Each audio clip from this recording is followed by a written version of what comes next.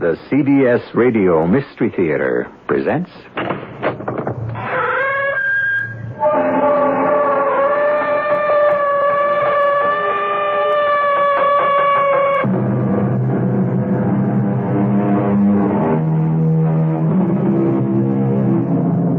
Come in. Welcome. I'm E.G. Marshall. Have you ever sublet your house or your apartment? More specifically, I should say, your home. If you have, I hope it's been a pleasant and satisfactory experience. Because you know as well as I do, all the horror tales you hear of people who are not so lucky, of damage, breakage, vandalism, and non-payment, or what is even worse, and to use the word advisedly, unspeakable, which is what happened to David and Jane Francis. But that, of course, is the burden of our tale.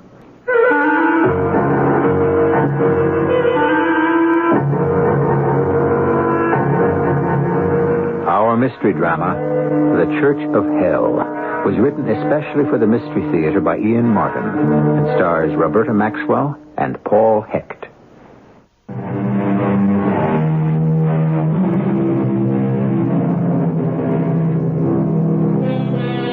The children grow up, college is paid for, they're about their own lives, and a whole new vista opens out. You travel, you shuck off responsibility. But habit is hard to shake, and your freedom has limits on it. For example, to afford that European jaunt, you rent your house. And after the excitement and devil-may-care of the holiday, some doubts may swirl in. Doubts that in this case are much more Jane Francis's than her husband's, David. Doubts that normally would be minor, but not in this case. Jane and David Francis were not so lucky with their country house tenant. Not that they knew that as they were returning to their little apartment in New York. Home sweet home. Part way. What does that mean? Our pied à terre, New York. Not home. Not home. Like I said, part way. Not for real. In the country? What else? Your house, the house that David built. Yeah, but that's rented. I know. It paid for our trip to Spain. And wasn't it worth it? I hope so. Just the same, I wonder how everything goes up in the country. Well, that figures. You want to call now before we have drinks. Don't you think we should? Well, suppose something is wrong, a pipe's burst or something. Why spoil tonight? I mean, couldn't we just let all the problems wait for tomorrow? Why should there be any problem? Let me just make a call so it's off my mind. What's your poison, martini or Manhattan? I'm still Andalusian-oriented. Don't we have a nice sherry? Your wish is my command. Hello, Francis residence. Who is this? May I ask who's calling? Yes, this is Mrs. Francis. What is it? Forgive me, Mrs. Francis. This is Detective Lieutenant Harris Price. Detective? David, you'd better get on the bedroom phone. What is it, Lieutenant? Robbery? A fire? No, it's a little more complicated. Mrs. Joanna Adams was renting your house. That's right. David, are you on? Yes, Jane. My husband is on now, Lieutenant. Go ahead. We've been trying to reach you for a couple of days. We were in Europe. We just got back. What happened? Well, nothing really for you to be too alarmed about. Your neighbors had been calling us because there was some trouble about a cat. Oh, Tommy. Oh, nothing's happened to Tommy. Oh, please. He's all right. Well, the cat is all right now. He was a raging tiger when we let him out, but he was just hungry. Pretty near starved. Poor baby. Well, had he been fed? Has Mrs. Adams skipped or something? Or something is more like it. I'm afraid I have to tell you that she's dead. Dead? How? We don't know that for sure till after the autopsy. Well, did someone break in, or...? Well, there's no evidence of that. It could have been a heart attack, perhaps. After all, she wasn't young. But what, Lieutenant? I don't think that's something we can discuss on the phone. Would you have any plans to come up here? Of course. We have to get Tommy. Yes, we better drive straight up tonight. Well, fine. I'll be waiting for you. And don't worry about Tommy. Ever since I fed him, we're buddies. Thank you, Lieutenant. See you as soon as we can. What do you suppose happened to Mrs. Adams? Well, search me. Heart attack, I guess, like the lieutenant said. He sort of hedged. Why didn't the lieutenant say it right out if that's all it was? Well, what am I, honey, a mind reader? Well, let's get on up to the country and find out.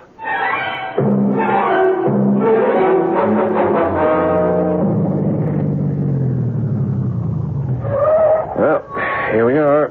Home sweet home. With more than one light burning in the window. Yeah, at least our detective friend is still here. Everything looks pretty good. The leaves have been raked. Yeah, glad I painted the front last summer. Holding up pretty good. I see she kept mulching the vegetable garden with the clean garbage. Yeah, she was such a sturdy old lady. Hard to think of her gone. Oh, that must be the lieutenant. And Tommy! Yeah. Oh, some welcome. Hey, a smart cat. Hey, he's glad to see you. Well, obviously, you're Mr. and Mrs. Francis. Ah, you're Lieutenant Price. That's right. Well, that cat sure is glad to see you, ma'am. Yes, he's not usually so demonstrative.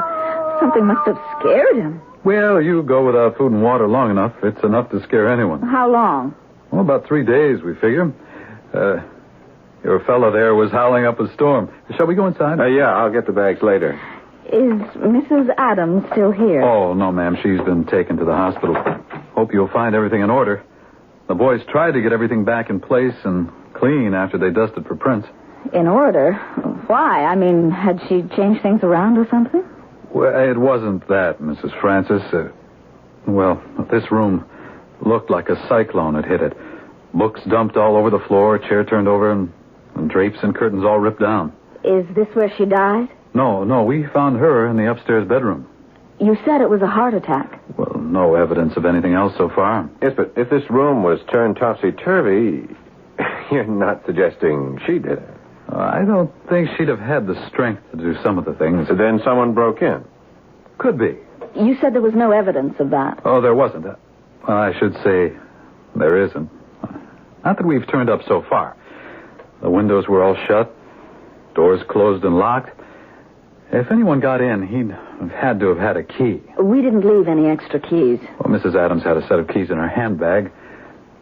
Unless, of course, she had some made. Well, why would she do that? Her husband's dead, and we understood she was all alone, no relatives.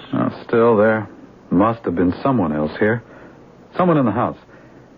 You've no idea who it might have been. Not the slightest. You don't mean someone might have killed her? Well, as far as we know now, not in the strict sense of the word. What does that mean? Well, I'm not trying to be mysterious, Mrs. Francis. I'm really as much in the dark as you and your husband are. Except that I saw the old lady. I saw her face.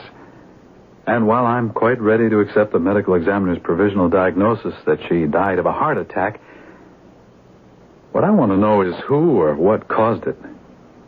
Because I hate to tell you this, but in my opinion, that little old lady was literally frightened to death.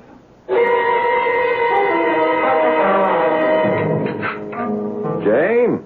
Yes, David. For heaven's sake, what are you doing? I mean, can't you just dump the dinner dishes in the dishwasher? I did. Well, then what are you stacking them away for? Can't that wait for tomorrow? I mean, I don't know about you, but I'm knocked out. I'm not doing the dishes. Well, why are you messing about in the kitchen cabinet? I'm checking up on things. Our first night home from Europe. Can't it wait? I have a funny feeling it can't. All sorts of things are not, they're just not right, David. Oh, come on, Jane. Now, remember what the lieutenant said. I think he's been reading the wrong kind of mystery stories. I wouldn't sell Lieutenant Price short. Come here. What? The dishes. Yeah? The everyday dishes. Yeah, the blue stuff? It isn't the same. Well, what do you mean it isn't the same? Just what I said. Every bit of it has been replaced. Same pattern, but it's all new. That's crazy. How do you know? Well, look. The vegetable dish was cracked. Yeah? 3 cups had chips. You know, you glued the meat platter back together yourself the night after the Betts party. Well, so okay. A couple of pieces are replaced. No, it just isn't a couple. It's a whole new set. Why? Well, you tell me. Because all or most of the other must have gotten broken. How? Well, things do break. A whole service for 8. Well, I don't know. Look at the cabinets. Mm-hmm. Well, they look pretty good. Someone's been polishing them. Hey, They're all scarred. And burned. I thought she didn't smoke. Those aren't cigarette burns. There's something else. What? I don't know. Like something hot. Red hot, just brushed by. The curtains and the drapes in the living room are sort of singed.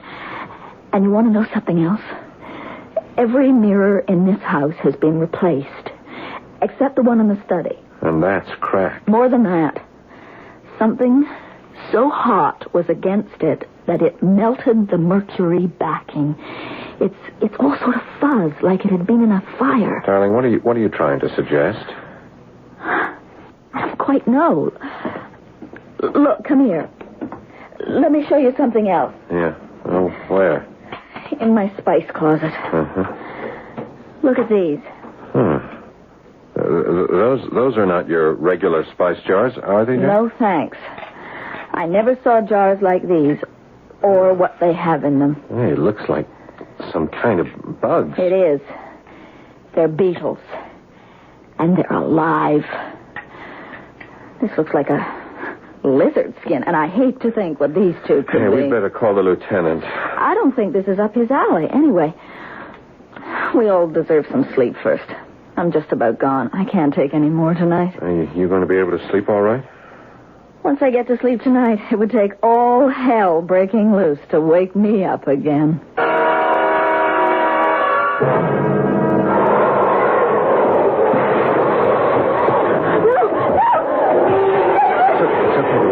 I'm with you. What is it? It sounds like what you said. What? All hell breaking loose. It's some gale out of nowhere.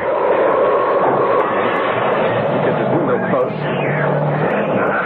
There. I'd better see what's going on downstairs. No, David, no. No what? I don't want you going downstairs. Please, darling, it's not worth the risk. What risk? It's just some crazy kind of storm. With no rain, no thunder or lightning. With all that wind, what else could it be? I'm scared to think. Something terrible is loose in this house. Something incomprehensible beyond our imagination. The same thing that frightened poor old Mrs. Adam to death. Please, darling. Oh, just hold me close. And don't question whatever it is that's happening. Quiet, don't touch us. Whatever it is that's invaded our house means us no harm. But maybe if we just shut our eyes and ears, please, God, it will go away.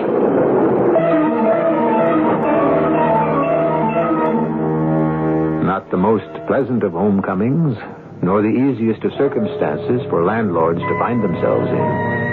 Unfortunate enough to find that the lease has been broken by an untimely death, but how much more so to find that apparently an unwanted tenant has taken possession.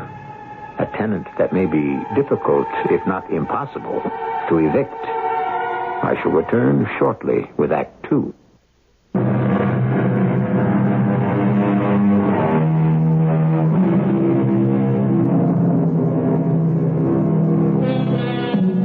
Thank heaven for mornings.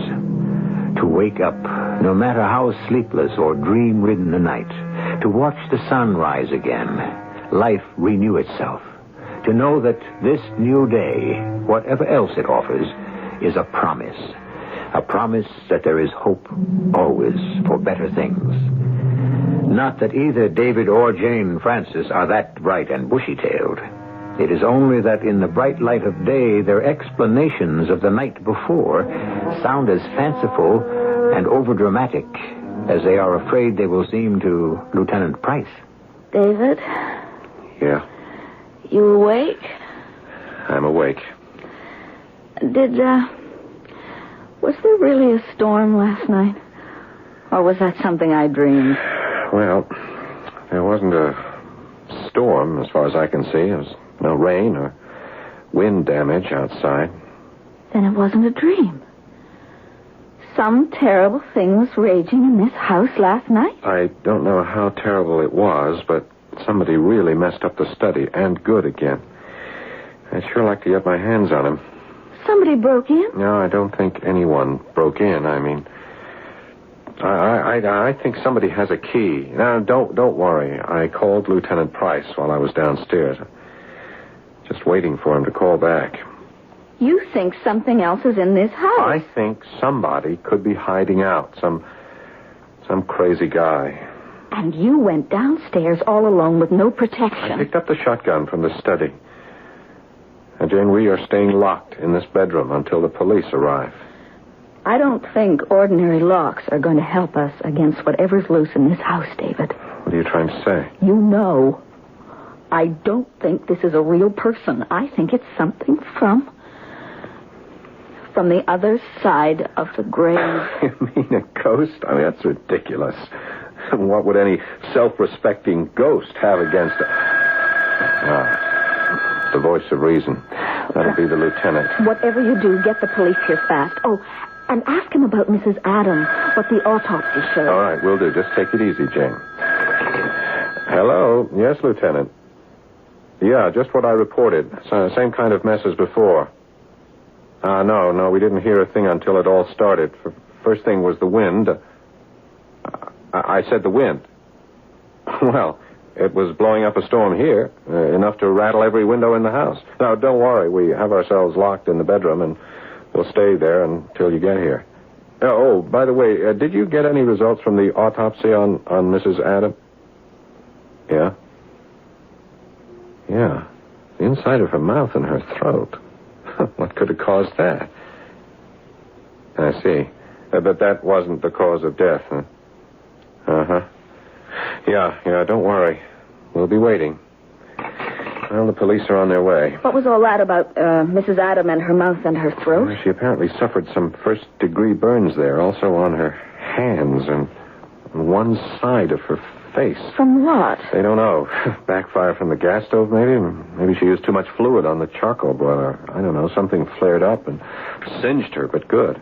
Enough to kill her? Oh, no. The medical examiner's first diagnosis was right there. She died of congestive heart failure. But what caused it? Well, that's something we don't know.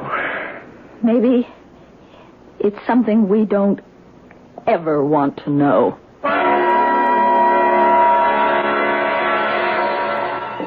Well, the boys and I have been over the house with a fine-tooth comb, Mr. and Mrs. Francis.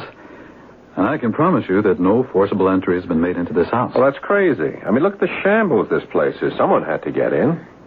Doors and windows wouldn't keep it out. Someone else has a key. That's what it is. But why would someone want to vandalize our house? Well, not because of us, because of Mrs. Adam. Well, what do you know about this Mrs. Adam? Not much. The agency brought her over, but... She had very good references. I mean, a couple of banks, a minister from some church, a letter from another sublet she had in New York. Mm-hmm. None from any place she'd worked? Oh, I don't think this woman had ever worked. I mean... what Jane means is that she was loaded. Her jewelry was worth a fortune. And her clothes were very fashionable. Hey, maybe that's what someone was after. Her jewels. No, I doubt it. According to the insurance policy we found, none of it seems to be missing. What does seem to be missing with the lady is her background. What do you mean? Well, although the accounts are very substantial, the banks have only carried them for a little over a year. Before that, she seems to have come from Germany. Well, that would be right. She had an accent. But very cultivated. Would you say that she was, very religious? Well, I don't know. It's not the sort of thing you ask someone who's going to rent. I noticed there were a lot of books in the bedroom she was using on religious things. Quite a few on theosophy, I remember. Oh, that's right. The letter from the minister. That's what he said he was. Was his name Theodore Saxman? The minister? Yes, something like that. Mm-hmm. Theodore Saxman was German-born, and he was connected with the Theosophist movement, but no longer. You mean he's not a minister? Well, he got kicked out of the church. Why? We don't know that yet. The church doesn't want to talk about it, and we can't seem to find the ex-Reverend Saxman. But he'll be found. If the police don't turn him up, the insurance company will. Why the insurance company? Because he's named as benefactor in all her insurance. Something like $1.5 million in all. He was also named as sole heir in her will. Well, if there's that much money floating around, I don't think anyone will have to look for him. He'll turn up to collect. Unless her family want to fight the will. Well, apparently she has no family. And her husband died about 5 years ago. Well, then Saxman will turn up. Well, I'm not so sure. Why? Well, Policeman's hunch. I got a funny feeling he may be the ex-reverend in more ways than one. But if anyone has a key to this house, he's a logical one. I've got a lot of questions I'd like to ask him about the night Mrs. Adam died. You mean you think he might have murdered her? But she died of natural causes. Well, congestive heart failure is a result, Mrs. Francis. A lot of things can cause it. I'd like to know what frightened that poor woman before she died. You think it might have been something supernatural, too? No, I didn't say that. I'm going to have a man on this house around the clock covering the front door. Do you and your husband plan to stay here? For a few days till all this is settled, we hope. Now, why do you ask? Well, I'm just a cop, Mr. Francis. But I'm smart enough to know there's a lot I don't know. Not that I buy, something outside of natural things. Still, well, for example, do these tools belong to you? No, I never saw the box before. You, Jane? No. What's in it? I'll see for yourself. Well, a bunch of knives. What is it, a butcher's kit? I don't know. What's that funny-looking one with the little curved point? Now, look careful, Mrs. Francis. They're all razor sharp. But what are they? That's what I want to ask a friend of mine, Dr. Henry Warden. He lives just a couple of blocks from here. Say, would you mind if he came here and had a look at these and this room?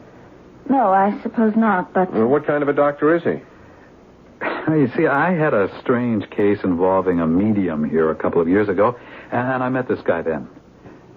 He's a real brain, I tell you. Even if he's... well, you'll see for yourselves. He's what you call a doctor of parapsychology. What's that?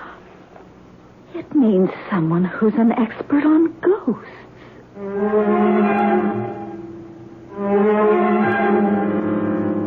Well, I have examined the library of the deceased. Small, but quite a comprehensive compendium of reference on the mystical arts, Mr. Francis. I would know, Dr. Wharton. It's not exactly my field. Of course not. No, to be sure. Not everyone's cup of tea, of course. Still, ceremonial magic, the Book of the Dead, the Kabbalah, Cagliostro, fascinating reading for the inquiring mind. Why would anyone be interested in books like that? What would Mrs. Adam want with them? Was it something to do with her religion? In a sense, perhaps. In a sense. Why did you want to look at the books first? I had my reasons, Mr. Francis. It is surprising what knowledge of a person you can glean from his reading habits. And how books are treated can be a gold mine of information. May I see the room now where the psychic disturbances took place? Of course. This way. We don't know they were psychic disturbances, do they? I mean, it looks like pretty ordinary vandalism to me. But you can see for yourself. Ah, yes. Quite typical. Mindless destruction, it might seem. Drapes torn and... Let me see. Yes, singed a little. Books destroyed, ripped, but rather carefully selected books. The Bible, the Book of Common Prayer. And teleportation. Classic. Teleportation? Oh, yes, Mr. Francis. The desk, for example. That is oak, is it not? Yes, it is. Enormously heavy. Normally it would take 2 strong men at least to move it. Well, it could have been dragged or pushed. Hardly. The rug has not been disturbed. It was lifted. Then there was more than one person? I doubt it. Well, he would have had to have had superhuman strength. Or abilities. Have you ever had a fire in the house? I mean, has the house ever been on fire? No. Why? The floor. You notice how the varnish is cracked and mottled? There are the same marks on the rug. I thought it was from dirty footsteps. That isn't dirt. They are scorched, Mrs. Francis. When you first came in the room, this strange particular odor must have been more evident, wasn't it? There was a sort of burning smell. Not quite like a scorched smell. More like ozone or sulfur, maybe. Or brimstone, perhaps. There were some tools the lieutenant mentioned. Oh, yes. They are right here. Yes. A remarkable collection, quite magnificent in its way. Collection of what, Dr. Wharton? The instruments required for the ceremonies of black magic. Black magic? Yes. Quite obviously, your Mrs. Johanna Adam was a practitioner of that dread and ancient art. What? If you don't believe me, help me pull aside the rug, and I think you will have incontrovertible proof. Dear me, as Dr. Wharton might say, this is enough to start the goosebumps rising and the hackles on the neck. What evil, ancient, unspeakable discovery awaits poor innocent David and Jane Francis as the rug is thrown back beneath their eyes? What secret obscenity does it conceal? I shall return shortly with Act 3.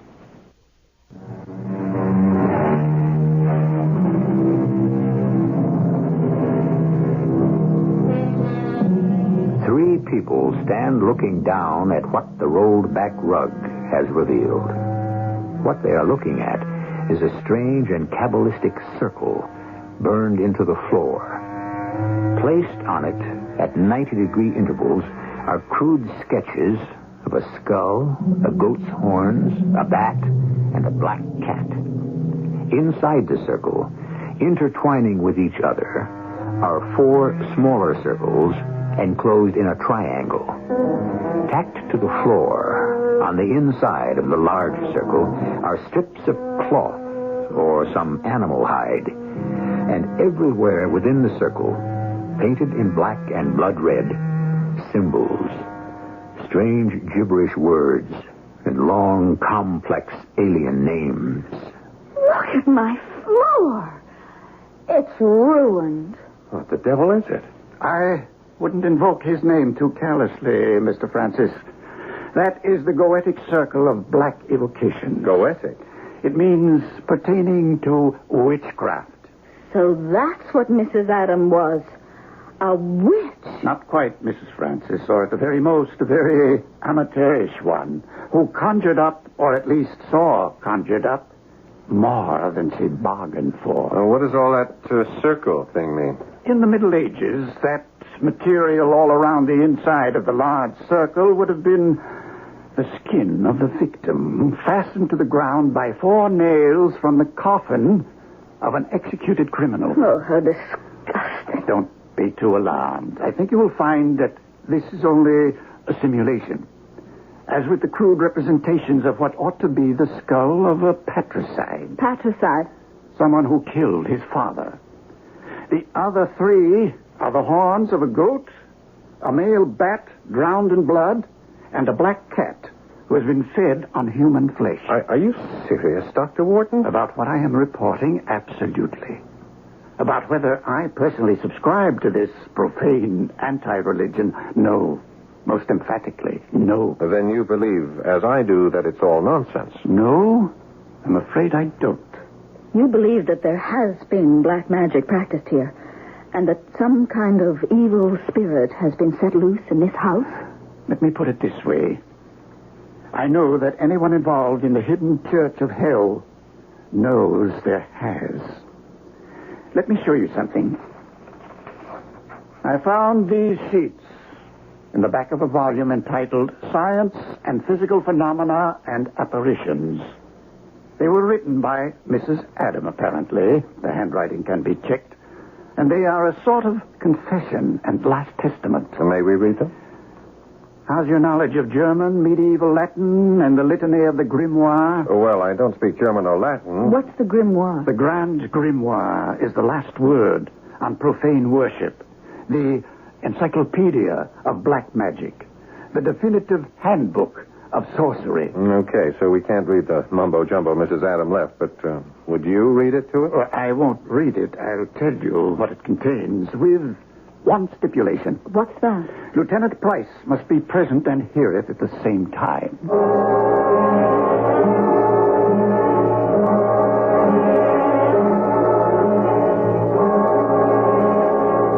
You mean you're telling me that Mrs. Adams confesses in that transcript to murdering her husband? In Stuttgart, February 14th, 1975. Did she stand trial? No. The medical certificate was issued as death due to natural causes. Well, what did she kill him for? She wanted to give a large amount to the religious group, a church, if you will, that she intended to join. He didn't believe in it. She felt she had divine grace to do as she wished. How awful. Did the church get the money? Not yet. Nor would it ever have. She changed her allegiance along the way. You see, she hadn't counted on her conscience. And at least for her, her husband refused to rest easy in the grave. He haunted her. Exactly. So successfully and persistently that he drove her to flee to this country, hoping to find freedom from his curse. And here she met a man named Theodore Saxman. The ex-reverend. The boy we've been looking for. Does she give any clue where we might find him? Oh, yes, indeed. Well, then I want it right now. I want to haul that joker in. Oh, I very much doubt that you can, Lieutenant, now. What are you getting at, Dr. Warden? I don't think you're going to find Theodore Saxman in this world. Well, I sure don't expect to find him in the next one. I wouldn't be too sure of that. What? Let me explain, please. You see, I'm in a rather, shall we say, delicate position. We are dealing with two worlds, one of which all of us accept, the other which I'm afraid only I do. Doctor, you've got something up your sleeve. What is it? Whatever it is, I assure you it is in your best interests, Mr. Francis. It is? I would assume you wish to go on living in this house of yours, that you'd like to be rid of this poltergeist that is invading it. Oh, no, just hold on. What's a poltergeist? Forgive me. A moment of levity. A poltergeist is a noisy and usually destructive ghost. I'm afraid what we have here is a much more malevolent one. You mean it's the spirit of the excommunicated priest, whatever his name is? I'm not sure that is the term of choice of his sect. Certainly, however, unfrocked and cast out of the church.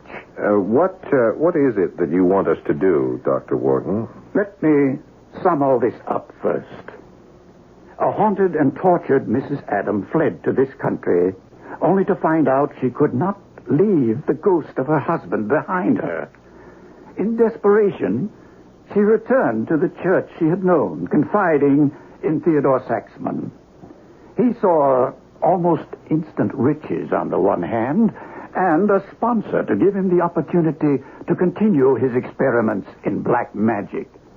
They could not be conducted in a New York apartment. They needed seclusion and secrecy. This house was perfect for their plans. For what plans? Saxman's assurance to Mrs. Adam that he could conjure up the soul of her husband and persuade it under threat of being dragged to the deepest pit in hell to leave her alone. You're trying to say that's what happened right here in our study. I'm not trying to say. I'm saying it happened according to Mrs. Adams' last testament. Only something went very much astray. Well, what? She was not certain. She surmised, as I do, that he stepped out of the protection of his inner circle, and that the soul he was trying to threaten, Mr. Adam, was released by the damned in exchange for the Reverend Saxman. Released? Oh, where did he go? Back to the peace of the grave, I should say. So you're trying to tell us that this Saxman, even though he is dead, is still raging around looking for... Well, what is he looking for, Dr. Horton? At the moment, he is the most condemned of the condemned. A creature neither of hell nor heaven. An outcast spirit, doomed to wander eternity with neither hope of salvation or damnation, unless... Unless what? Unless he can find a human body to die in. He tried to invade Mrs. Adams, but he frightened her to death before he had the chance to possess her. It is you, or perhaps even more your husband, that are in danger now. Oh, no. You actually believe all this junk, Dr. Wharton? What I believe is beside the point.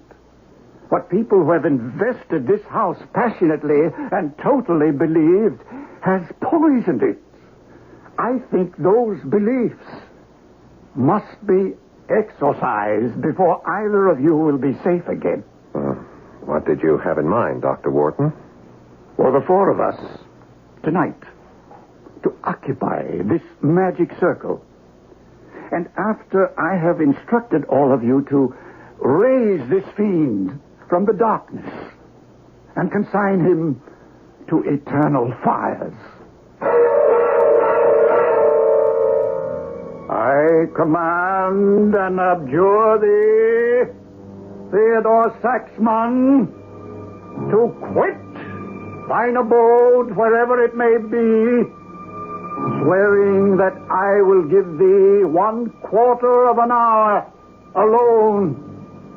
And if thou dost not come straightway hither and communicate with me in an audible and intelligible voice, dispatch me, Emperor Lucifer, or his messenger Astaroth, in a human form, without either noise or evil smell, failing which I shall smite thee all and thy whole race with the terrible blasting rod into the depths of the bottomless pit.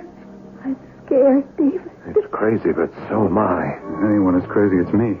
If my boys outside knew what I was doing... Silence. Don't move. Stay in your circles.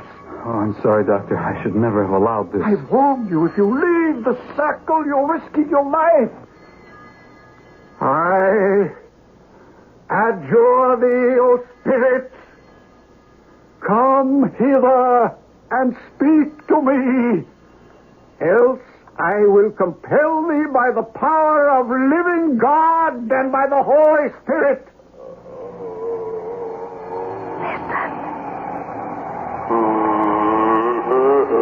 What is it? Obey promptly or be eternally tormented by the power of the potent words in the grand clavicle of Solomon.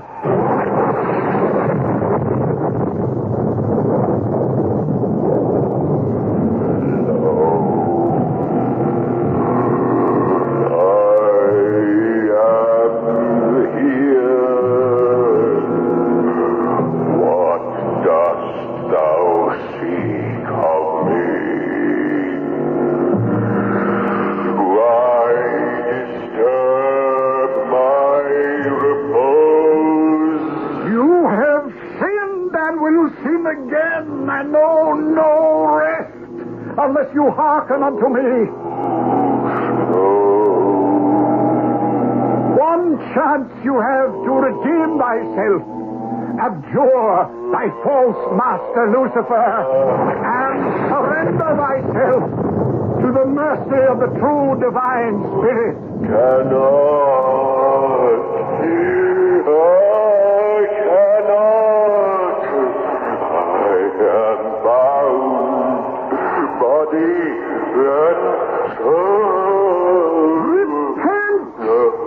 Repent, and thy soul will be free to pass through the grave that is the gateway to heaven. Hold fast, everyone. Hold fast.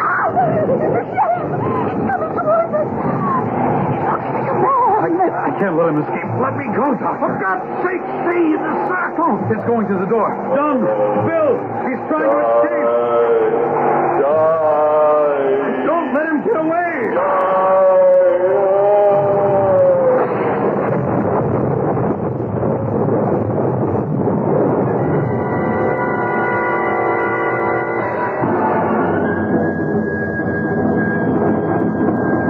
Mr. and Mrs. Francis, all right? They're too shaken, of course. Who isn't? How is he? He's dead. Officer Dunn's bullet took him right in the heart. Just as well. I suppose this is Theodore Saxman. I think you'll find out it is. Oh, how am I going to explain this at headquarters? Is there any need? The real explanation is right to hand. The man was armed with a knife. He attacked a police officer. And I'm convinced he was responsible for the old woman's death. So am I. But I doubt you'd ever be able to prove it. Dr. Warden, in the name of God, what really happened in there tonight? Whatever did, I think it was in the name of God. And I think it is best forgotten.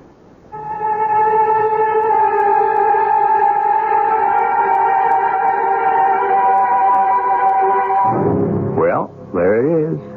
Which do you want to believe? That there was some hallucinatory drug in the heavy incense burning in that study? That Theodore Saxman did return to steal the jewels and lost his head and attacked the policeman? After all, he did have a key. Or, well, perhaps we'd better forget the other. If we find ourselves believing in goetic incantations, exorcism, the clavicles of the Grand Grimoire, and the power of black magic, who would sleep fast tonight? I'll be back shortly.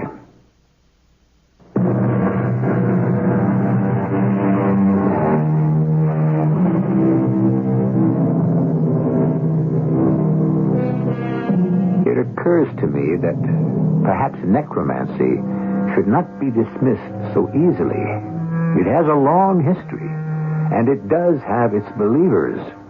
After all, in 1 Samuel 28:7 and following, at King Saul's request, the witch of Endor did call up Samuel from the dead. Or shouldn't I mention it, because you might be listening to this in the late of night?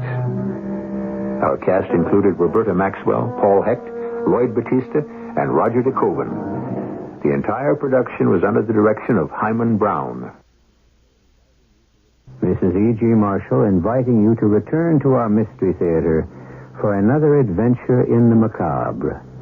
Until next time, pleasant dreams.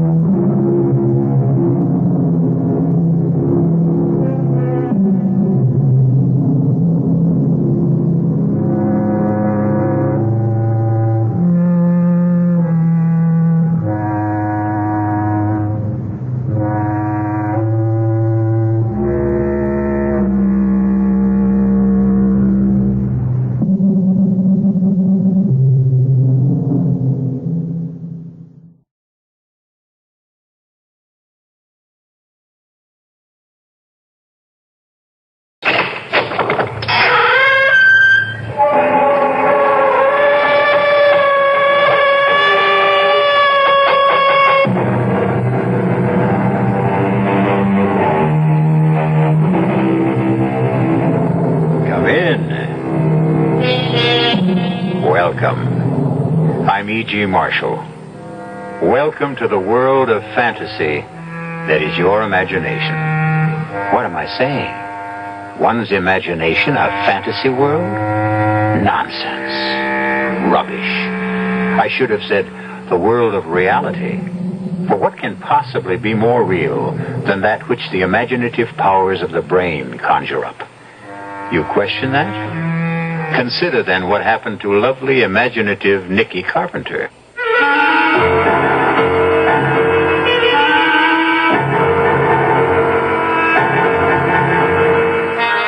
Our mystery drama, Murder to Perfection, was written especially for the Mystery Theater by George Lothar and stars Mercedes McCambridge and Joseph Campanella.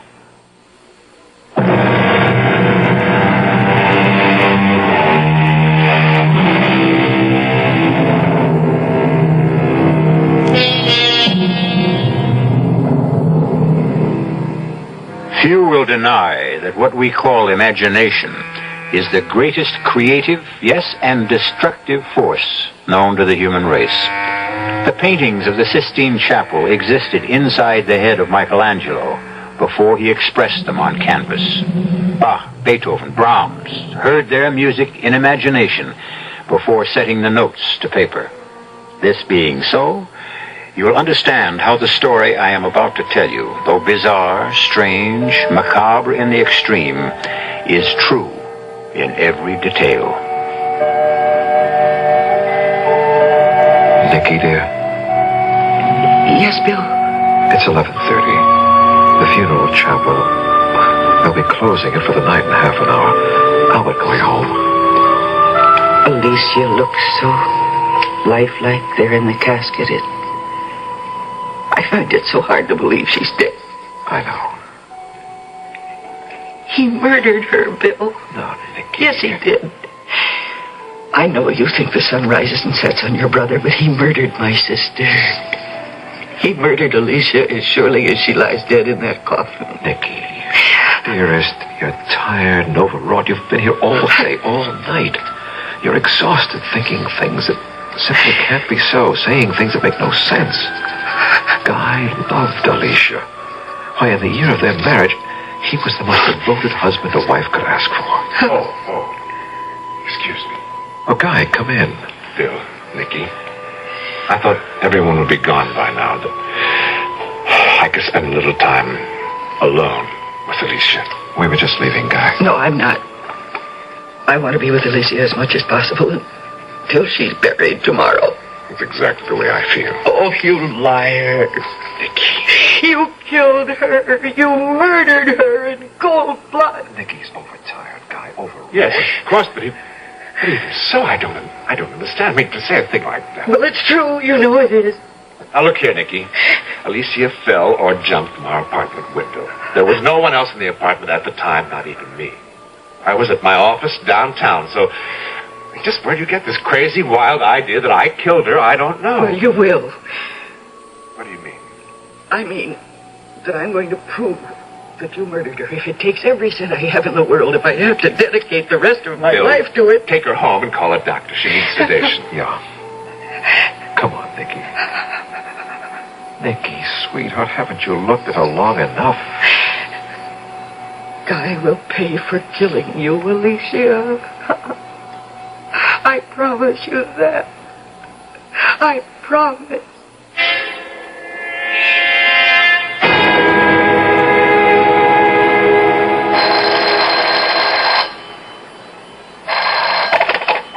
Yes, Nicky Carpenter. Oh, hello, Jacques. No, I'm not ready to announce my latest designs yet.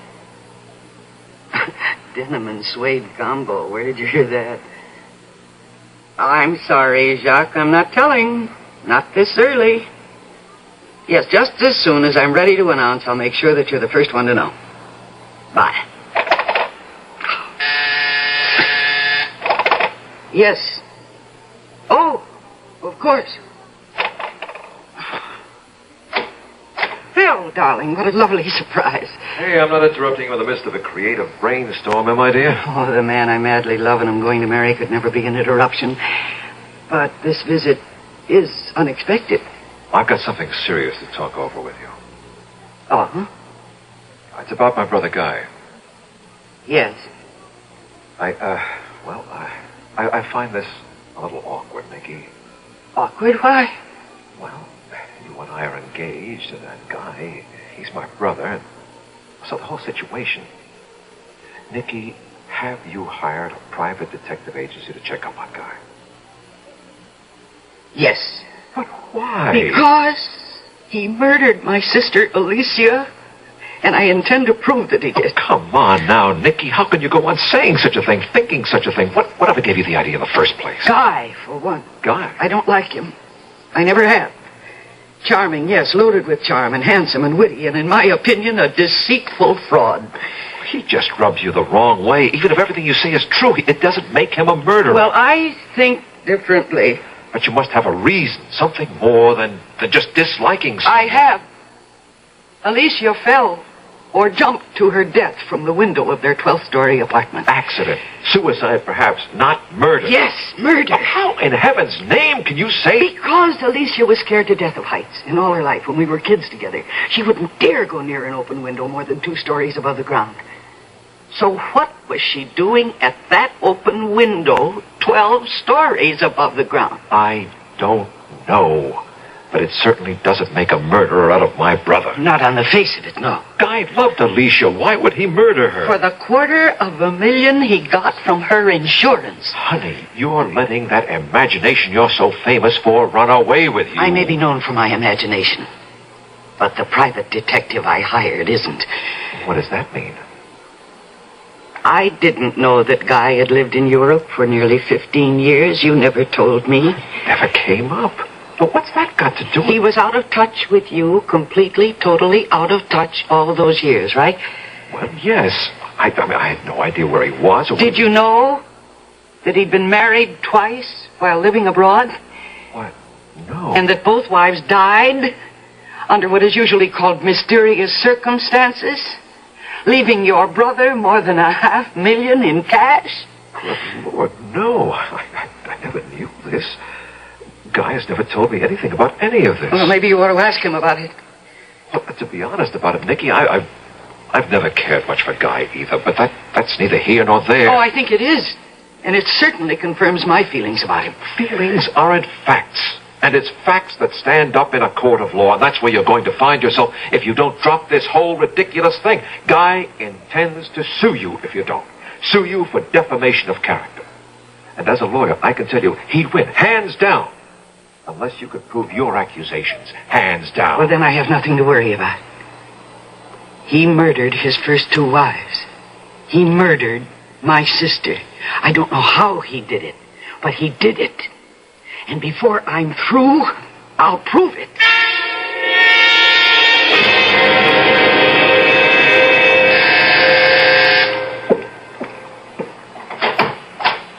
What do you want? I don't think it's a matter of what I want, but what you want. May I come in? There's nothing I want from you, Guy. Oh, you do. Believe me, you just don't know it. Yet. However, if you're not interested... No. Wait. Come in. I knew you'd change your mind. You seem very sure of yourself. Well, I'm sure of you, anyway.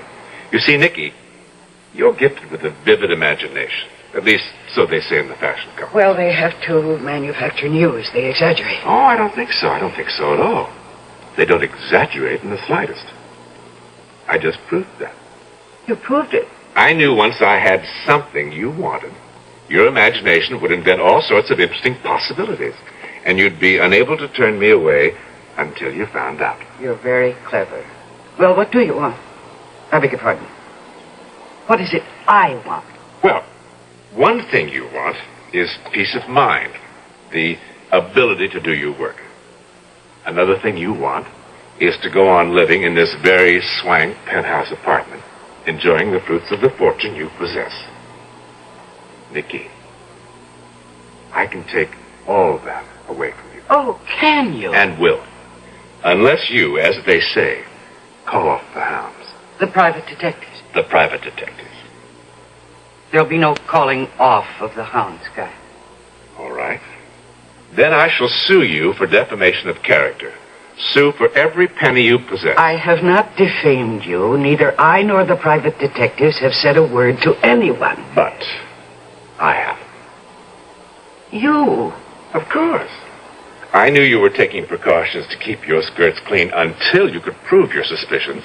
So, I upset your precautions merely by dropping the right words in the right place. Amanda Jordan being one of the right places. That poor, sad alcoholic. Alcoholic. Yes. Sad? Yes. Poor? No. Dripping with money. That's why I'm marrying her on the 10th. You are marrying... You object?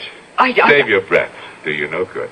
The point is, being alcoholic, Amanda talks so strong. She also gets around. What you're doing to me, Nicky, or trying to do to me, is all over town this very minute, and in the right places. If we went to court tomorrow, I could prove on unimpeachable evidence that you have hired detectives to dig into my past to substantiate false accusations you have made against me. Accusations, I may add, which happen to be anything but false. But you can't prove them, Nicky, and never will. Are you standing there telling me that you did? that you are? A murderer? Oh, yes. Oh. You're altogether right. I did murder them. All three. Your sister Alicia included. Oh. But, you see, all three murders were so cleverly engineered and executed that no one would ever believe I had done them, let alone succeed in proving that I had. My God. To stand there and tell me to my face that you're a murderer, that you murdered my sister. As I shall murder Amanda Jordan, thus executing another perfect crime. A murder to perfection, you might say. What are you doing? I'm phoning Amanda. Phoning Amanda? To tell her that I'm going to kill her? Please, don't be a fool. Put the phone down. No. All right, go ahead. Amanda, this is Nicky Carpenter. Nicky Carpenter. Yes, Amanda, are you... Oh. Amanda, can you understand me? Smash, I could have told you that. Amanda, listen to me. That'll be the day. Amanda, please listen carefully now. Guy is here with me in my apartment, and he has just told me that he intends to murder you.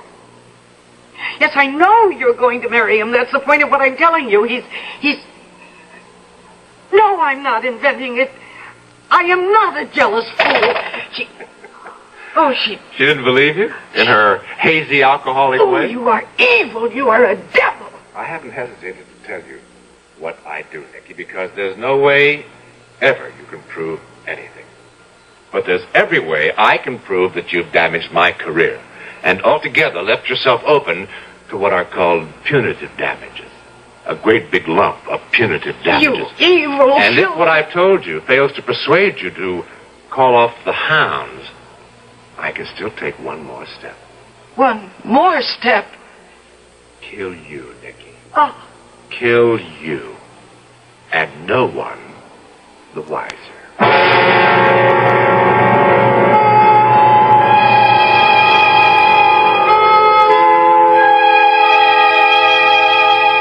Imagination.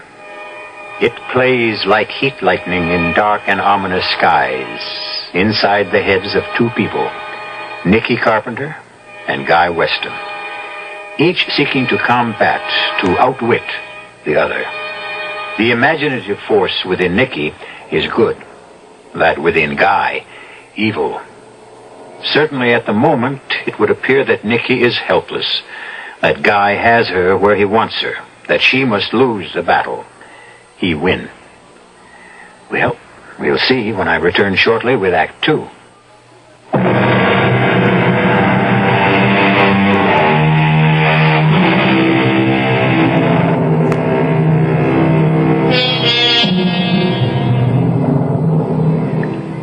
No such thing as the perfect crime. If that's what you've always thought, think again. For it certainly appears that Guy Weston knows how to murder to perfection.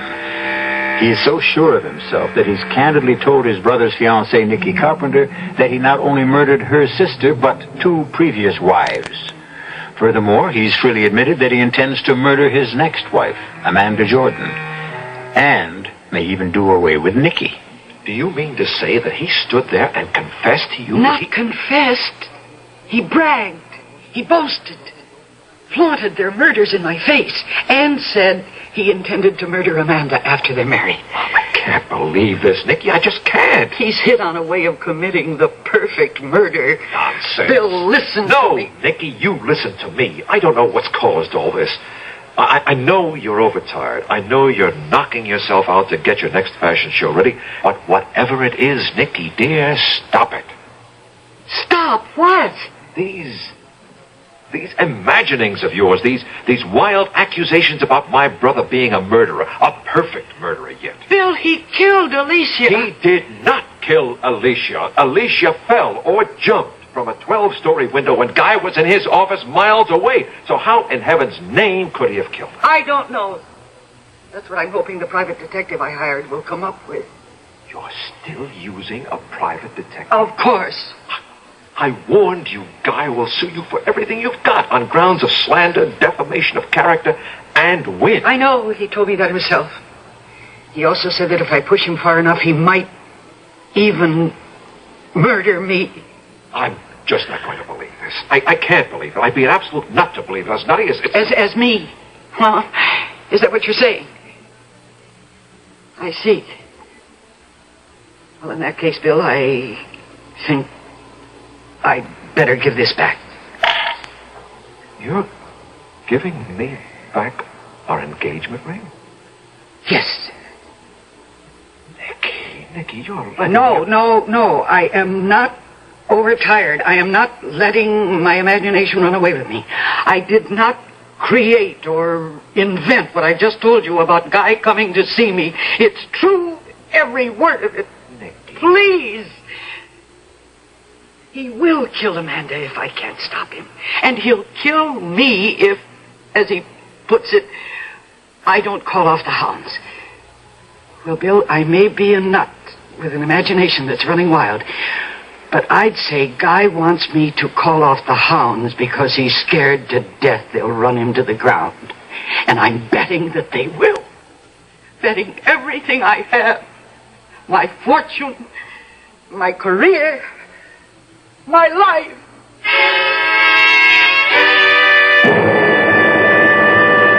You ask me, she needs a psychiatrist. She's just terribly tired, exhausted. So because she's tired, I'm supposed to let her slander me? Wreck my career, my life? You know that because of that crazy phone call Nicky made to Amanda almost called off our engagement. Well, she didn't. You're married. No harm done. Hello, Amanda? Nicky. Amanda, I'm just calling to tell you that Guy is going to murder you after you're married. Now, that's a hell of a thing to say. I mean, that's just a plain hell of a thing. And when that tape is played in court... Tape? What tape? Oh. Amanda had a tape recorder hooked to her phone. Automatically taped messages. She's an alcoholic, you know, and most of the time she can't remember who called her about what, so she records all conversations. Guy, do me a favor, will you? Destroy that tape and call off your suit against Nicky. Oh, Bill, I can't. The accusations she's made, everybody knows about them. Nobody believes them, of course. At least, I hope nobody believes them. But she's made a laughingstock of me, Bill. I just can't sit back and do nothing to protect myself. I suppose not. Well, thanks for your time, Guy. I'll see you. Wait a minute. Yes? Oh, well, hell, you're my brother. I'll do it for you. You will? Yes, but with one proviso, Bill. Name it. One more word out of her about me. One more crazy accusation, and I'll nail her to the wall. So help me, I will. There'll be no more accusations. I'll see to that. Somehow, I'll convince her. Excuse me. Yes, Miss Mason. Captain? The police? Well, sure, of course, put him through. Now, what can this be about? Yes, Captain, this is Guy Weston. You're calling from my home? But what are you doing? Of course I can come home right now, but what's happened? Captain, stop beating about the bush. What the hell has happened? Where? What? You're sure? Oh, yes, I'll be there as fast as I can make it. Amanda dead. Dead? Amanda? He said the captain, the combination of alcohol and sleeping pills. Oh. Easy. Oh. Look, I'll go home with you. Yes. Please, get my hat and coat. Here, your coat. Let me help you. Thanks. Oh, Bill, I guess you know this means I can't call off my suit against Nicky. Because Amanda's dead? Nicky's accusations, everybody will believe they're true now. Well, I've got to prove they're not. I'm going through with the suit, Bill. I have no option.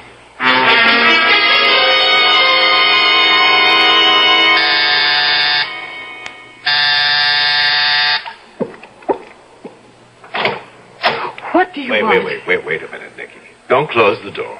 Let me in. I'd as soon let in a snake. If I was afraid of snakes, I'd want to keep an eye on them. Know what they're up to. You better let me in, Nicky. All right, Guy. Make it quick. No, don't sit down. You won't be staying that long. Oh, I think I will. I got a lot to say to you, Nicky. Well, then say it. And get out. First thing I want to say is that, of course, Amanda's death was no accident. I know that. The second thing I want to say is yours won't be either. What? You've gone white. Well, I can't say I blame you. I'd be scared, too, if someone told me I was going to kill myself. Oh, I'm going to kill myself. Commit suicide, just like that. Mm-hmm. Just like that. And you're going to see to that. I am. And what reason will I have for taking my own life? Guilt. Shame. Guilt? Shame over what? Of making false accusations against a certain Guy Weston. Me. The accusations I made against you were true, not false. So why should I feel any guilt or any shame? Yeah, Nicky, you are going to murder yourself, so to speak, just as my European wives did, as Alicia did, as Amanda did. Since you're going to be my next victim, I should think you'd like to know how it's all going to be accomplished. I am not in the least interested. I'm going to tell you anyway. I've said this before, and I apologize if I bore you, but I am quite possibly the only person in the world who has discovered how to commit the perfect murder. Would you believe that I found myself taking karate lessons in Japan when I was there? Now, so help me, I did. And suddenly, one day, the thought crossed my mind, if you can use an opponent's physical strength or weakness against him, why can't his mental strength or weakness be used against him as well? The answer, quite simply, is, of course, it can. I don't see how. You will. You will, my darling, you will. Now, consider Alicia. I had only to find her weakness to ensure her death. And I did. Her weakness was agoraphobia. That's the intense fear of heights. The reason such people fear heights is because they have a powerful, often overwhelming compulsion to throw themselves off into space. Well, such was Alicia's weakness. The weakness that I turned against her. How? Simply by laughing at her, showing contempt for her fears, taunting her for her inability even to go near a high window. I needed her, goaded her, irritated her until, to strike back at me, to prove me wrong, she would go to that 12th-story window of our apartment again and again, and open the window and stand looking down at the traffic far, far below and say to me, "See, I can do it." Oh. And she did. Until the day I knew would come sooner or later. The day her nerve broke, compulsion overcame her, and she threw herself to her death. Oh, you... No, wait, no, claws. Please. Don't you tie your claws on. Don't you tie your claws on me again. Now, as for Amanda, her weakness was alcohol and sleeping pills. My first step in murdering her was merely to replace her pills with placebos, which of course had no effect.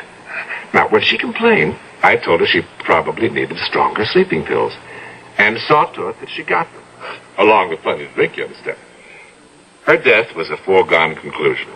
Once again, using my victim's weakness against her, she killed herself. Huh? And I, the real murderer, remain scot-free. And I am your next victim. You are. You'll be dead within 2 weeks.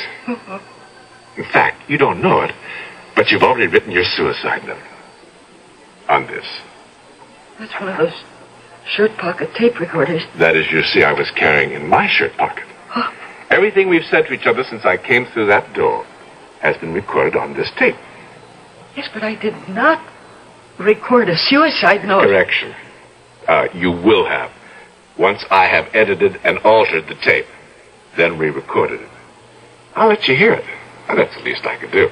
And perhaps you'd be good enough to tell me what strength or weakness of mine you intend to use against me. With you, no weakness. Strength. Which is? Come on, you know your strong point as well as I do. You tell me.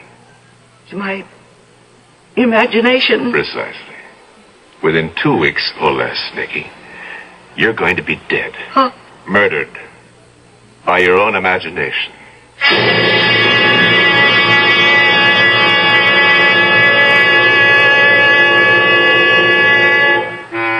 Murdered by her own imagination? How in the world can that be done? Come to think of it, people have been killed by terror, by sudden fear, overwhelming panic. But it can't happen that way with Nicky. She's too strong, too self-controlled. What way, then? plan has Guy in mind? We'll find out shortly when I return with Act 3.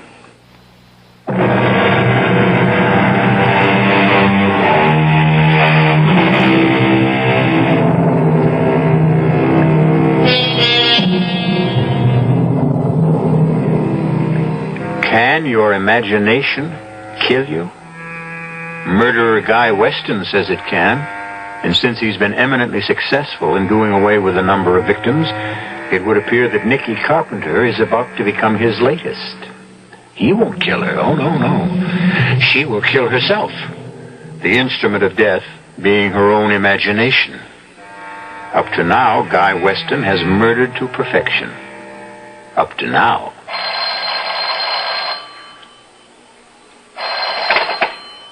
Hello? Hello, Nicky. This is Guy. No, don't hang up. I want to play your suicide note to you. If you think you can scare me... Scare you? That's not my purpose at all, Nicky. I simply want to keep you in touch. Now then, here's the first step to your murdering yourself.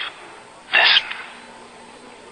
The accusations I made against Guy Weston were false. I feel guilt, shame. I'm going to kill myself. Commit suicide. There it is, Nicky. Your suicide note in your own voice, recorded by you on the tape recorder that will be found in your apartment. You vile, evil... Bye for now, Nicky.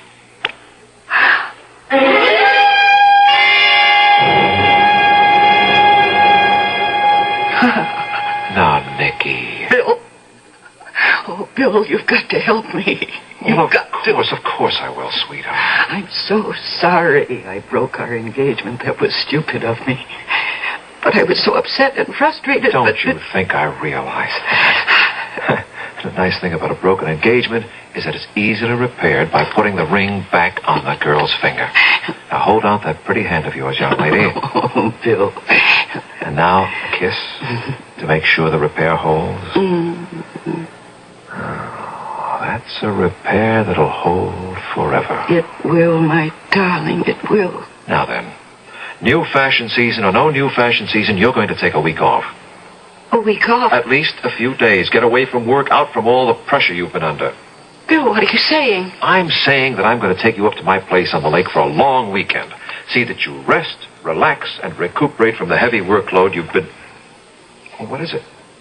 You haven't believed a word I said. Well, now, Nicky... No, everything I've told you. Guy admitting he's a murderer... saying he's going to see that I kill myself, the fake suicide note he tricked me into taping. You don't believe any of that. Nicky, sweetheart, we've been through all this. But you broke your engagement to me because of it. Now, don't... Please, will you believe me? Will you please believe that what I'm telling you is true? Your brother, Guy, is a murderer. He murdered my sister Alicia by tricking her into jumping out of a window. And he murdered Amanda, as he said he would. And as I told you he would. Amanda died from combining alcohol with sleeping pills. Sleeping pills that were any number of times stronger than anything she ever took before. Your brother murders people by tricking them into murdering themselves. And he's told me that he's going to do the same to me. By maneuvering you into killing yourself with your own imagination? Nicky, be reasonable. You know you'll do no such thing. Sure. You're a highly imaginative woman, but you're also a very practical, down-to-earth woman. If only I could convince you Let me convince you of something. Convince you that one of the best things you could possibly do would be to... Yes? Do what? Have dinner with me tonight and go to the theater afterward. Oh, Bill. Look, I'll pick you up at 6:30. Cocktails, dinner, and any play or musical you want to see. Date? Oh. Date.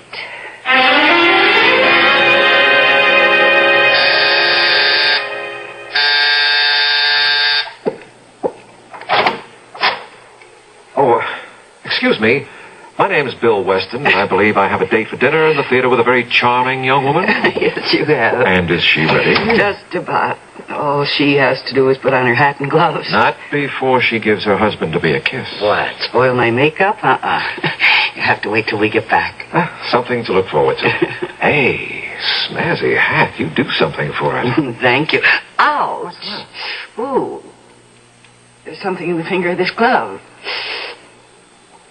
Look, my finger's bleeding. Let me see. Oh, your finger's cut. Well, how could I possibly cut my finger on a glove? Just a sec. Turn the glove inside out.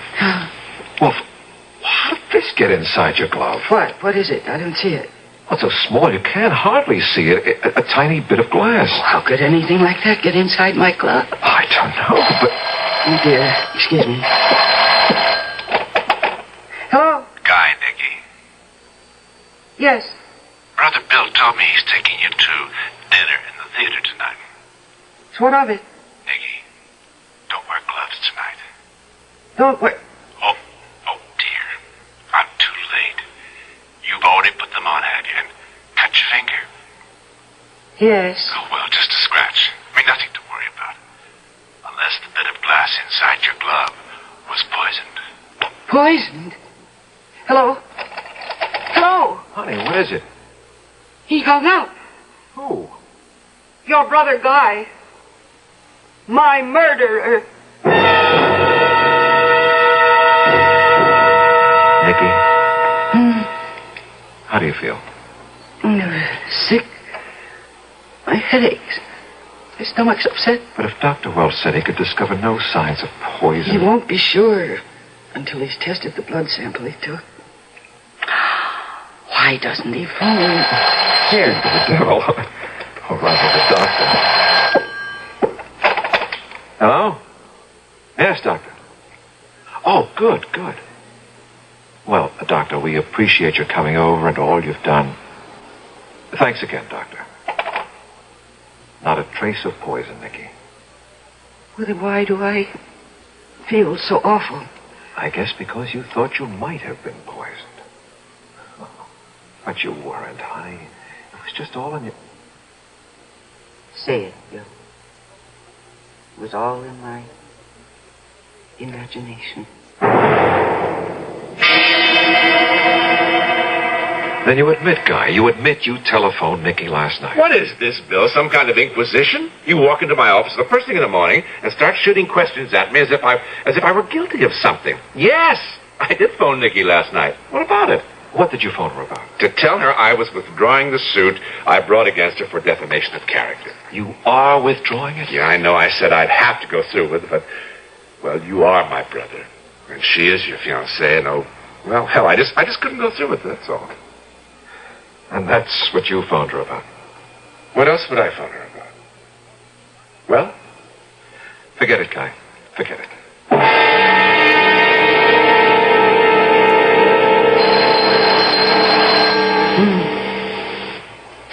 What could be... It's 3 a.m. Who can be calling? Hello? Nicky, listen. The accusations I made against Guy Weston were false. I feel guilt, shame. I'm going to kill myself. Commit suicide. Pleasant dreams, Nicky. Pleasant dreams. Oh, no. Oh, no.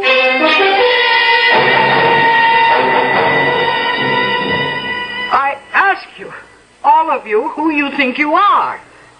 I mean, I am Nicky Carpenter. I created the Nicky Carpenter collection, and not you. Nicky, oh, shut up. I've heard enough out of all of you. Now, you listen to me. When I ask for black mousseline, I want black mousseline. And when I ask for white file, I want white file. I don't care what your reason is. Don't change my orders.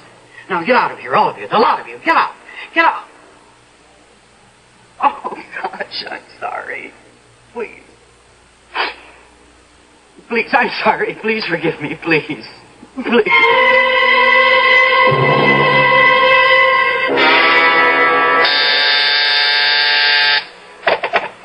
Yes? Yes, put him through. Yes, Dr. Welch. Well, I'm worried about her, too. She's not sleeping, not eating, a bundle of nerves. I'm wondering if you could recommend a good psychiatrist. Why? Because I think she's in need of psychiatric help. Huh? Well, I'll certainly come to see you. When? Right. Be in your office in half an hour.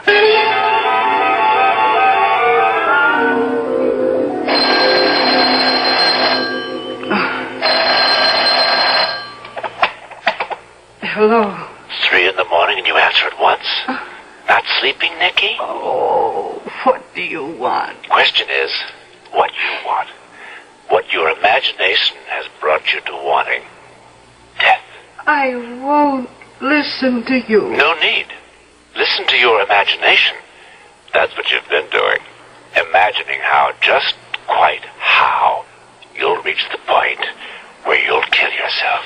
You, myself. The gun is in the drawer of your night table. Oh. Save yourself a lot of agony, Nicky. Use it tonight. Now.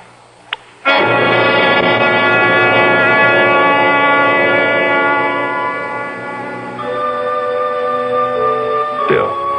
Yes, Guy? It's late. They'll be closing the chapel in half an hour. Everybody's gone. I want to stay with Nicky, be with her as much as possible. Until she's buried tomorrow. There's no good to punish yourself, Bill. She's gone. Nothing you can do now. But could I have done something before? Before? Listen to her fears, her worries. Guy? Yes? I'd like to look at her before... Could you ask someone to come in and open the casket? You don't want that. Yes. No. Guy, please. Bill, she isn't presentable. You know, a gun to the temple. Yes. All right. But I'll stay till they close the chapel at midnight. I won't do the same for you, though, Guy. You won't? For me? When you're lying in your casket to be buried next morning, I'll not sit with you, keep no vigil for you. Not for a murderer. You're saying some very funny things, Bill. I know you killed Nicky. You what? I know you killed her, made her kill herself, drove her to it. Bill, I think you could use a drink. You can use a lawyer. Get yourself one. I've got you with the goods, brother. What are you talking about? I was there in Nicky's apartment when you called and told her about the gun. I heard every word on a phone extension. I made a point of staying with her constantly.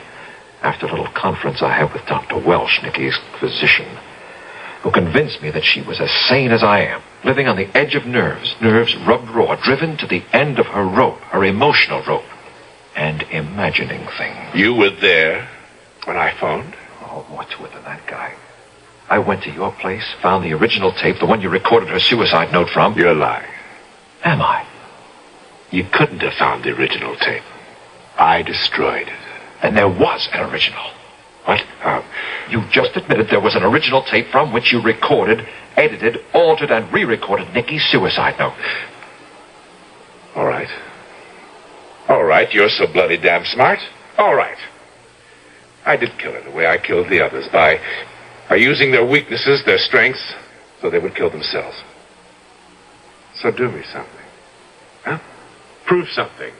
So I slipped. I admitted there was an original tape, so what? Who heard me say it? You? Me? Her? She's dead. No, Guy. I'm alive. I'm very much alive. Nicky? You have been tricked this time. I did not kill myself. It was all faked. Once I was convinced Nicky was telling the truth, trapping you, Guy, was simple. Trapping me? You haven't trapped me. But we have. You've admitted everything. Who heard me?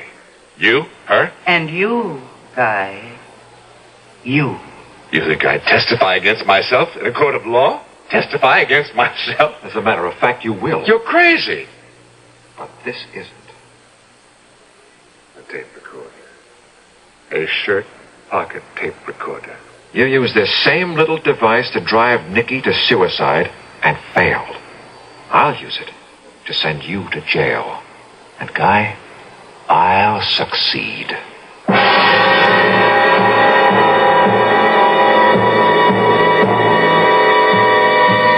And so, imagination.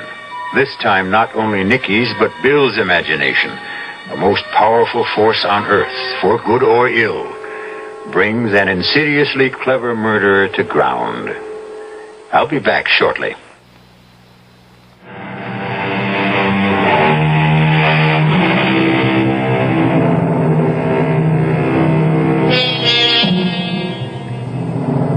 first joined me, I spoke of imagination as a world of fantasy, then corrected myself to say it is a world of reality. I'd like to correct myself again. It is truly a world of fantasy and reality. Question is, which is it? When? Our cast included Mercedes McCambridge, John Newland, and Joseph Campanella. The entire production was under the direction of Hyman Brown. This is E.G. Marshall inviting you to return to our Mystery Theater for another adventure in the macabre. Until next time, pleasant dreams.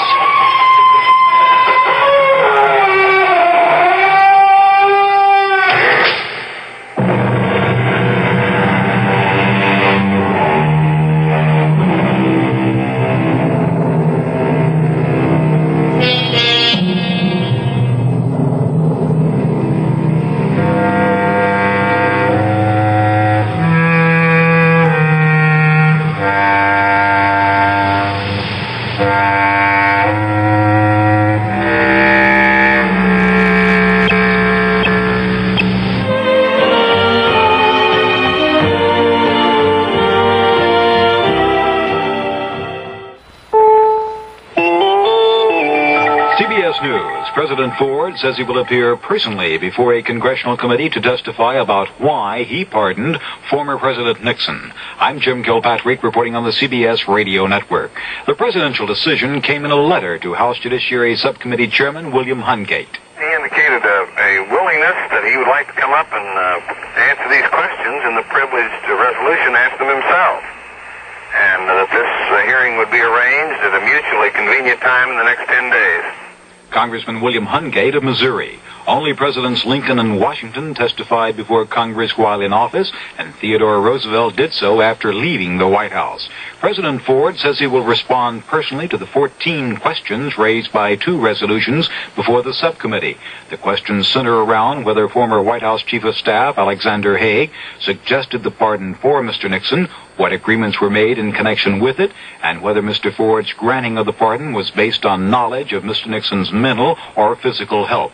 White House aide says Mr. Ford expects to appear in an open hearing, and it would be up to the subcommittee to decide whether to permit live broadcast coverage. More CBS News after this. Time magazine. What's in it for you this week? Cover story. The relentless ordeal of political wives. Even before her present illness, Mrs. Gerald Ford has had to endure other psychological pressures. The all-pervasive tribulations of the wife of a politician. This week, Time studies the lives of the women who have had to be wife, mother, cook, chauffeur, advisor, campaigner, and sometimes TV personality as well. It's a revealing story of the physical and mental strain of life in a fishbowl. In the economy, summing up the summit. Who said what to whom and what it all achieved? Substantively, not much, says Time, but it did give the public a much-needed lesson in economic reality. This week, Time also takes you to Washington for the first shots of what observers are beginning to call the energy war. To China for a sweeping survey of the 25 years of Chairman Mao. And to Bonn and Paris, where the rapport between West German Chancellor Schmidt and French President Giscard d'Estaing brings new life to the old dream of a united Europe. It's all in Time this week. Pick up a copy today, for Time makes everything more interesting, including you. Jury selection begins Tuesday in the Watergate cover-up trial. There are now only 5 defendants. Former White House aide Gordon Strong was granted delay because of legal tangles. Former President Nixon has been subpoenaed to appear as a witness in the trial, which is expected to last possibly 3 months. But Mr. Nixon's doctor said in California Monday the former president would be unable to travel for a month to 3 months. Mr. Nixon is expected to leave the hospital by this weekend. Lawyers for defendant John Ehrlichman are reportedly demanding that if ill health prohibits Mr. Nixon from appearing personally at the trial, that a deposition be taken in California and videotaped so that it can be shown to the jury on closed-circuit television. The foreign minister of oil-rich Kuwait says the inflation plaguing industrialized countries is not a result of oil prices, but rather their inability to manage domestic affairs. Secretary of State Kissinger had the foreign ministers and ambassadors of 16 Arab states to dinner Monday evening at the U.S. mission in New York. Richard C. Hotelet reports. One would never have guessed that the men on both sides are engaged in some of the most complex and delicate negotiations of this decade. The substance of these talks came up only indirectly. On the question of Middle East peace, Kissinger mentioned his new journey to the area on October 9th to see if the negotiating process could be started again, remarking, "The U.S. has seen that stalemate creates constant tension." Lebanon's Foreign Minister Fuad Nafar, replying for the Arabs, spoke of the need for intensified efforts to find a real peace based on the principle of right and justice. Without mentioning the word oil, Kissinger stressed the interdependence of the world community and the U.S. desire to avoid confrontation. Nafar seemed to link oil and peace, replying that in an interdependent world community, right and justice have their place. Richard C. Hottle at CBS News, United Nations. The Gulf Oil Company has raised wholesale prices of gasoline and home heating oil an average of 1.5 cents a gallon. The increases are effective immediately. Standard Oil of Ohio has dropped the price of gasoline at some of its stations 1 cent a gallon. President Ford spent an hour and a half with his wife on Monday night at the Bethesda Naval Hospital. Mr. Ford said that she is feeling much better after her operation on Saturday for removal of a cancerous right breast. John Meyer reports on results of tests on some of Mrs. Ford's lymph tissue. A final pathology report on the lymph tissue removed during Mrs. Ford's mastectomy shows cancer in 2 of the lymph nodes, but the pathologists note that 28 other nodes showed no evidence of cancer, and also that there was no involvement in local blood vessels. They say that considering this, plus the fact that there is no clinical evidence of cancer spreading to other parts of her body, they are optimistic for Mrs. Ford's prolonged survival. Both the President and First Lady are said to be pleased by this optimistic outlook. Mrs. Ford spent a quiet day here with no visitors. The doctors say she now has good mobility of her right arm and even placed her hand on top of her head without significant difficulty. She also was taken off intravenous feedings and has been started on a diet of tea, chicken broth, and crackers. In addition, she walked a bit and sat for short periods in a rocking chair. Her discomfort is said to be steadily decreasing, with correspondingly less medication needed for pain. The doctors describe Mrs. Ford's spirit as beautiful. John Meyer, CBS News, Bethesda Naval Medical Center.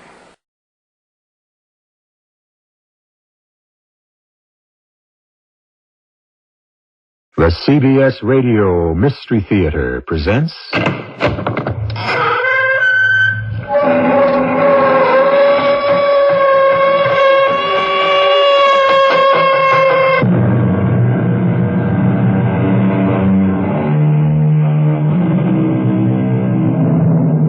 Come in. Welcome. I'm E.G. Marshall. Enter our mansion of mystery. And it's mystery we have in store for you today, in a house nestled in the pleasant English countryside. The house we are to visit is not a brooding castle, nor is it set on one of those windy and cheerless moors that Britain is so famous for.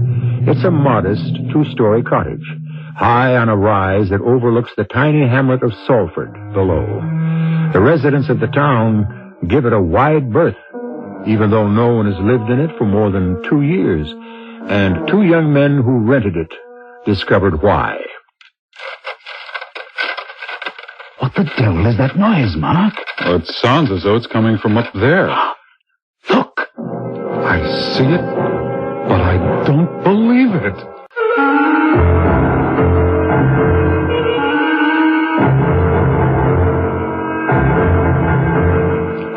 Our mystery drama, The Judge's House, is based on a story by Bram Stoker and was written especially for the Radio Mystery Theater by Bob Juran. It stars Gordon Gould and Lloyd Battista. I'll return shortly with Act 1.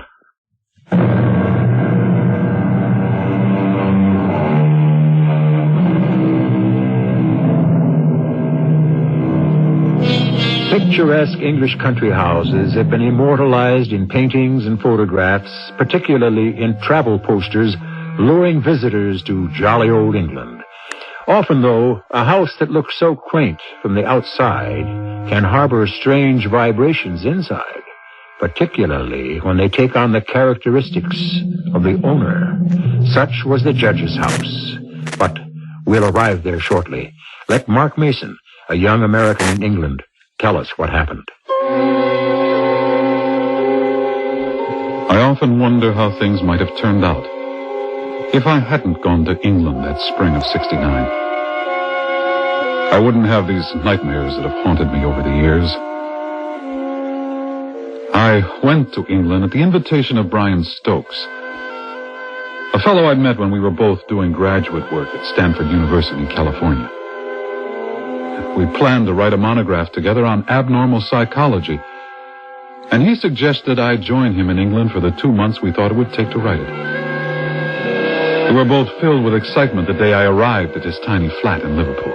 Mark, it's great to see you again. What a time we'll have. Oh, I can't wait to see the Liverpool sights. Oh, we won't be working here, Mark. Too many distractions. I've rented a cottage at Salford. Complete privacy, the agent said. Hasn't been lived in for 2 years.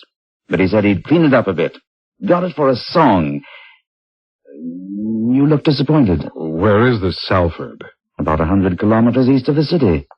Lovely village. Quiet and remote. Just what we need to work. Well, when do we start? We'll motor up Saturday. So that leaves us 2 days here to make a tourist out of you. Freshen up, and we'll take in some of the nightlife you've always been chasing after.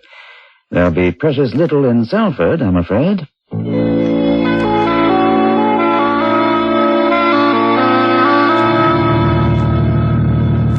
This is it. Charming little place, don't you think? Oh, it's like every picture of an English cottage I've ever seen. All it needs is the hollyhocks. A bit early for those yet. I'm dying to see inside. You mean you haven't seen inside? The front was enough to convince me. Besides, the agent assured me it was just what we'd want. Hello. I think that's him coming out the front door. Hello. I see you made it all right. Come on, Mark. Let's go in. You made good time from Liverpool. Didn't expect you till after 4. Roads were good. This is my friend from the USA, Mark Mason. Mr. Sheffield. How'd you do? Nice to meet you. Place is all tight and tidy. I had a woman in straightening up the past 2 days, and I lit a fire for you. Makes things a bit cheery. Very thoughtful. What is that on the roof? A bell tower? Oh, yes. Yes, the bell's still there, as a matter of fact. Here we go now. Furniture's a bit stodgy, but serviceable. Ooh, that's some fireplace. Oh, it must be 8 feet across. 9 to be exact. I had a good supply of wood put round back. You'll need it. It couldn't be better. And look, this must be the bell rope. That's what it is. It's attached through that hole in the ceiling and up to the tower. Well, let's give it a tug. No, don't. Something the matter? It, might startle the village. Oh, is that bad? They're a bit superstitious, you know. The villagers are afraid of this house. At one time, it belonged to a Judge Harrison Schelling. There he is, in that portrait over the fireplace. Ever heard of him? Schelling. No. Was he famous? Infamous is the word. Oh? He was known as the hanging judge. He sent more people to the gallows than any other 10 judges put together. Oh, nice guy. He was really hated and feared. The reason I asked you not to ring the bell is because the judge, so the story goes, would ring it on the day of every hanging he ordered. Ugh. He must have been a fiend to take such delight in such a macabre custom. Well, he's not still around, is he? Oh, no. He died 30 years ago. His son was living here until he died, and now the grandson wants to be rid of the place. Well, but why are the villagers still on edge? I think very few of them were around when the old boy was handing out his hanging orders. Well, that's true, but in these small villages, Mr. Mason, legend dies hard. They all believe the judge's spirit is still here in Salford. If that bell were to ring, well... They might think someone was going to die. Precisely. We won't do anything to increase their fears, like ringing the bell. He's a rather handsome man, don't you think? In a stern sort of way, yes. Yeah, it's a good portrait. Done in his robes, seated in a high-backed chair. Ooh, every inch the judge. And those eyes. They pierce right through you. There's no phone, I'm afraid, but if you want one... Not on your life. There's no one we'd want to call, and we don't want to be disturbed. Oh, then I guess that's that. I have your check for the rent, and if there's anything you need, just pop round to my cottage. Yes, thanks very much. We'll freshen up, then walk into the village tonight for a bite. We passed a nice-looking pub on the way up. Oh, yes, Andy Morn's place. Nothing better between Liverpool and Manchester.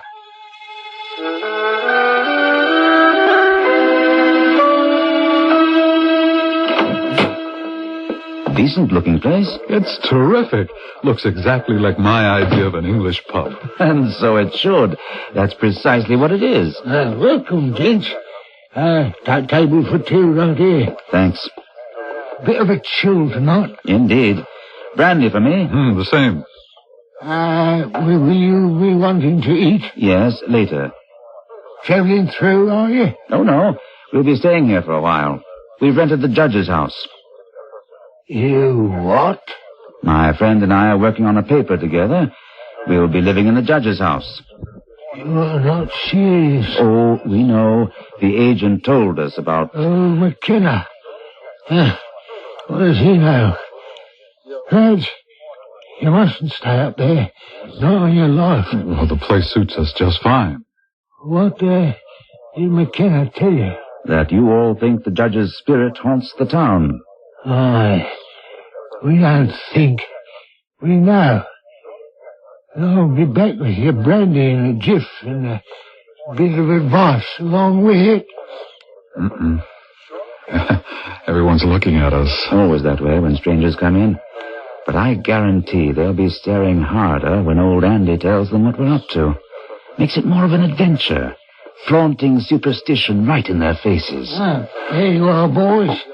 2 brandies. Now, if I might just sit down a moment. Listen. I know you don't want to hear this, but... On the contrary. It makes our position all the more exciting. I wouldn't make light of it, sir. Oh, go ahead. It's true. The old fiend spirit still haunts the hills of Salford. We've got proof. Really? It's been no coincidence that every time there's been a death in Salford for the past 2 years, since the house was empty, the bell in the tower rang. Rang on the day the person died. Before they died. But who'd ring the bell? The judge, lad. The judge. He's still up there. Mark me. Suppose it was the wind swinging the bell. Oh, come on now. What you take me for? There was no wind the first time and then the other time. That first day, we all remember it. I'll tell you. One clear morning, the bell starts ringing and ringing. Well, what makes you think it was the judge's ghost? We all ran up to see who was pulling the bell rope. Thought it might be kids on a prank, you know. And you saw the judge? No. We peered in the window, and the rope was swinging like mad, and the bell was ringing. But there was nobody in the room. Who else but the ghost of the judge could have been pulling that rope? I tell you, there was no one there. And then someone died? Aye. Old Tally. Been sick with pneumonia for 2 days. Died that night. And then there was Mrs. Allen. Next time the bell rang, she tripped over a cat, hit her head, and that was that. Well, I guess you'd have no reason to lie about it. I suppose this did happen. 4 times. Did anyone die without the bell ringing? Not in the past 2 years. Since the judge's son died and left the house empty? Right. Then the bell ringing doesn't really cause the deaths. Of course not. But how does the old monster know when to ring it? Always when someone is going to die. Have you thought about going up and dismantling the bell? Well, that would put an end to it. If you could get a man to go near that place. Well, we'll be living there. We'll have a look. You're still going to stay there? After what I just told you? Of course. I can't believe it. Well, I won't hang on my conscience whatever happens to you. You don't want to believe me? It's your business.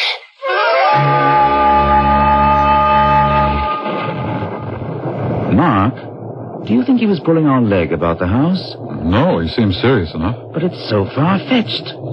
Ghosts don't pull bell ropes. I rather think your theory about the wind might have some substance.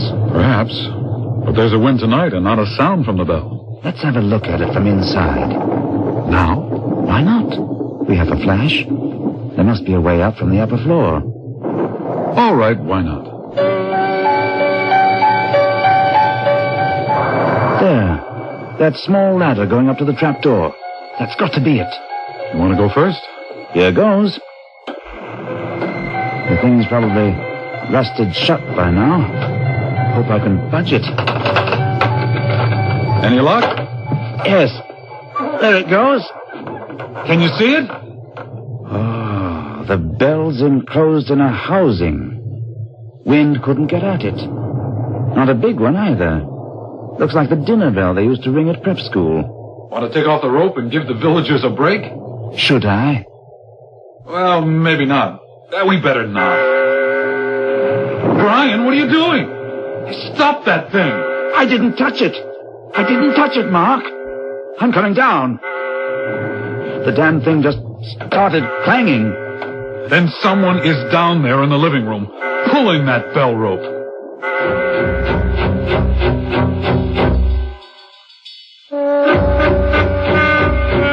Someone or something is pulling the bell rope. Certainly not one of the villagers who fear the judge's house. Certainly not the judge who sits in his high-backed chair staring out from his portrait. We'll go downstairs with Mark and Brian to learn just what's going on when I return shortly with Act 2.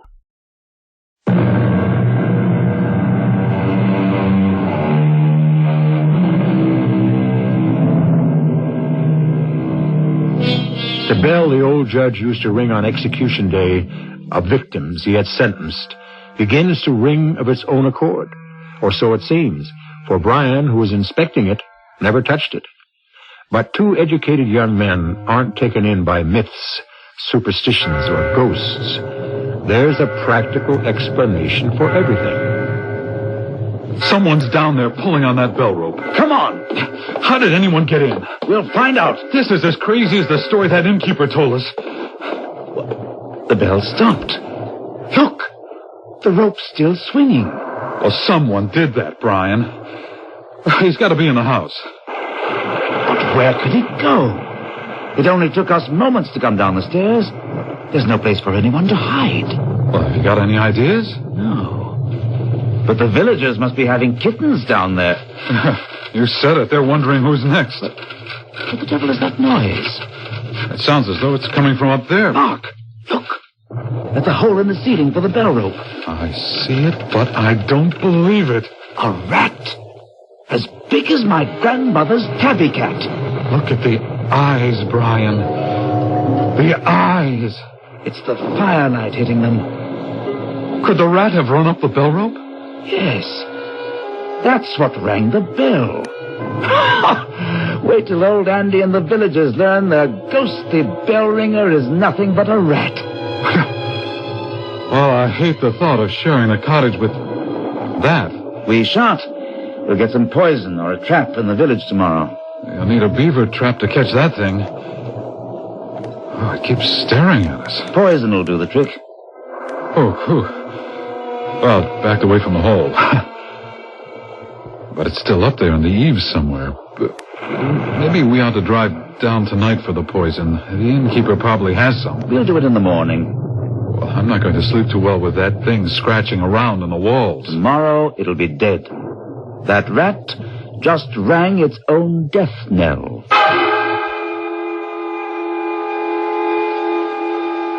Shall we get some work done first? No, let's get into town and get that poison. I'll work a lot better when we bury that rat. Another drizzly morning. I'll go for the poison. You stay here by the fire. No need for us both to ride down. Okay, if you don't mind. I'll put on another pot of coffee. I'll bring some fresh eggs from the village. We'll have ourselves a good breakfast and give Mr. Rat his last meal. I watched Brian get into his convertible and swing down the curving road toward the village. I threw another log on the fire. And as I headed for the kitchen to start the coffee, I had the feeling that I was being watched. And I was. I looked up into the eyes of the judge in the portrait. The sensation was incredible. Up to now, I'd only given the portrait a passing glance. But now the eyes seemed to burn right through me. There was animation in them. They were watching every move I made. I moved closer to the mantel to study the canvas. Here was hate. Revenge and madness rolled into one face.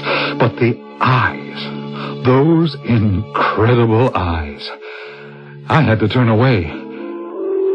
And when I did, it was only to meet another pair of eyes.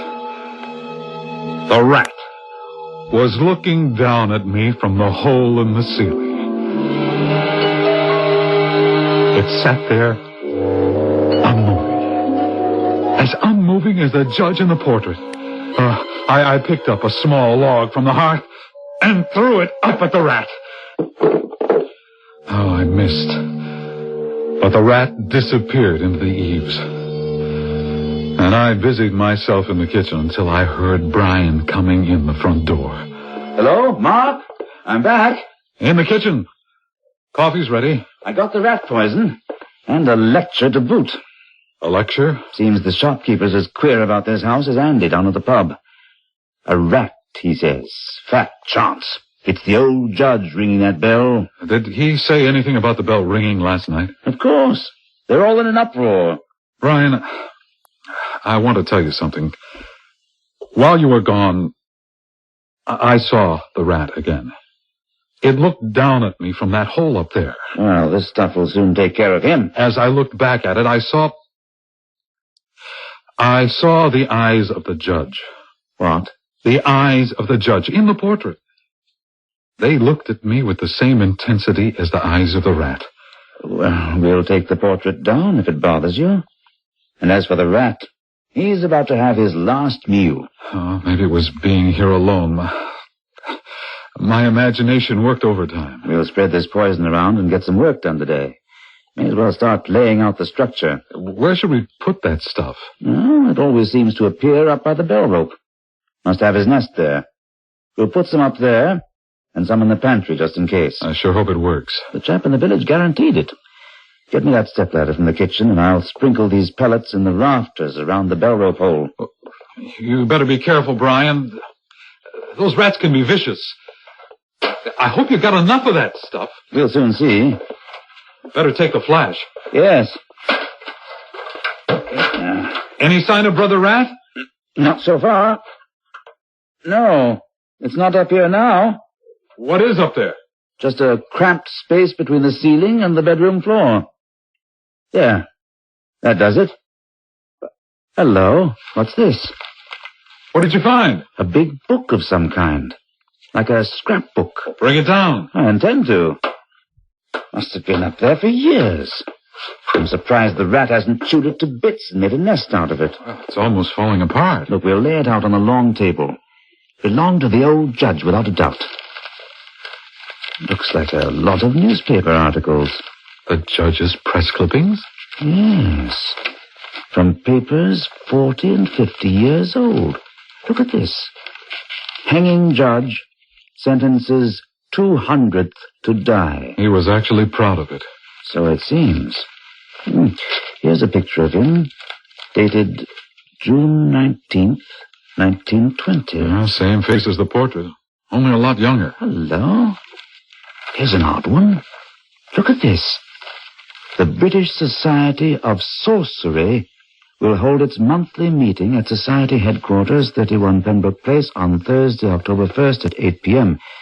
Featured speaker of the evening will be the Honorable Judge Harrison Schelling of Salford, whose topic will be witchcraft and the changing form. The public is invited. Well, now we know his hobby. He gets more fascinating all the time. I might make a hobby of him. What about our monograph? It might tie in nicely. Perfectly. We're doing abnormal psychology. A judge into witchcraft. What a case history!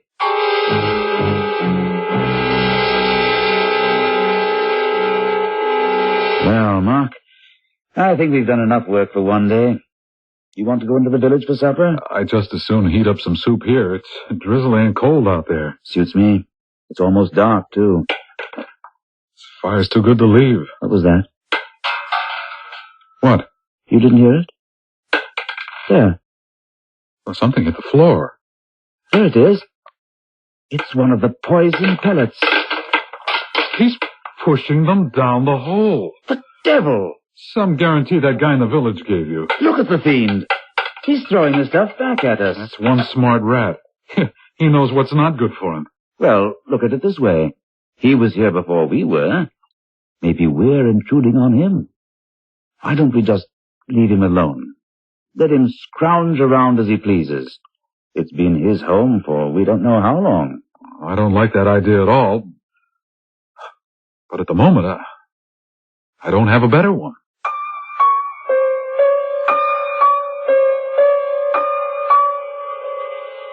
Brian and I had a light supper, did some work, let the fire go to embers, and went to bed. I don't know how long I'd been asleep when I heard Brian yelling at me and dragging me out of bed. Mark, the house is on fire. Hurry! What? The downstairs is ablaze. Look! I couldn't see flames, but firelight flickered around the stairwell. I grabbed my pants and we hurried downstairs. What? It's the fireplace. I thought the whole house was ablaze. Yes, it's the fireplace, but how come? There were just dying embers when we went up to bed. But how did this start up? I don't know. Fascinating, isn't it? It's downright weird. Someone started that fire up again. Curious, all right. But I'll be darned if I'll attach a supernatural significance to it. Some charcoal just flared up. I didn't say it was supernatural. I said someone started the fire up. Are you accusing me of playing tricks on you? Don't be ridiculous. But you picked a dilly of a house for us to try to concentrate in.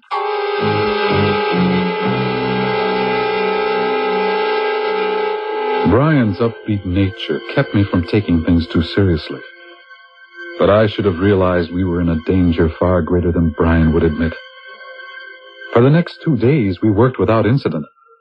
And no sign of the rat, thank heaven. We didn't go into the village at all. And we were surprised when we saw Andy, the tavern keeper, approach the house somewhat cautiously. Come in, Andy. How'd you know it was me? Our crystal ball. What? We saw you through the window. I hope I'm not intruding. No, of course not. Help yourself to sherry. We never thought we'd see you set foot in here. I never thought I would either. We was getting concerned about you, too. Haven't seen you in 2 days. I was elected to come see you. You was all right. Rather, I lost the draw. And you see, we're fine. Did you get rid of the rat? Well, we don't know. We haven't seen it for 2 days. I knew those pellets would do the trick. We're not sure it ate any of them. Oh? It kept pushing them down at us from its nest, up there. You don't believe me? I believe anything that might happen in this house. So that's him. Staring down from the wall. The old hanging judge himself, eh? That's him. Evil as evil can be, he is. You can tell it to look at him. Curious you should put it that way. What way? You said, he is, not he was. Of course he is. You won't believe his spirit's here ringing that bell, but we know it. And mark me, you're in for a hard lesson, don't I know it? We appreciate your concern for our well-being. I mean that. Well, if you was about to come to harm, we wouldn't ignore you. Things are awfully tense in the village. About us? About you. About all of us. That blasted bell rang 3 nights ago. We know. We're waiting, wondering who's going to be next.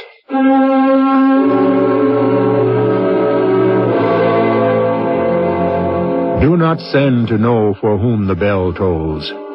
It tolls for the judge's next victim. But it's merely a gutter rat that rings the bell when it occasionally runs up and down the bell rope to its nest in the eaves. That's what Brian would have the villagers believe, and perhaps he's right. But that's a big perhaps. And we'll find out what really goes on in the judge's house when I return shortly with Act 3.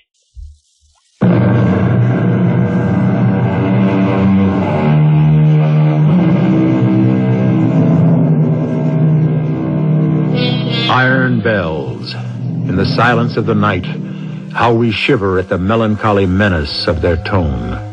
The people of Salford certainly shiver every time the bell in the judge's house rings. According to them, it means someone is going to die. But it's been several days now since the bell rang last, and the village is still wondering. Who's going to be next? That's your trouble, Andy. You let superstition color your whole life. No one is going to be next just because a rat happened to swing on a bell rope. You can talk, lad. You haven't lived in Salford. We know. Well, I'd better be getting back. Well, thanks for coming, Andy. We appreciate your concern. Like I said, we hadn't seen you in 2 days. Just wanted to make sure you was all right. We still think you're loony. Perhaps. But it will take more than a rat and superstition to get us to leave. I hope for your sake there is nothing more. Good day now. So long, Andy. We'll be down for a beer. And thanks again for thinking of us. You be careful now. Decent chap. They all are, I suppose. Yeah. Want to get back to work? We'd better.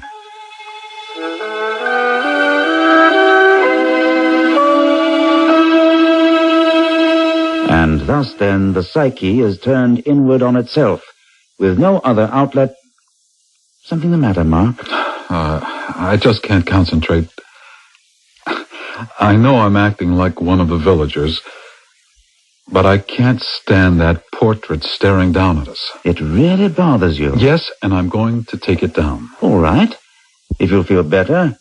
But he is sort of an inspiration now that we're ready to include him in the paper. Oh, give me a hand, will you? Sure. Heavy, is it? Oh, it's not that. It seems to be nailed to something. It won't budge. So it is. Let's both lift from the bottom. No use. I'm afraid it's there to stay.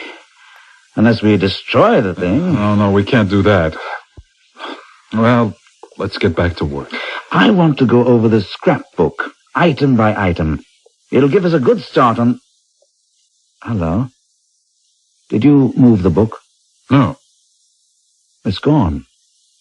I mean, I distinctly remember leaving it on the corner table here. Oh, well, it's got to be around here. I never touched it. Nor I. Not since we looked at it the first time. It's absolutely gone. Well, maybe the judge stepped down from the portrait and hid it somewhere. To keep us from prying. Now you're treating the whole situation the way you should. But where could it have gone?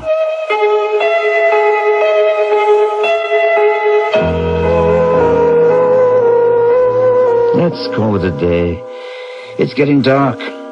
Want to pop down to Andy's for a pint? I'd like nothing better.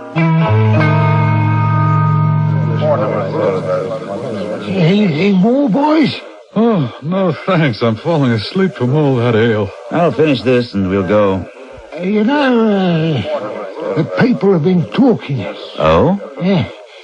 They're thinking maybe you lads, loonies you are, have maybe driven the old thing away. Nothing's happened in the village. You know what I mean? I think we do. You're going to be here for 2 months. That's good. Just your being there has done something. This is the first time nothing's happened after the bell rang. And we hope it stays that way. We'd better get back. Let's have the tab, Andy. Good night, boys. It's all on me.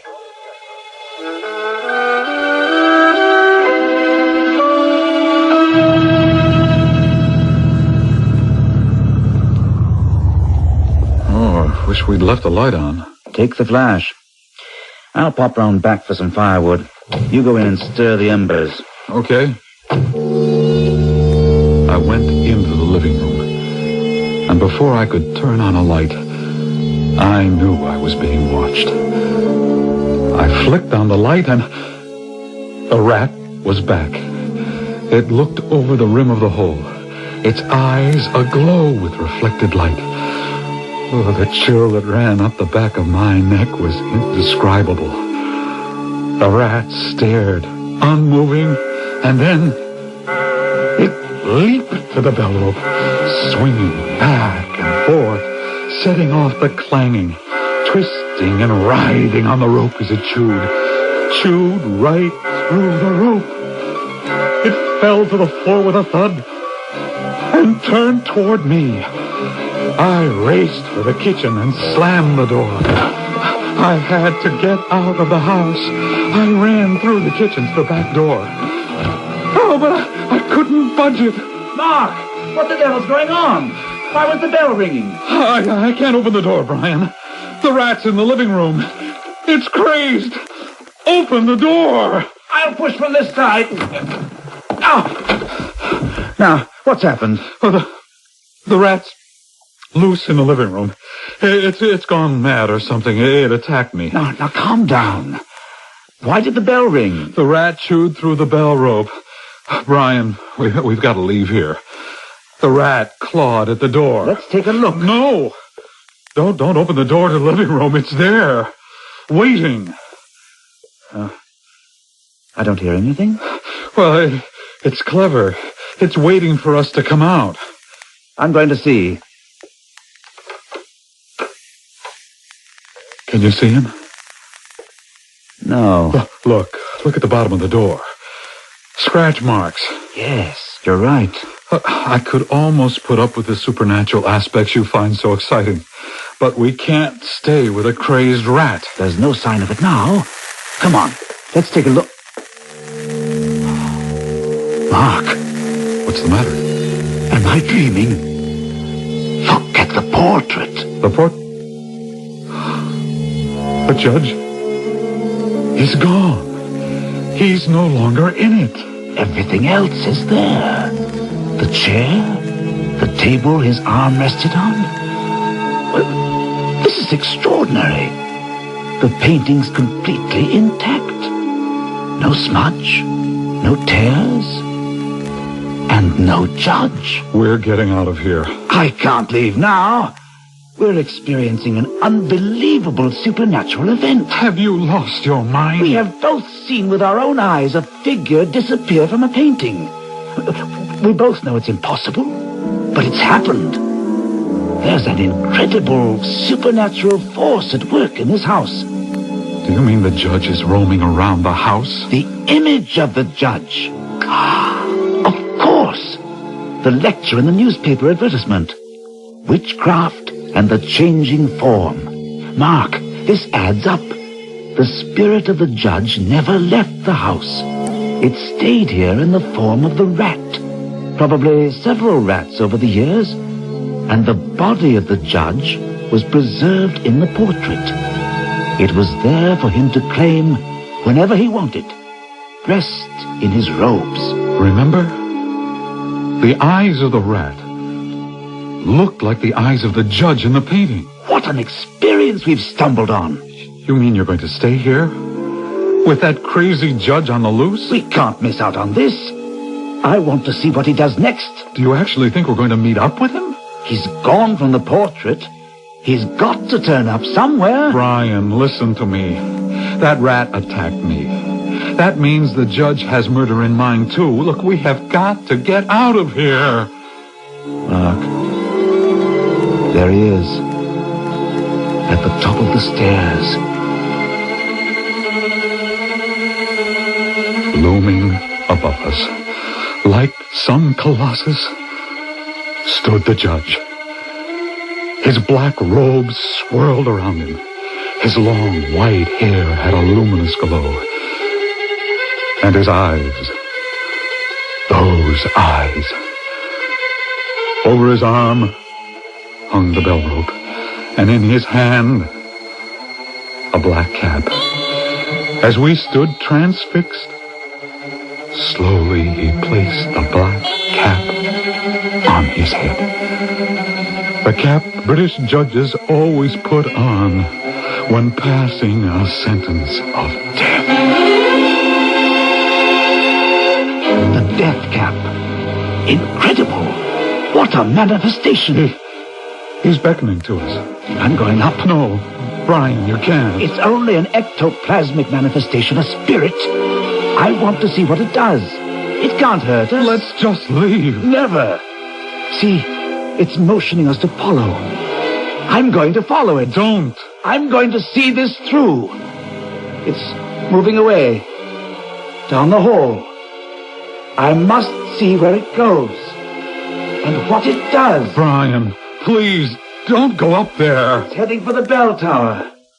I'm close enough to touch it. Brian. Brian! Answer me, Brian! I raced up the stairs. There was no sign of Brian. I searched every room, every corner of the second floor.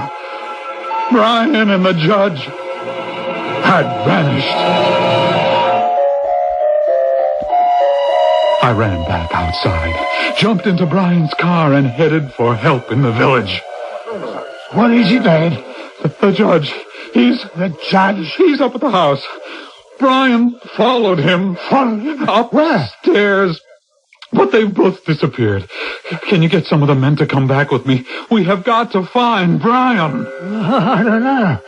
There's none but me who dare set foot within that place. Listen. The bell.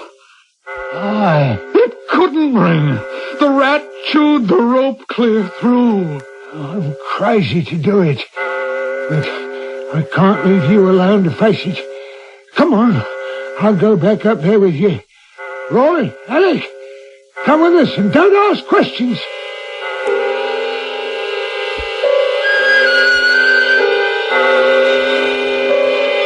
You say you saw the judge? He disappeared from the portrait. And then we saw him standing at the top of the stairs.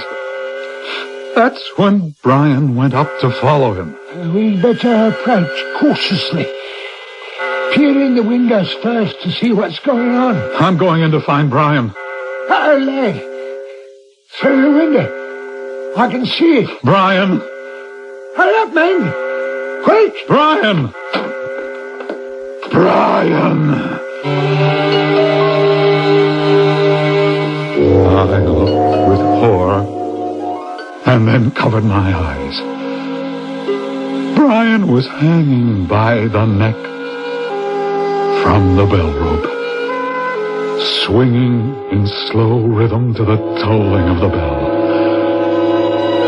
Before I passed out and everything went black, I caught a glimpse of the portrait. The judge was back, seated in the high-backed chair, as though he had never moved.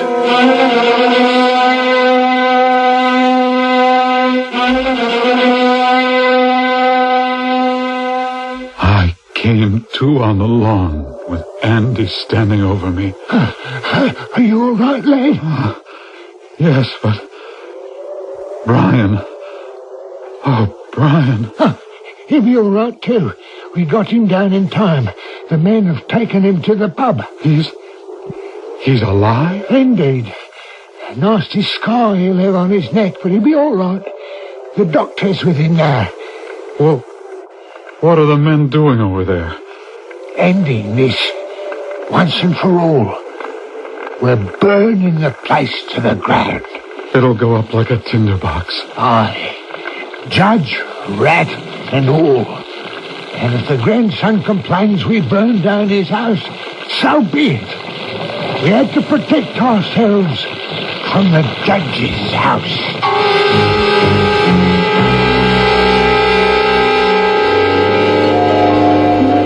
That was the end of it for us. Brian recovered, and we finished our work back at his flat in Liverpool. But I can still remember watching the judge's house collapse into fiery ashes. And the small, furry figure that emerged from the inferno. Its eyes glistening in the light of the flames. Before it scampered off into the woods beyond.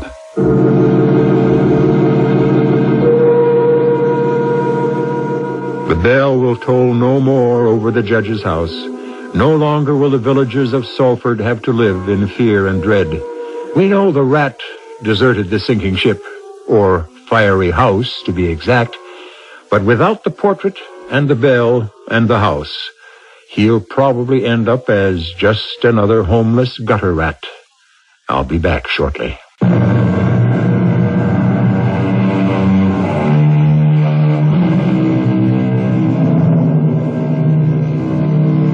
Believers in witchcraft staunchly maintain that certain evil spirits, the devil most notably, can survive for years, sometimes centuries, by taking on various other life forms.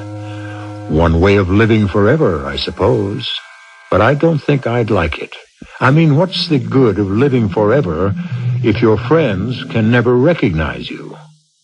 Our cast included Gordon Gould, Lloyd Battista, and Robert Dryden. The entire production was under the direction of Hyman Brown.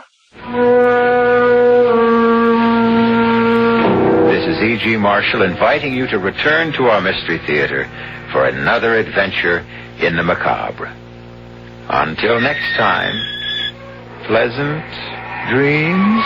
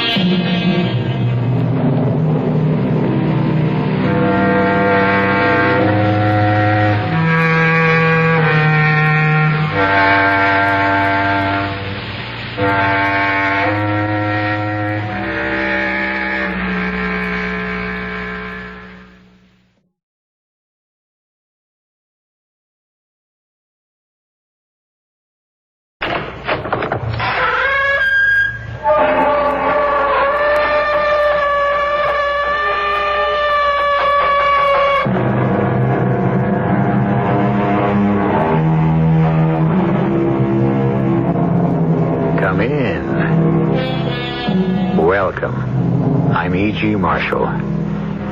The optimist says we are what we love.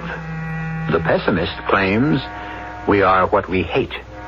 The philosopher says perhaps we are a little of each.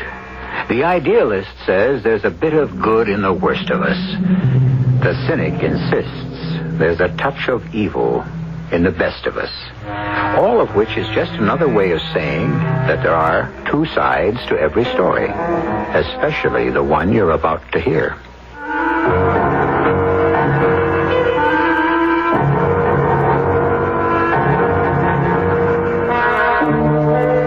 Our mystery drama, Don't Play with Matches, was written especially for the Mystery Theater by Sam Dan and stars Mandel Kramer.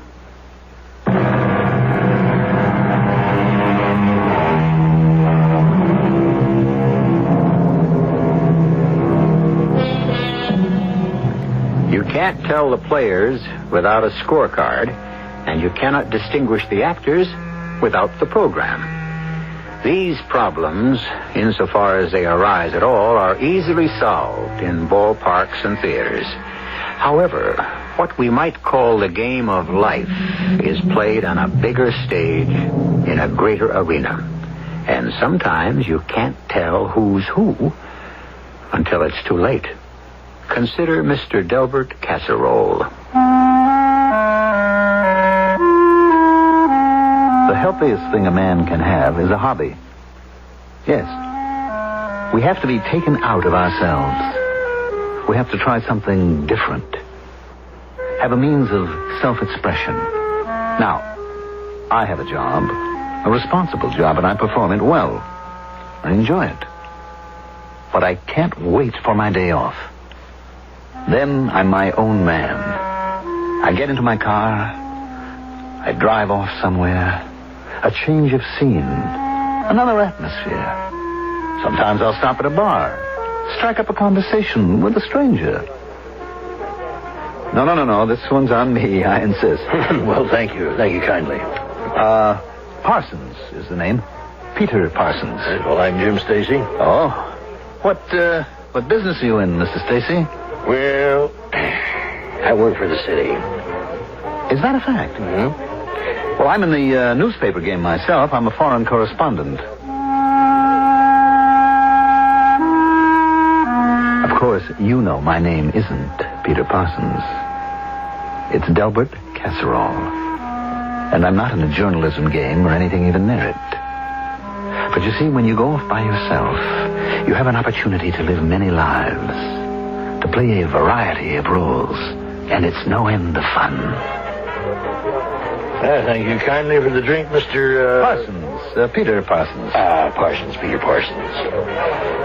But I have to leave. I promised this friend of mine I'd... what did you say that your name was again? Stacy. Right. Oh, bartender? The same way. Now, just relax, Mr. Stacy. I've interviewed the crowned heads of Europe. Of course, there aren't as many as there used to be. Nor of generals and statesmen and wheeler-dealers of all makes and sizes. Well, I promised But they all had one thing in common, these great men. They all knew how to relax. Thank you, bartender. Now, Miss Stacy, there you go. Relax and drink up. Well, this has got to be the last one. Savor it, my friend. Savor it. Relish. Enjoy. Do you know what you're doing, Mr. Stacy? You are doing something for you. You understand that? No. Something for you. Now, almost all of your time and effort is devoted to the well-being of other people. All right? Your wife, children, and then you labor for the banker, the butcher, the grocer, the oil companies. The list is endless. Now, you follow this? Well, when you drink, when you eat, these are actions that are performed for you and for you alone. This is what you do for yourself, Mr. Stacy. Yes, well, thank you, Mr. Parsons. Peter Parsons. Yes, but I really must be running. Good night. Now the evening has begun, and I am properly primed. I'm intellectually stimulated. My mind is firing on all cylinders. So, I'm ready for a good dinner. I look for a fine eating place. A man should widen his outlook, broaden his tastes, as it were. And tonight I choose a Russian restaurant. Now, let me see. The cutlets Kiev or the shashlik? Which do you recommend? They're both good, sir. Well, I must say that one should be better. Would you agree? They're both good. Oh, but all restaurants specialize. Now, the shashlik is Georgian, the cutlets Kiev are Ukrainian. Tell me, where does the chef come from? Kiev or Tiflis? I think he comes from Dayton, Ohio. Well, the menu is splendid. I haven't seen better even in Russia. Oh, you've been to Russia? Oh, many times. Many times. You see, I'm a construction engineer. Oh? I've never really known Russia. My folks brought me here when I was just a little kid. Oh, it's a beautiful country. Yes? I've built railroads in the snowy Ural Mountains, constructed dams in the Donets Basin, oil refineries near the Black Sea city of Sevastopol in the Crimea. And on her face appears a look of wonder, mixed with admiration. I am someone unusual, someone out of the ordinary.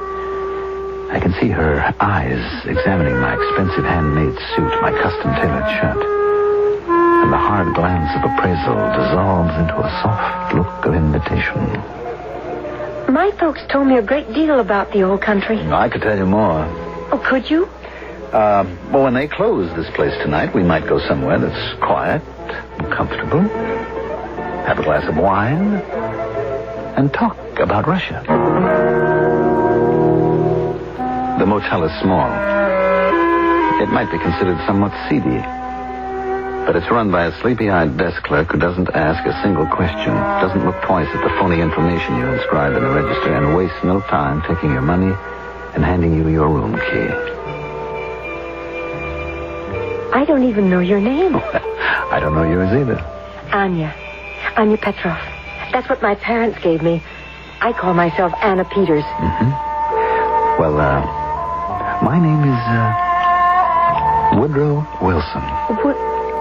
That sounds familiar. Yes, I'm named after President Woodrow Wilson. Oh. Well, we're distantly related. Our family name is Wilson, so Woodrow comes quite naturally. Oh, that was a long time ago, wasn't it? I mean, he was one of those World War I-ish presidents, wasn't he? Yes. Woodrow, I hope you don't think I do this all the time. Do what? This. Go to a motel with the man I just met.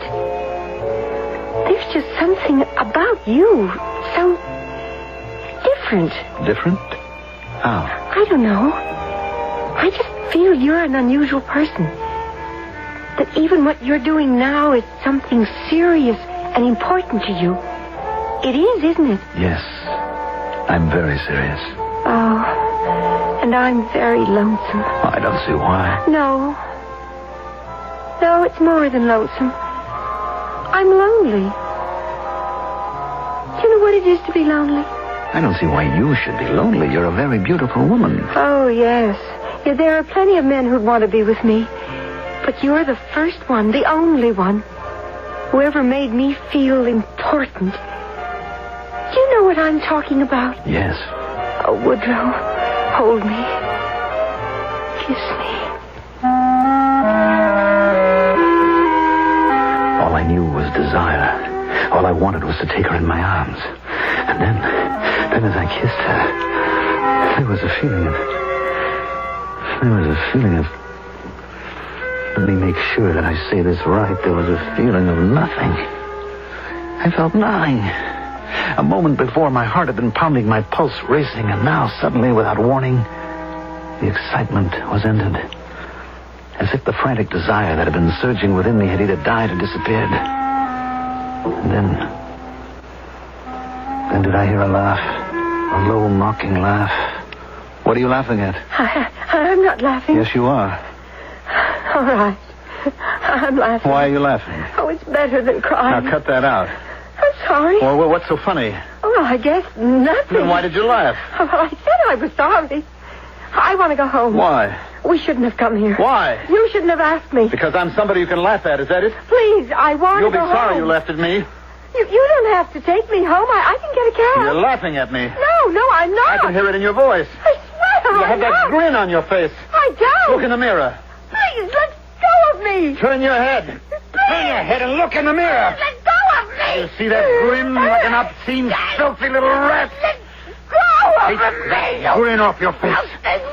Take it off. I'll teach you to laugh at me. I'll teach you.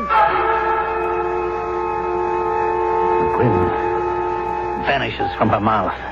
Her eyes bulge. A look of horror contorts her face. A shudder racks her body. And now she becomes limp. I take my hands away from my throat and she slides noiselessly to the floor. I leave the room, close the door behind me. There's no one in sight. I get into my car, back out of the parking lot into the highway. I floor the accelerator until the needle reads 90. The night is cold, the sky is clear, the air is crisp. I thrill to the chill of the wind that sweeps over me. I am at peace, because I know now what it is I must do to find fulfillment. Up ahead about 100 yards, I see the lights of a gas station. I pull over to the side of the road and I get out of the car. I approach the station on foot. Can you help me? I ran out of gas a couple of miles down the road. I can give you a couple of gallons in a can. How many gallons that can hold? 5. Well, you might as well fill it up. Be heavy to carry. I don't mind. I'd give you a lift, but the kid's out with the tow truck. Oh, that's perfectly all right. If you're just a couple of miles down the road, you don't need 5 gallons to get back here. Once bitten, twice shy. I just don't want to run dry again. Okay. 5 years. Very good now. What do I owe you? That's $2.70 for the gas. And I got to charge you a $3 deposit for the can. Just give me the $2.70. I trust you. You got an honest face. Well, thank you. I can't tell you how wonderful you make me feel. I'm a minister. And to meet a man who truly lives the word. God bless you. Well, thank you, Reverend. I walk back to the car. I make a U-turn. I tingle all over. I know now that I am accepting the truth, and I shall be truly committed. In a few minutes, I see exactly what I'm looking for. I turn off the highway, and I drive slowly, cautiously, because it's the most deserted part of town. Still, I must take no chances. I pull up in front of the building. A large, rambling two-story warehouse made of wood, ramshackle, old, obviously deserted. I move quickly to the rear, carrying the 5-gallon can. I have never felt so alive, so vital. I find a broken window. In a moment, I'm inside, and the floor is covered with piles of rags and papers. I pour the gasoline. Soak everything thoroughly. Now, I strike a match, and I feel a shock run through my entire body. There's a burst of flame. I run to the window. I jump clear. On the corner near my car, a firebox. I pull the alarm, and I get back into the car. I drive down the block, park in an alleyway where I can watch. By now, the flames from the burning building are shooting up to the sky. And here they come, the engines. The engines, the gleaming red engines. And a crowd begins to gather. Where do they come from?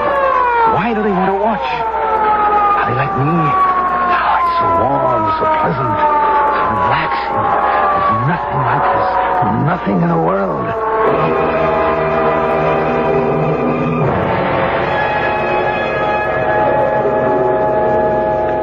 I thought I'd wait up for you last night, Del, and I fell asleep.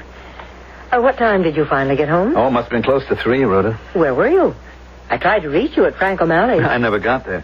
I was on the Pleasantville Road, and I stopped at a diner. Oh, Porgy's? I remembered I was supposed to see Frank next week. As long as I was out that way, I decided to drop in on Joe Stevens. Well, that's 40 miles further up the road. Oh, I just thought I'd surprise him, but there was no one home. Oh, that whole drive for nothing. And then on the way back, I had a flat.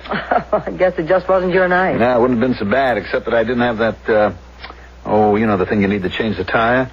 You mean the jack? No, the lug wrench, There it was, pitch dark, miles from anywhere, and I'm trying to flag down cars. Oh, poor Del. Anyway, finally somebody stopped, and I was able to change the tire. Oh, what a night. Why did you try to reach me at Frank O'Malley's? Well, I didn't have a moment's peace last night. As I said, that phone wouldn't stop ringing. Well, couldn't you tell people it was my night off? I mean, everyone's entitled to a night off. Oh, yes, dear, everyone but you. Evidently, you're not supposed to have one. Why? Because you're the fire chief.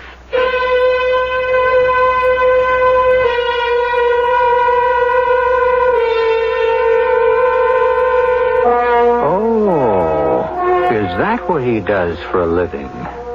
Well, you must admit he has the strangest hobby for a man in his position. Yes, and you must also admit you meet a most colorful crop of strange characters here. But this is only the first act. Give our characters a chance to ripen in Act 2, which I shall bring you in just a few moments.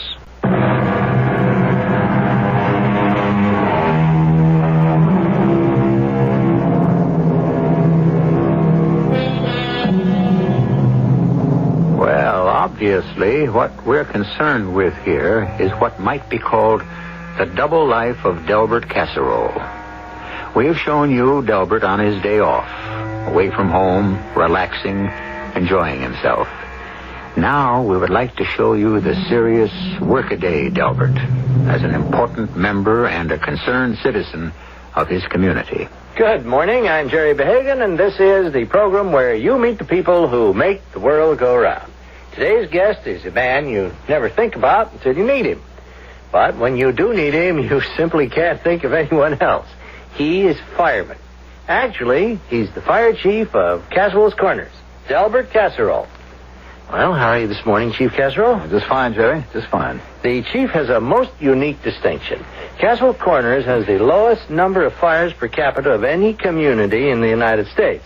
How do you account for that, Chief? Well, I guess it's because... Well, we'll find out in just a few moments. First, I have some fascinating news for all our viewers. Andy, this is Rhoda Casserole. Oh, fine. Did Eddie tell you I left the car at the garage this morning after I dropped Del off at the TV station? He's being interviewed. Oh, look, the commercials are on now, so just let me tell you quickly. He had a flat late last night, so I guess the tire had better be fixed. He never thinks of those things. He just puts on the spare and throws the flat tire in the trunk. Andy, can you have it by noon? Oh, great. Thanks a lot. I have to get back to the show. Now, Chief, according to the records, there wasn't a single residential or commercial fire in Castle Corners during the past year. That's correct. Well, how do you account for it? Prevention, Jerry. Very strict, comprehensive system of prevention. Oh, well, can you explain that?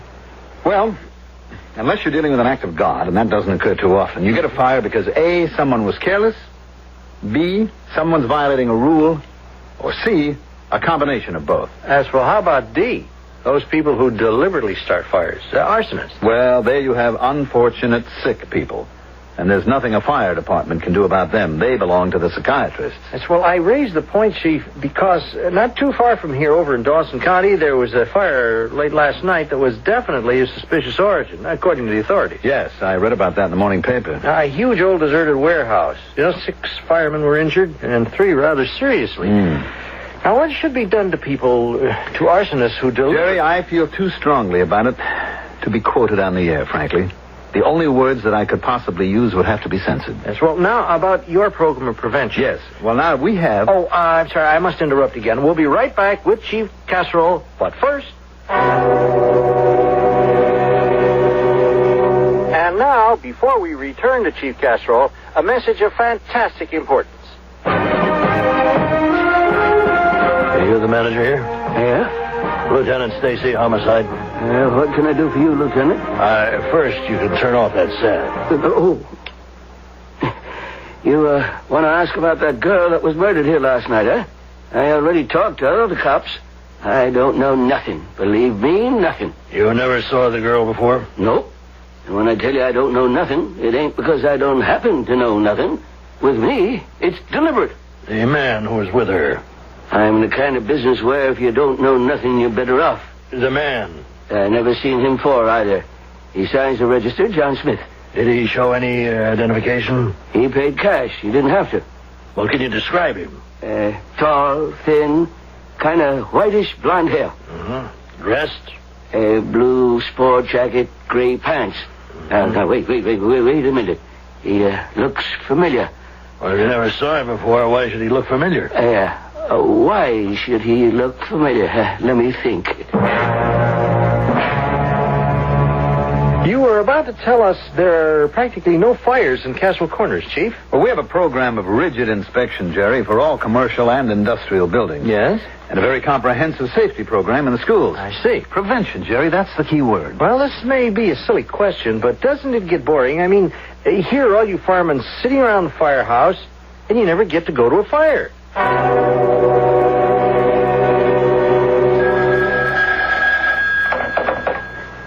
Hello? Yes, this is Mrs. Casserole.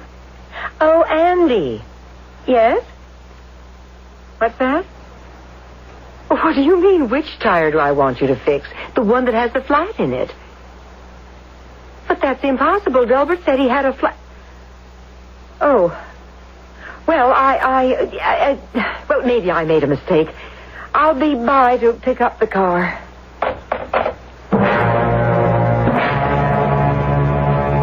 Why does this guy look familiar? I know I seen him someplace, Lieutenant. Where? Oh, it'll come to me.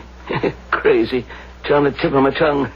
A tall, kind of slender guy with whitish blonde hair. Make that grayish blonde. That's funny. Yeah? What's funny, Lieutenant? Sounds like a guy I think I saw myself. Where? You say you seen this guy too, Lieutenant? Now, look. You keep thinking. And when you remember where you saw him, call headquarters. We were asking Chief Delbert Casserole if life didn't get boring around the firehouse. Well, Chief, does it? No, not a bit. Well, don't you miss the excitement of racing down the streets full speed, with the sirens screaming, the bells clanging? No. And the thrill of conquering the fire itself, of subduing the flames, the adventure of rescuing trapped people from burning buildings. No. No, the greatest excitement a fireman can experience, Jerry, is the quiet excitement of sitting in the firehouse, and knowing that all is well, all is safe in the city. I'm Lieutenant Stacy, homicide? No, it's homicide. Look, I told the other cops Wait, what are the cops? The arson cops. What arson cops? Oh, they had this fire last night. I don't know if I'm in a jam or not. Which fire? Over in Southland. The old Magruder warehouse went up like a Roman candle. Well, that's not what I'm here for. I'm looking for a guy who might have stopped off to buy gasoline here. He spent the night at Plum's Motel down the line. Well, how would I know? He was a tall, thin guy with whitish blonde hair. He could have worn a blue sport jacket with gray pants. Yes, that's the one. Tell me about him. What make car was he driving? I don't know. This guy said he was a preacher. How could he have been a preacher? Well, anyhow, he says he run out of gas. So I fill him up a 5-gallon can. And he got such an honest face, I don't even ask him a deposit. He'll like that. Keep telling me about him. What can I tell you? Next I know, the arson cops are here. This 5-gallon can of gas, turns up, guess where? In the burnt-out ruins of the warehouse. Were they sure it was the same can? Oh, yeah. It was kind of twisted out of shape by the flames and all. But you could read where I scratched my name on it, Paul's service station. This tall, whitish, blonde-haired guy with the blue sports jacket and gray pants. Oh, yeah. That's him. You mean he done something else last night? Chief Casserole, now in conclusion, do you have any parting words for our audience? Well, Jerry, I'd just like to say that fire can be the most tragic loss of all because it's the most needless. Well, thank you, Chief. Folks, our guest this morning has been Chief Delbert Casserole of the Casserole Corners Fire Department, a fireman who very rarely gets a chance to go to a fire.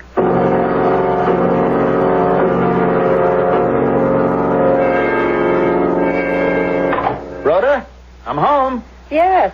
Did you catch the show? Yes. How'd I do? Well, people kept calling me office all day. You know what they said? They said I looked sensational. What'd you think? Well, what did I think? About what? Oh, what about the show? How did I come over? Oh, very nice. Very nice? Is that all? I mean, people kept calling all day. They said I was a born TV personality. Hey, let me get that. Hello? Oh, Frank, yeah. You saw it, huh? Sure. Oh, thanks a lot. Thanks, Frank. That was Mayor Frank Altenborn himself. Said the show was absolutely the greatest. How come you thought it was just nice? Well, it was all right. Well, what was wrong? What do you mean wrong? I mean, why didn't you like it? Well, I didn't say I didn't like it. I wrote it, something's bothering you. Now, what is it? Oh, I don't know. Now, something's bothering you. Look, Rhoda, we've always been absolutely honest with each other, haven't we? Have we? What are you saying? Delbert,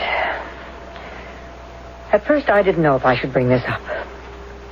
Then I knew if I didn't, it would just fester and grow bigger and uglier. What are you driving at? Let me finish. It's hard enough.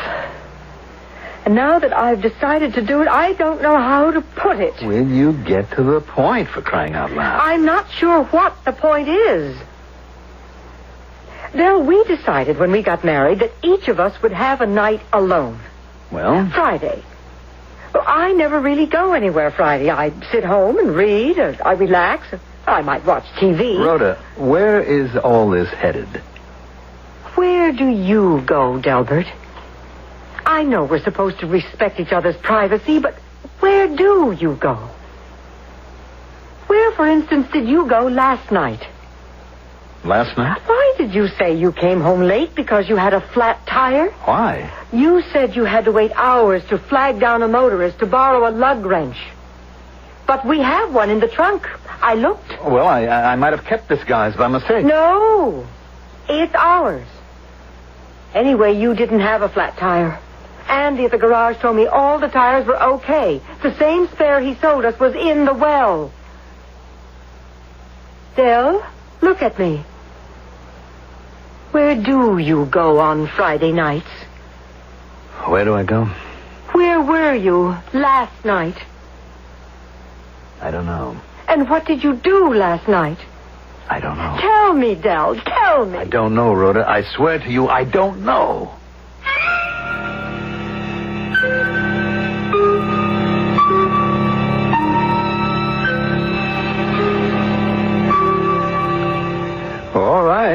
That's an answer.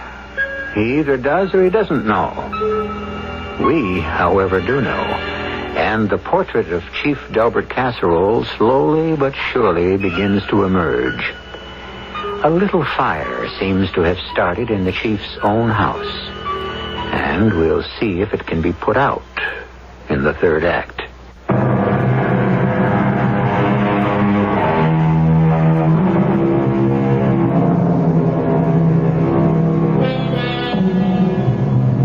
It is accurate, if somewhat redundant, to say that an honest relationship between a man and a woman must be based on the truth. However, how many relationships are truly honest? And how many people could actually tolerate them? And so, people make little adjustments to keep peace and harmony. But sooner or later... Do you mean you have no idea where you go on Friday nights? Rhoda, please, don't keep... Don't keep what? Prying, probing. All right. Tell me it's none of my business. Tell me you have a right to a secret. Tell me anything at all, Del, but don't tell me you don't know. It's the truth. And you don't know where you were last night either? I've already told you that. And the story of the tire, the flat tire. That was a lie. All right, it was a lie. Why? Why? I don't know. I just thought I'd give you a reason why I was so late. Well, where were you last night? You're beginning to sound like a broken record. Well, where I don't know where were I you? was. There are some things we'll never know. There are mysteries. Del, I want you to go to the doctor. I went to the doctor. Golden says there's nothing wrong with me. You know the kind of doctor I mean. No. Why not? You know why not. I can't afford it. You have to go. A man who holds public office the way I do cannot afford to go to a psychiatrist. Period.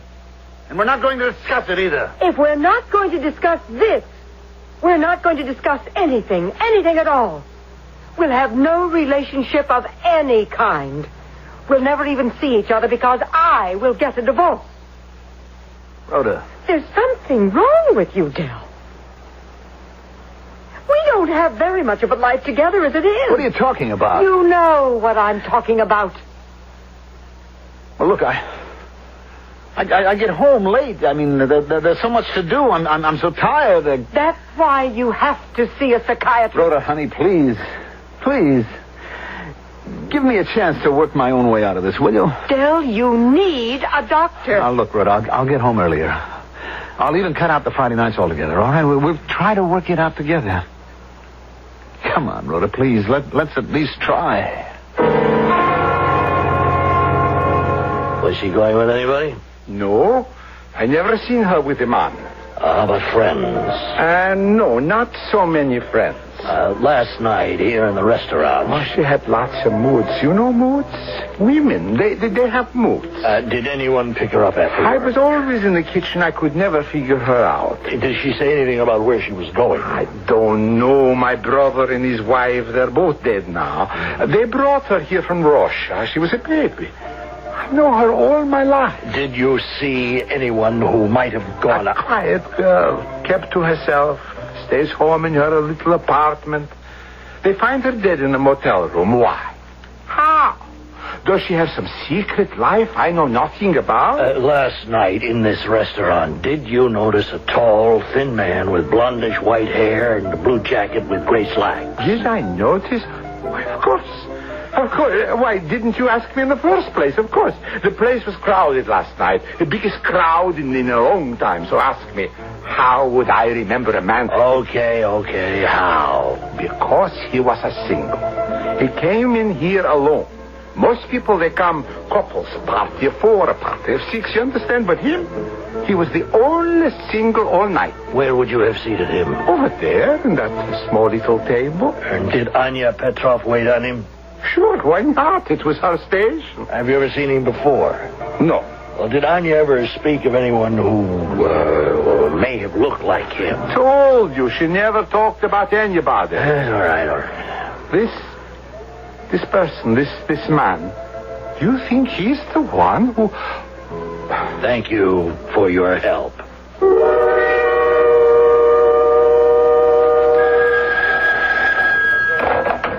Homicide, Lieutenant Stacy speaking. Lieutenant, this is Marvin Plum, Plum's Motel. Yes, Mr. Plum. You said I was to call if I ever remembered where I'd seen that guy before. You know, the one who... Yes, Mr. Plum. Well, Lieutenant, what's the hardest thing in the world to find? I don't know. Something that's been right under your nose all along. About the man... Yes, sir. The thing, it wasn't where I'd seen him before. That's what threw me. I'd never seen him before. Then why did you say you'd seen him before? 'Twas where I'd seen him since. Since? Since the murder. But the murder had only taken place the night before. This was the next morning. Now, where would you have seen him since? He was right in front of my eyes. Where? He'd have been right in front of your eyes, too, if you'd have been facing the TV set. He was on the program. Who? This guy who is a dead ringer for the one you're looking for.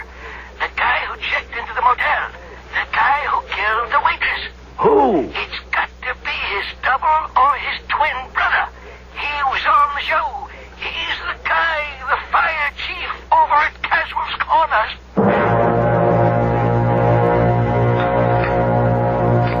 You haven't touched your dinner, Del. I'm not hungry. But you should eat something. But I am not hungry. Delbert, this is exactly what we talked about. You have to lead a more calm, a more relaxed, a less pressure-filled life. Okay, I'll try. Darling, I'm trying to help you. I know. Oh, I still think you should see a psychiatrist. Let's not talk about it right now. But when should we talk about it? Tomorrow. Now I have to go out. Where? Where? It's Friday night. We never ask each other about Friday night. Wait a minute, Del. We agreed there would be no more Friday nights. When did we agree? Last week. Don't you remember? Well, I just thought I'd go out for a drive and relax and have a few drinks. No, Del. No, you're going to stay home and relax from now on. Rhoda, we agreed when we got married that... Del, you're in trouble. You won't let a psychiatrist help you, and if you won't let me help you, I'll walk out. No, Rhoda, no. Now, we're going to spend a quiet, relaxing evening at home.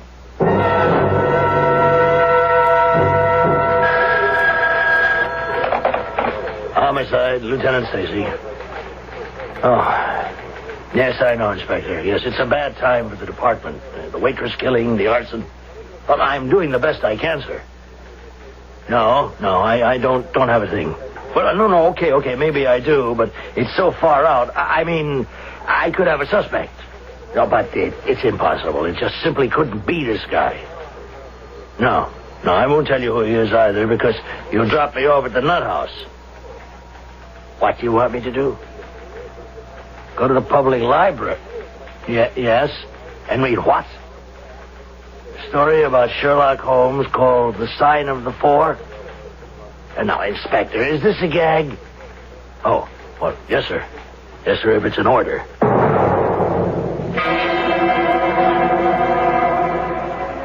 Now, darling, isn't this pleasant? Yeah, I just, You just what? No, I'm just not used to being home on a Friday night, that's all. Why? Why do you find it so necessary to go out? I don't know. Well, try to think. Del, is something lacking in our relationship that you have to find it elsewhere? Is something lacking? Well? Yes. You know what it is. Delbert, I'm willing to be patient. And perhaps if both of us try... No, Rhoda, it isn't that. Why do you women always think that it has to do with... Then what else is lacking? It's something that... Yes? Well, I think he said it. Who said it? The one on the program, that Jerry, whatever his name is, he said it. Well, what did he say? I can hear him. I can hear exactly how he said it. Doesn't it ever get boring? I mean, here are all you firemen sitting around the firehouse, and you never get to go to a fire. Now, don't you miss the excitement of racing down the street, sirens screaming? Bells clanging and the thrill of conquering the fire itself, of subduing the flames, the adventure. But I also heard what you answered, Del. The greatest excitement a fireman can experience is the quiet excitement of sitting in the firehouse and knowing that all is well, all is safe in the city. If I said that, I lied. Del! Because I miss it. I miss it. I need it. What? What do you need? The fire. What fire? The fire! The fire shooting up into the sky. The searing flames, the billowing smoke. The shouts of the firemen, the police, the crowds. And the flames. Ooh, those flames. Have you ever seen the rest of the street, the other houses? How the shadows play over them, the shadows of the leaping flames? And you can almost feel those houses and buildings shudder and moan with fear and dread and apprehension. Shall they be destroyed or shall they be saved? Del, don't say any more. Just sit here with me. Let me put my arms around you. No, that won't help. She tried that. They all try that. It's the same as it is with you. It's no good. A doctor. Del, you'll have to see a doctor. No. A fire. I want to see a fire.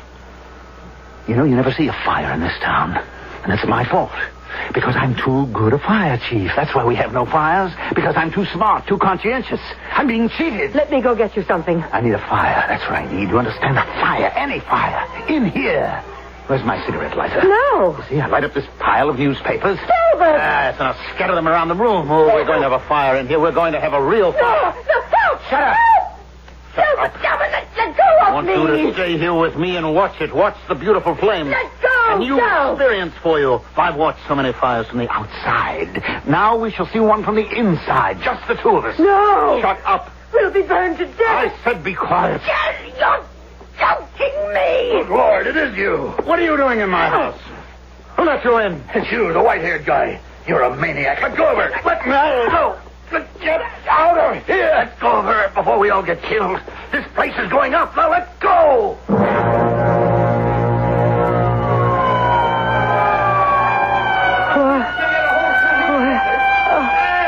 Oh, the house. Oh, it's in flames. Take it easy, ma'am. Take it easy. Oh, I remember now. My husband's in there. I'm sorry. I was able to get you out. I was not able to make it back for him. He tried to kill me. Oh, why? I don't know. I thought I'd come here on a fool's errand. I guess the inspector was right. He set fire to the house. Oh, I can't believe he'd do such a thing. Neither would anybody else, ma'am. Neither would anybody else. But it's impossible. Impossible. Yes, that reminds me. I have to make a call.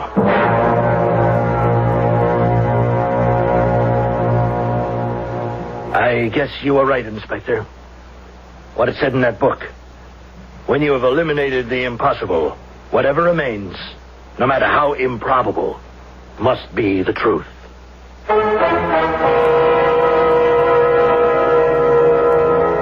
What is the impossible?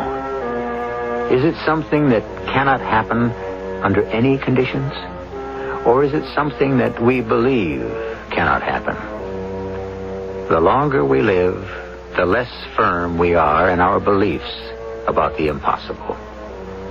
Soon, who knows, that very word impossible shall disappear from our language. But I won't disappear. I shall return shortly.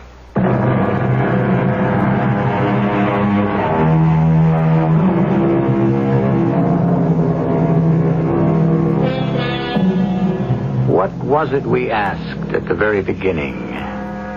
Oh, yes. Are we what we love, or are we what we hate? Or are we a mixture of each? Is each of us a formula of highly volatile chemical properties which can explode suddenly, violently, unpredictably?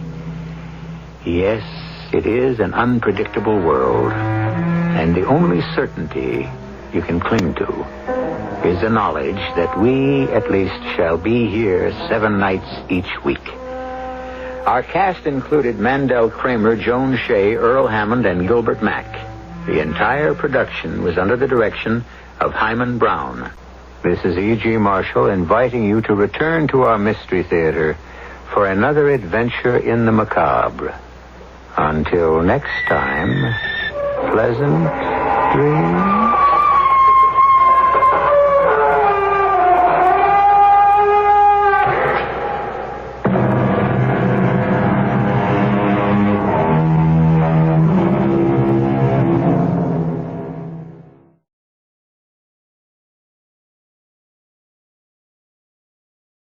The CBS Radio Mystery Theater presents...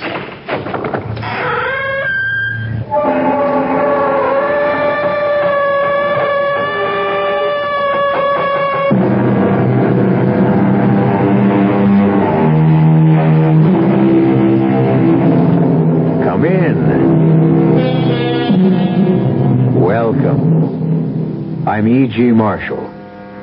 Welcome to the world of terrifying imagination. Make yourself comfortable for the moment. You know, evil has a vitality that defies time. Its power can be curbed, denied, defeated, but only temporarily. And when it returns, its force is more malevolent than ever. We have all been to dark places and felt the presence of evil. And we have all seen things beyond our power of understanding. But, like Tom Fairley, we feel there are explanations for everything. Or are there?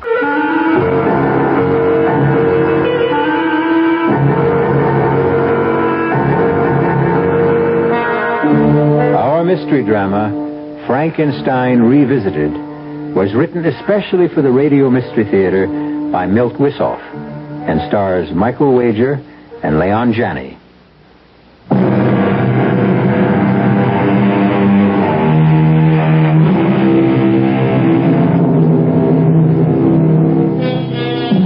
We move now from the friendly people who make these broadcasts possible to the monsters who will make it impossible for you to sleep.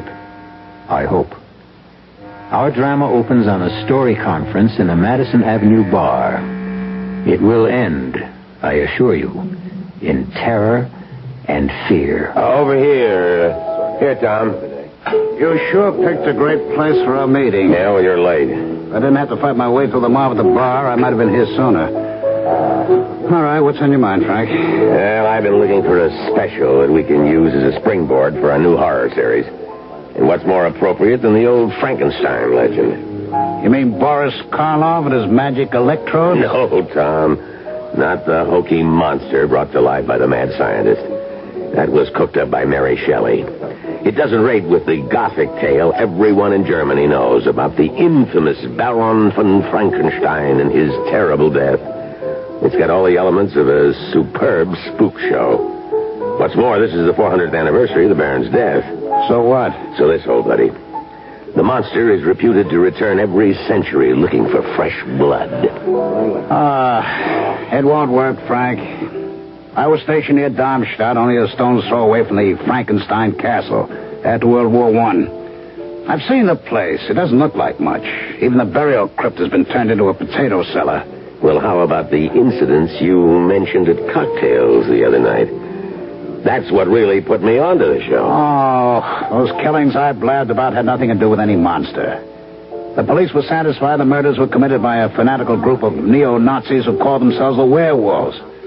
Who's going to be interested in a defunct castle on an anniversary nobody celebrates? Well, they will this year. We're going to billboard the 400th anniversary with a gala festival. Well, who's going to show? The peasants used to have a fit when I even mentioned the Baron's name. That was almost 30 years ago. Oh, they'll come. We're going to have sausage and beer, fireworks, and a dandy house of horrors to set the stage for our countdown to midnight. A fake documentary, papier-mâché, razzle-dazzle. The storyline is sound. It should scare the heck out of people. Now, if you don't want to direct the special, then speak up. All right. Count me in. Good. Now, come on, square with me, Tom. Why all the bull about the potato cellar? You don't want to go back there, do you? No, Frank, I don't like the place. Then why not back out? I don't feel you're leveling. Frank, I want to keep on directing for the network. I won't let anything stand in my way. Not you, not the gray hairs creeping up on me. Not even Frankenstein and his blasted castle. Just let me leave this one thought with you. We'll see how much you enjoy the scene when midnight approaches. I'd like to hear the tune you whistle when the wind howls.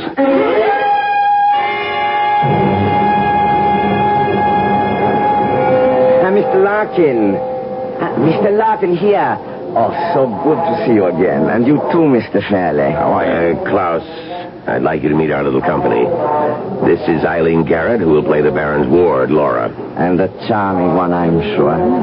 In my life. And Flip Johnson, also known in the industry as The Voice. He'll do the descriptive background at the festival and the castle, the interviews with the man on the street. He will also double as Rolf, the suitor for Eileen's hand. That won't take much acting. In that case, you might do. This is Klaus Folger, our local representative, who will be our strong right hand during the production. We met. When do we meet Mr. Helmut? Very soon. You will find he makes an admirable Baron. Oh, it's very strange. I've never heard of him. Oh, he's quite a well-known actor, I assure you. Now I think it's time to leave for the castle. It's not the plaza, but I hope you will find it comfortable. Well, I'm sure we will. Who goes with whom? Well, there's enough room in the limousine for all of you. The baggage will follow in a small wagon... truck. How about you, Klaus? Aren't you coming with us? No, Frank, I will see that the baggage is not consigned to München by mistake. But I will join you later. I wonder what Mr. Helmut, our Baron, is like. I have a feeling. Oh, Eileen, now you sound like Gloom and Doom Fairley. He's probably just another average, run-of-the-mill weirdo.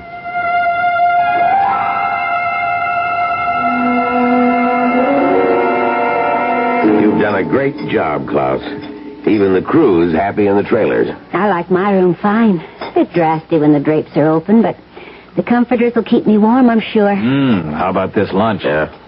I haven't had wild boar since the last time I was here. Oh, is that what it was? It tasted like suckling pig. The secret is in the marinade, Flip. I see. Klaus, why don't you get the ball rolling?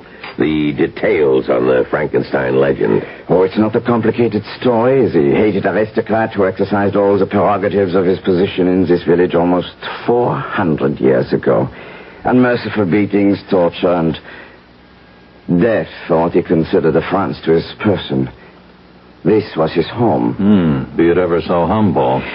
The Baron lived here with his ward Laura, but he was a thoroughly evil man and hardly behaved toward her like an uncle should. Tomorrow is the anniversary of the Baron's death. 400 years ago, the Baron had a spectacular scene in the castle with Laura and her suitor Rolf. He mounted his horse and rode off into the woods. Someone or something ripped him from his horse and tore him to pieces. And the legend says that every century the monster that killed the Baron returns. That's about it. And we'll be doing this direct from the scene tomorrow night. We'll have a short run through this evening. Look for places to spot mics and pick out locations. Flip will stroll through the woods and give us a little ad-lib color. Will there be a crowd there? Not in the woods, Flip, baby. Just you and the Baron and the other monster. Oh, how come? Because no one in this area will venture into the woods after dark. Tomorrow night, the anniversary eve, they may not even stir out of their homes. Is that right, Klaus? Possibly. People here are very superstitious. Oh, are they? Why don't you explain what happened 100 years ago on the last anniversary? I was not yet born. Yeah, but you know what happened. A man was found dead. Dead, Klaus? He was butchered, wasn't he? Torn to shreds? And his head was found at the foot of the hill.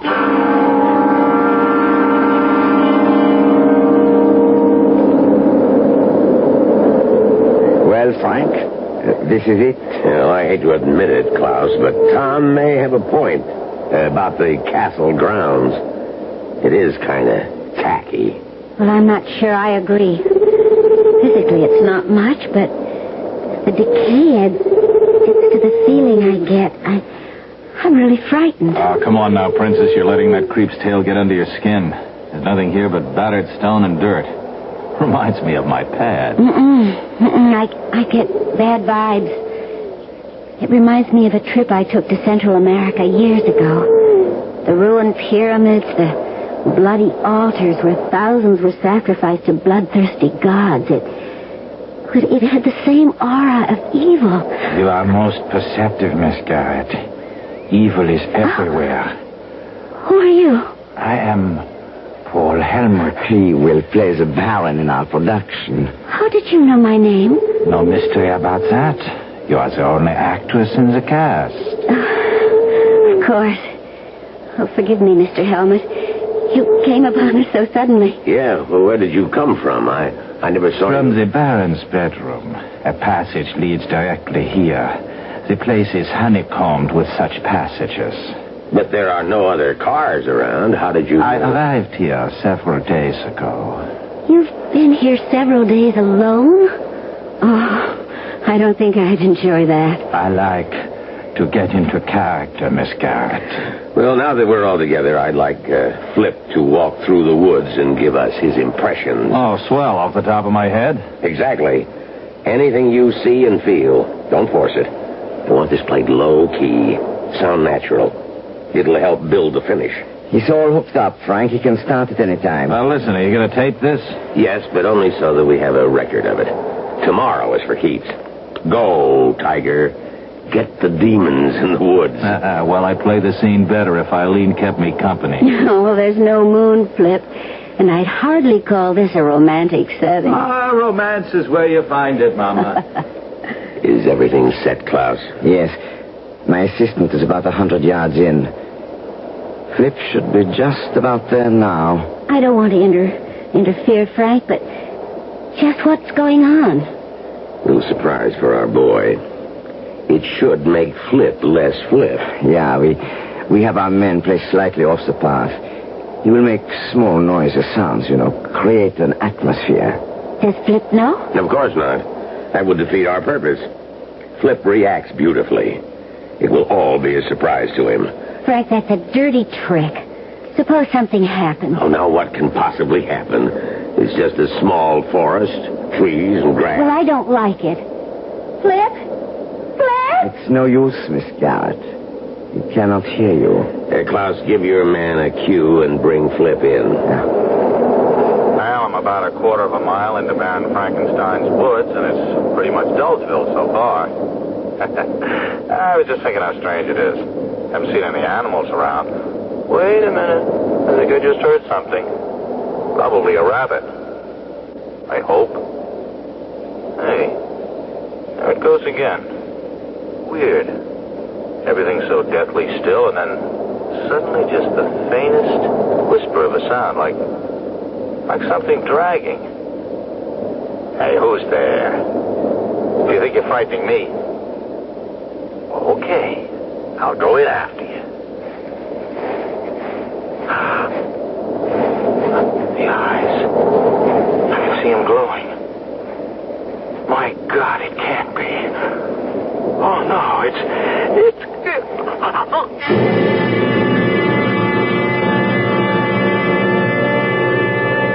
The bard said, some find tongues in trees, books in running brooks, and sermons in stones. Obviously, Flip saw and heard a great deal more in Frankenstein's woods. Or did he? Perhaps we shall know more when I return shortly with Act 2.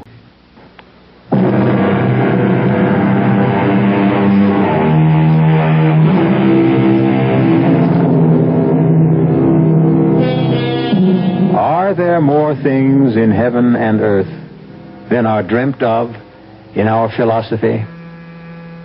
Is there something in Frankenstein's woods that defies rational explanation? Or was Flip Johnson the victim of his own imagination? Perhaps if we push on with our little tale, we shall have the answer. Flip, are you all right? Well, wait a minute. Yeah, I think so. Well, I don't know. I was just strolling along, and wham, the lights went out. What did you see? Nothing. But we heard you, Flip. The eyes, you said. The eyes. Now, wait a minute. What are you talking about? I saw nothing. We have it on tape. You complained about the cold. And the strange lights, the eyes that burn bright. You said it was impossible. All I remember is waking up, and there you were. Standing right over me. What did your men find, Klaus? Let me show you, Frank. Now, here we are. The point where Flip started to run. Well, you can see the prints. Now we follow along for a few yards. And here we have... burned circle. In the middle, discolored. As if the grass had been frozen. Frank, is this something that you... We had nothing to do with that, did we, Klaus? He's right. I admit we arranged a few effects, but nothing more. No, we would have had to have special refrigerating equipment. Well below zero to make such marks.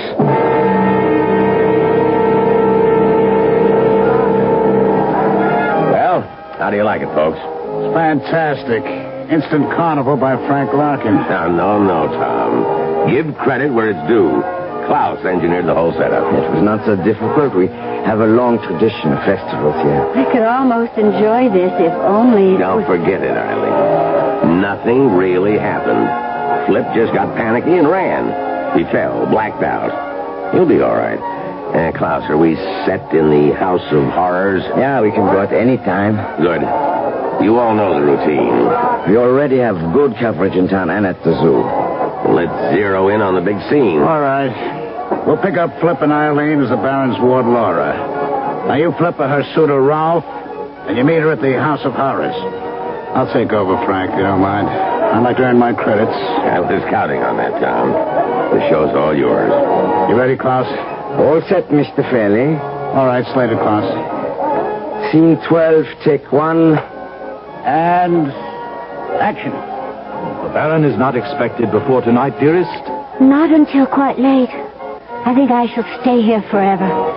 It is so enchanting. I'm sick of formality, Rolf. I'm bored with the same walls, the same faces, the same small talk. And the same guardian? I feel almost free here. Then why not leave? Come away with me.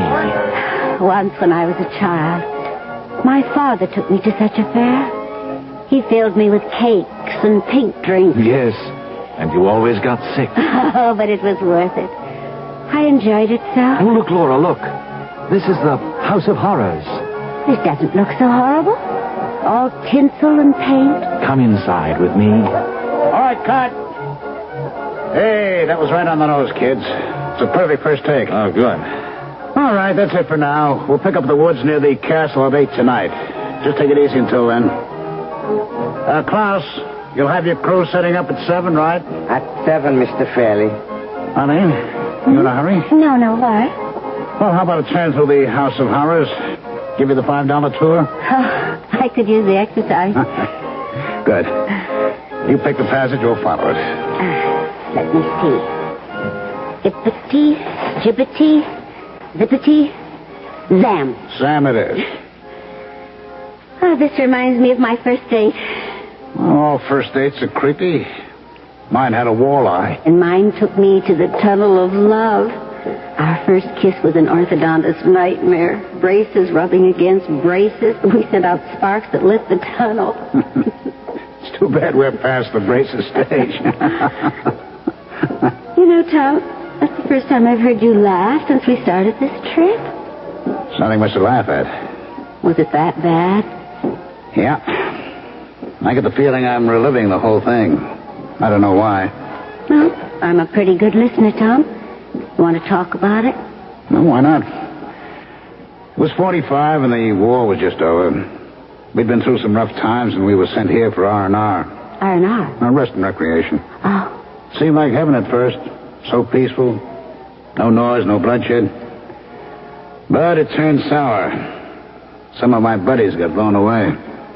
Did they ever discover who did it? No, not a clue. The Army command blamed the neo-Nazis, the werewolves. But the townspeople were convinced it had something to do with the Mad Baron. It's a bad scene. And you? I believe what I see. But it did shake me. I'm glad Flip is all right. So am I. But not for the same reason? Oh, look, Tom. Flip and I are just friends. Casual friends. That's the best news I've had in days. What's that up ahead? Looks like a treadle. Well, what are we waiting for? Treadles are for treading. Step on it. Disturbed my slumber. I will have revenge.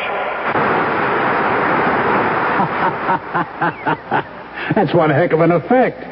The Baron in non-living rubber expanding before your very eyes. This would be sensational at Mace's parade. Klaus didn't overlook a thing. It should go over big with the tourists and the people in the village. On the contrary, after the first person sees this, it will keep them away. Helmut, where did you come from? What are you doing here? Just visiting. Oh, you startled us. I know. I seem to have the same effect on the people in town. You know, you look familiar to me. I've seen you before, but I can't remember where. Shadows and half-light make strange impressions. I wonder if you can give me a hand, Mr. Fairley. With what? Something I found in a recess back there. Okay, lead the way. What is it? I don't know. Signs of digging. I was about to see what it was when I heard your voices. Here. Hey, you're right, Helmut. Those are fresh marks. Don't come any closer, Eileen. What is it? A wild boar, I think. What's left of it? It's not a pretty sight. It's literally been ripped apart.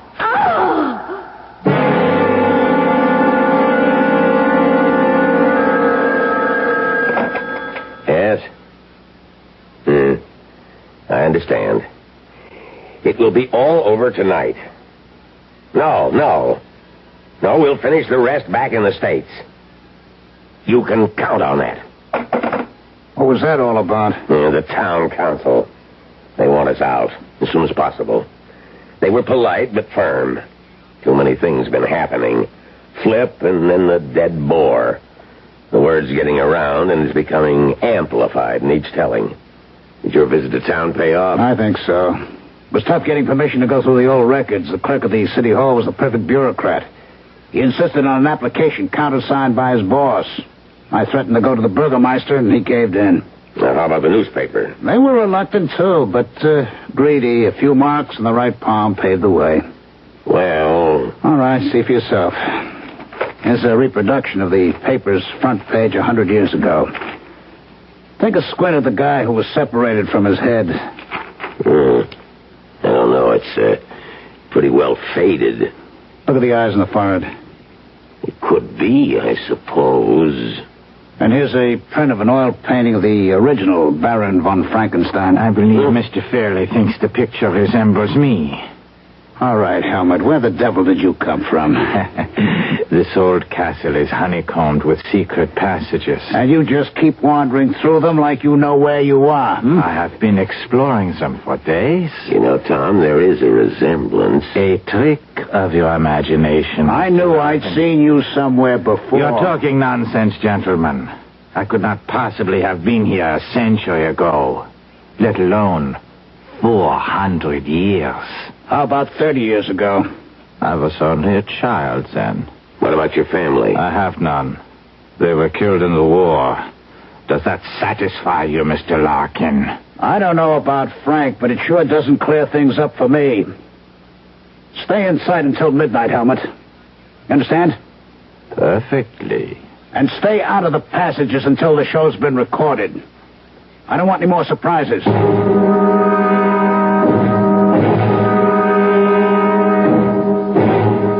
I don't know. This place is beginning to get me. I'll be glad to get it over with. Dinner is ready. We'll eat in here tonight. Just as long as it isn't boar. Hey, where's Eileen? She has a headache. Well, I better go up and see if I can do anything for her. It's not necessary. I've sent some food up to her. I have some bad news. 3 members of the crew quit. They were all as frightened as the townspeople. Bad news? That's all we need. Well, I have replaced them, but with such short notice, I'm afraid I've not been able to run up the most competent technicians. Well, I don't imagine what's happened today helped much. Well, that's all right, Klaus. I know you've done your best, and we'll just keep our fingers crossed. Hey, pass the salad, will you, Tom? Nothing stops your appetite, does it, Flip? No, I'm just a growing boy, Tom. I need fuel for my engines. What's that? Eileen. It's just behind that wall. Impossible. There's nothing there. You keep trying the wall. There may be a passage there. I'm going to a roll. I'm with you. Look, the place is a mess. If anything's happened to Eileen. I know, Tom. Look, footsteps in blood. They lead up to the panel. All right, let's knock a hole in it. It's no use. It's oak, several inches thick. Here. Press this carving. Where did you come from, Helmut? All right, we'll talk about that later. Hey, look, it's moving. And there she is. Eileen. Eileen. Eileen, honey. Here. Yeah, that's good. She's coming around. Are you all right, Eileen? What happened? Well, I was lying in bed, trying to pull myself together. It was dark and cool. Suddenly I felt something in the room. I sat upright, but I couldn't see anything. I knew it was there. I stepped off the bed, felt something warm and sticky. I panicked and ran. Next thing I knew, I was being held. And then... nothing. You fainted. I suppose so. But just as I was going out, I heard my name. Who was it? I don't know. It was just a whisper. A nightmare, perhaps? A nightmare? With a German accent.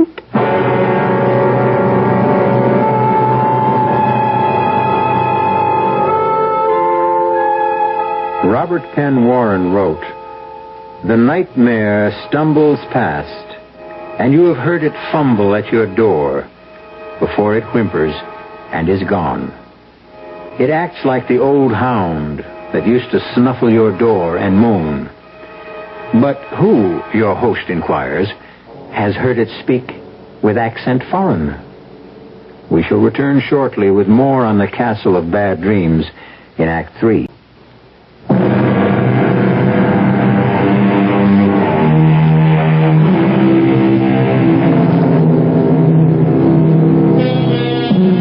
If you have ever ridden a nightmare, you know what a hellish mount it can make.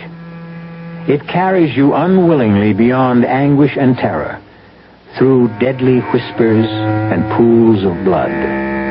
But oh, the relief when it's over. Let's return now to Act 3 and the end of the ride. How's Eileen doing, Tom? Physically fine, but she's as tight as a drum. Now, look, why don't we get the police in, Frank? No way. We got 2 strikes against us in town now. Call the authorities in and we're through. We've gone too far. We certainly have. We're right up against the point of no return. But the production is almost Oh, finished. damn the production! What does it take to convince you, corpses? You're being melodramatic, Tom. Nothing's really happened yet. So Flip saw something and a boar was slaughtered. Did you see the condition Eileen's room was in? And how did she get into the passageway? Surely you've heard of sleepwalking. And I suppose she dreamed up the mangled animal and the blood, huh? No. But so far, no one's been hurt. Yeah, so far. And nothing is going to happen. Now, we've got everybody on the alert. There are guards all around the place. Klaus has brought some extra men in. We've taken every precaution. Every precaution except the most obvious one. Now, let's get out of here, Frank, before it's too late. Not until the show's wrapped up. Come in. What is it, Helmut? Volker says we're ready. Oh, you used the door this time, Helmut. What happened? The passageway blocked? Why the get-up? You won't be on camera, you know. Just a few replicas of the Baron's wardrobe to help me get into character. Authentic, I can assure you. You're taking this role quite seriously. I take all my roles that way. I know only one way to act. If that's all, I'll be going. Okay, tell them Mr. Fairley will be right there. All right, what's up, Frank? I should be splitting too. Now, look, Tom, I don't feel there are any grounds for your suspicions, but I've had some checks made on Helmut's past. What he's done, where he comes from. I expect a report any moment now. That should clear the air. Well, I hope so. Now, all I ask is let's get the job done. Don't let your feelings get in the way. I won't. But if the news is sour, don't keep it from me, will you? In this case, ignorance can be disaster.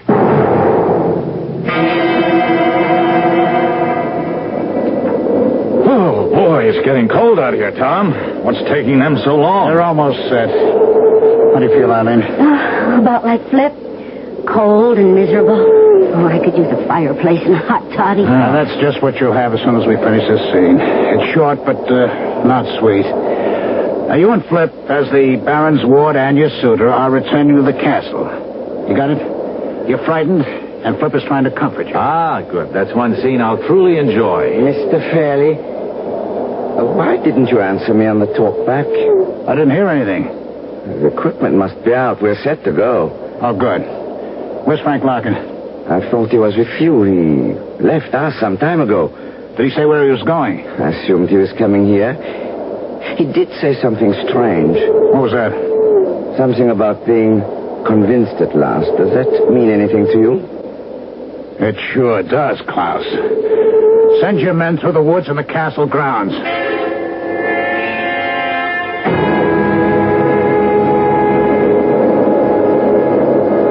Look, I think we're just wasting our time. Let's go back to the castle and wait. He'll be along. You can go back, Flip. I'm not going to give up until we find Frank. Oh. We still have the crypt to search and Klaus's crew to hear from. Mr. Ferry, it's Mr. Larkin. We found him. Come quickly. This way, Mr. Ferry, in the clearing. Is he hurt? Yes, I think badly. There. Frank, are you all right? He cannot hear you, I'm afraid. Oh, but he's still breathing. Get an ambulance. Help is on the way. Was he conscious at all? No. Oh, no. Don't try to talk, Frank. We're here. You're going to be all right. Frank, just lie quietly, huh? Don't come near me. Don't touch me. Don't... He's shivering. Throw a blanket on him. Who did this, Frank? Cold, damp, and the smell. Who was it? Cold, bitter cold, and smell, decayed. Frank. Is he... No. He's unconscious. We'll talk to him later. Folger, did your men find anything else? Just the grass. It is curious, Tom. What? I don't see anything. Yes, you do, but it doesn't mean anything to you. You weren't here when we found Flip.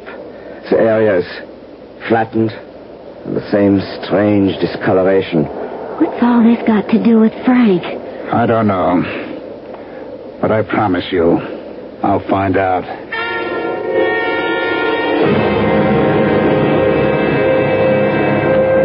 Hello. Listen, I'm calling about Mr. Frank Larkin. The patient in room 305. You understand me? Oh. I'm sorry, I didn't mean to shout. I see. Thank you. Tom, what did they say? Well, his condition is stable. That's what every hospital says unless you're dying. Do they expect him to be there long? Just a few days. You know, it's all so strange. So many things have happened. Flip, you, and now Frank. But nobody's been really hurt badly. Yeah, there are a few mangled animals. Yes, well, that's what's bugging me. The animals get slaughtered, but people are more frightened than hurt. Except for Frank's close shave. Well, why? It doesn't make any sense. Anything powerful enough to mash some poor defenseless creature surely could do more damage than that. Well, maybe there's no connection between any of the things that have happened. Oh, that'd be piling coincidence on a coincidence. I don't believe it, and I don't think Frank did either. After he got that phone call he was waiting for. Well, then why don't you call the police? For the same reason that Frank didn't. But you kept begging Frank to delay the production. Oh, not now. I'm going to finish it tonight, for Frank's sake. But I'm going to be sure that whoever's behind this pays the price. And how will you do that, Mr. Fairley? Oh.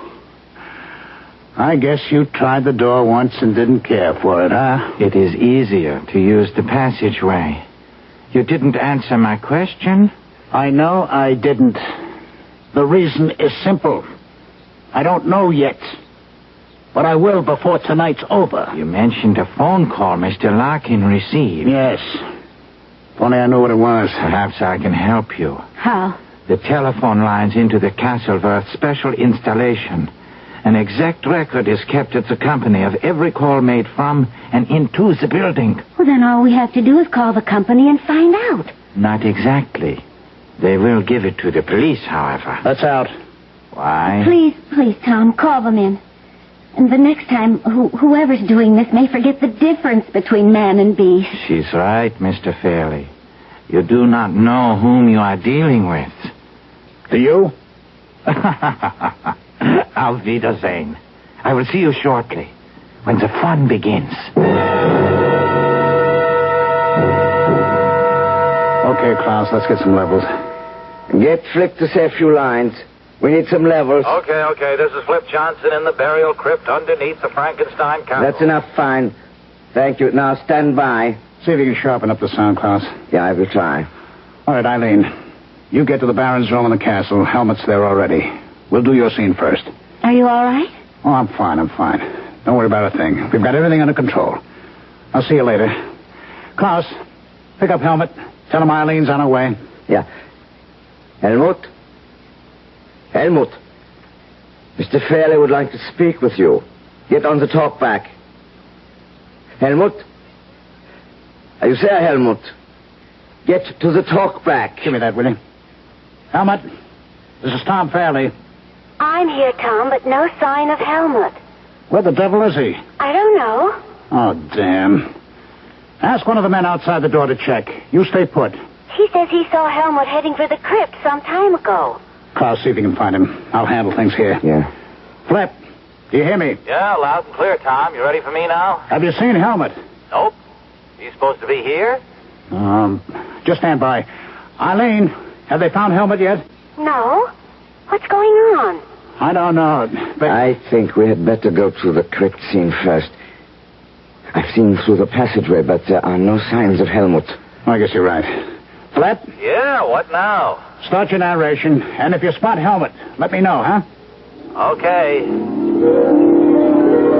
This is Flip Johnson in the burial crypt underneath the Frankenstein castle. It is said that every century the monster that slew Baron von Frankenstein returns to feed his bloodlust. And every century the Baron returns from his grave to meet his fate again. We are less than a minute from the hour of midnight, when all this is supposed to take place. The question is, what will happen here tonight? In just a few seconds we shall know. This burial crypt is one solid room cut out of deep rock. Behind the crypt is a tunnel leading to other burial vaults and to passages that have never been truly explored. It is reputed that 1,000 years of Frankenstein lie buried here. Wait a minute, cut it, Tom. I have to stop. Listen, are you picking up any sounds? Yes, something that sounds like dragging. Do you see anything? Well, no, but the sounds are getting louder. Tom, are you trying to pull something? Well, no, Flip, believe me. Why would I try to pull it? Something seems to be dragging. I hear breathing. At least that's what I think it is. It's getting cold and damp in here, and I smell something horrible. Get out, Flip. Get out as fast as you can. All right, close in, men. Get into the crypt as fast as you can. I want every man in there. I can see them now. Eyes. Evil. Bright as cat's eyes. Glowing. And enormous. Oh, God, help me. I can't move. It's here. It's here. Who are you? This is the crypt, Tom. Someone's heading into the passageway. Over there, I think it's Helmut. What about Flip? It's not good. His throat's been crushed. He's not breathing. Somebody stay with Flip. The rest of you go after whatever is in that passageway. There. Stop, Helmut. Don't move. He's gone. What do you mean he's gone? He's disappeared. Vanished. Into thin air.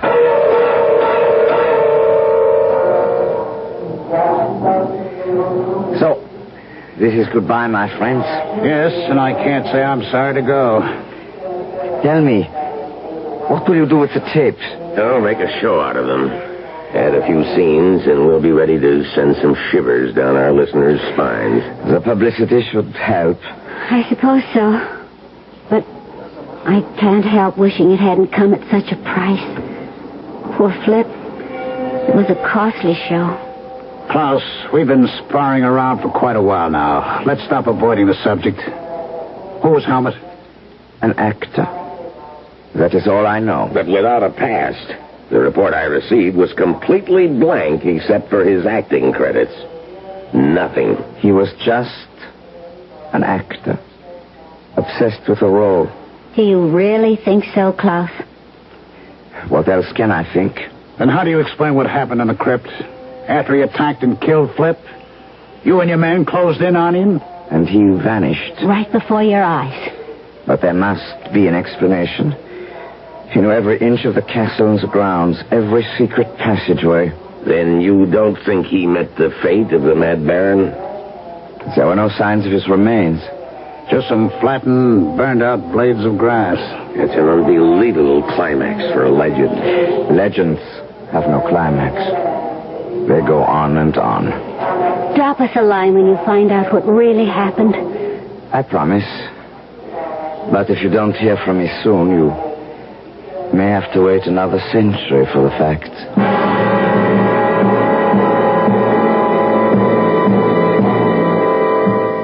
Since we don't have 100 years to spare, we'll just have to make up our own minds about Paul Helmut. Was he the infamous Baron von Frankenstein brought back to life? Or was he, and I don't mean to be redundant, merely a crazed actor? I'll be back shortly.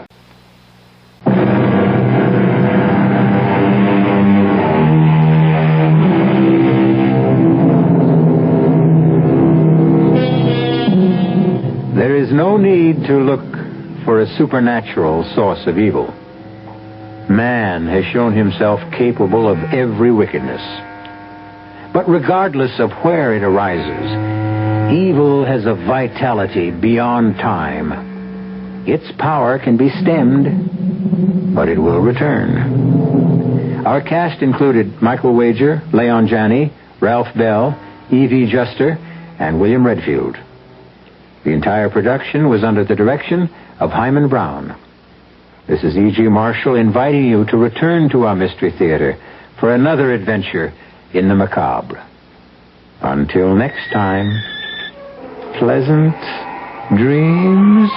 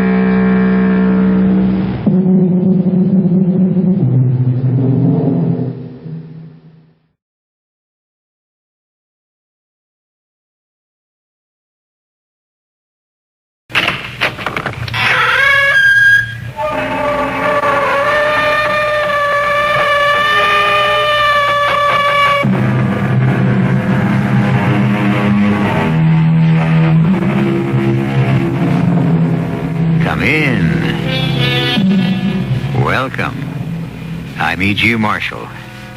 Welcome to the halls of mystery, the corridors of terror, where the impossible becomes the probable, and the unexpected becomes the accepted.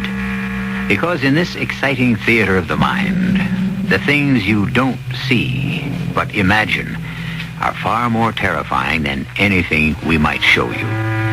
Oh, you'll hear strange things, and these will conjure pictures that only you can produce. For starters, let's listen in on a phone conversation between electronics engineer Roy Watson and his boss, Andy Carter. Hello, Roy. I know it's 10 o'clock at night, but I've got something strange over here at the lab. Can you come right over? Well, sure, Andy. What's up? It's something on the L43 tape recorder. The one I brought home the other night? Yeah, and while you were using it, it picked up those sounds you've been telling me about. Well, the mice? I don't know what you've got in those walls of yours, but they're sure not mice. I want you to get over here and listen to them.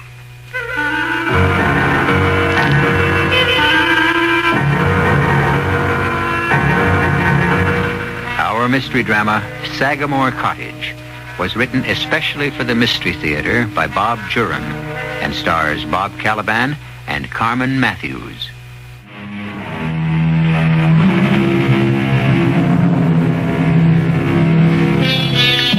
Large houses have large shadows and large secrets.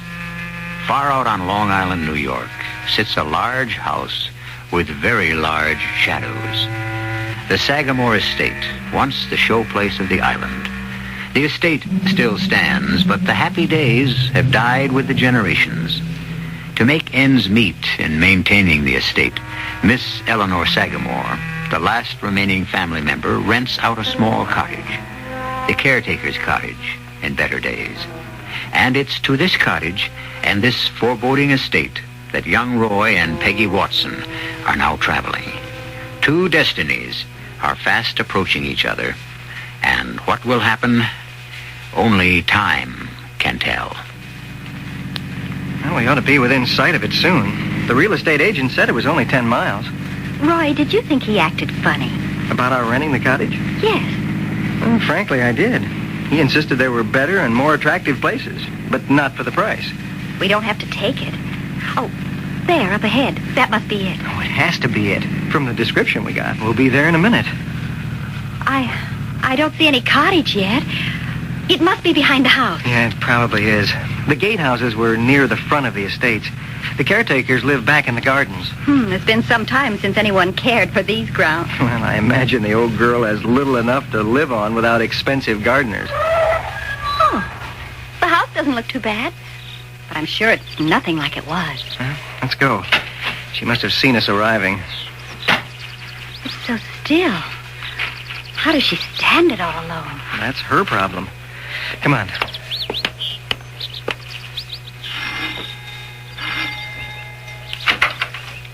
You didn't have to ring. I saw you. Miss Sagamore, we're the people about renting the cottage. I know it. Who else would be coming up to Sagamore? Well, can we see it? You'll have to see Miss Sagamore first. She must decide if you're right for it. Well, then you're not... I'm Margareta. Show them in, Margareta. Don't stand there crabbing. You heard her. Come in. I'm Miss Sagamore. How do you do? That will be all, Margareta. Yes, Miss Sagamore. Shall we retire to the library? Actually, I could answer the door faster than Margareta, but she's been here so long I couldn't hurt her feelings. I have to allow her the chores. I understand. It's nice of you. We arrived at Sagamore the very same day. She came to work as a housemaid the day I was born. But you're interested in the cottage, not in us? Well, we would like to see it. Please sit down. What brings you to the island, Mr. Watson, is it? Yes. I'm starting a new job out here with Crown Electronics. Oh, that ghastly building 2 miles down. I've heard they do evil things in there. No, it's an electronics research firm. Ray guns and weapons. Not quite. We're experimenting with a new transistor. I've been hired to head a team. It's my specialty. I know nothing about it except it's evil. But I won't hold it against you. I like you both. You know, Mrs. Watson, you strongly resemble Marie Antoinette. Has anyone ever told you that? Well, no. A striking resemblance. Turn your head a little to the side. Oh, well. Yes, even the profile. Perhaps we could see the cottage? Oh, of course. I get carried away sometimes. That's all right. I knew I married a queen. It's quite remarkable. Quite.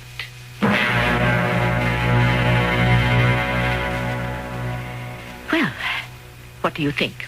It's absolutely charming. Oh, suits me fine.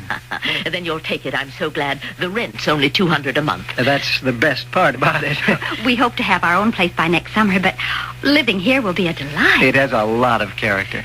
Well, then let's go back to the main house, and I'll give you a receipt for the first month's rent. I don't ask for a lease or anything like that. You look like reliable people. Thank you. And desirable people. Very desirable.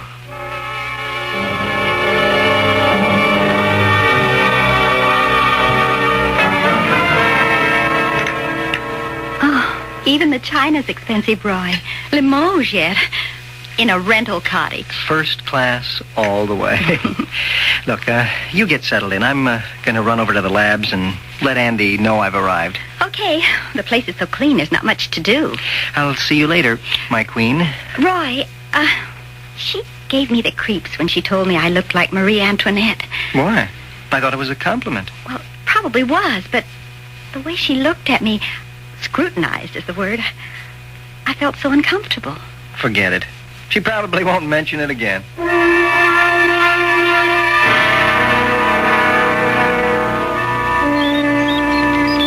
Roy, I didn't expect you till Monday. When'd you get in town? Yesterday. We wanted to get settled first, so we drove in and got us a place to stay. Great. But you don't have to be on the job till Monday. Oh, I thought I'd take a couple of days to look around, get familiar with the plant ahead of time. I like that kind of attitude. I think we're going to work well together. Well, that's why I took the job. Come on this way. I'll show you your office. Where are you staying? You find an apartment in town? Oh, better than that. We took the cottage on the Sagamore estate, 2 miles down the road. Oh, the Sagamore place with that wacky old dame? Oh, she seemed okay to us. Peg loves the place. You wish you weren't renting there. Why? Because Miss Sagamore's different? The last 2 tenants in that cottage, first an elderly man, and then after him a young widow, disappeared. Disappeared? They apparently left and never came back. Nobody bothered about the old man, but when the young widow disappeared, her folks came looking for her. They were frantic. And she was never found? I don't know. Never heard any more about it. That was 3 or 4 months ago. They passed her picture out all over the place, hoping someone had seen her. But surely they didn't think Miss Sagamore. Oh, no. She seemed as surprised as anyone else that they'd left. In fact, I still have one of the pictures here. Kept it just in case there was a way to help those people. Oh, attractive, isn't she? Yeah, just 26. Sort of looks like Marilyn Monroe in a way. Little darker, though. I still wish you'd move out of there. You find me 2 bedrooms, carpeting, fireplace, and utilities for $200 a month, and I will. Well, you win. But watch your step. I don't know what it is about that place, but I don't want to lose a good assistant.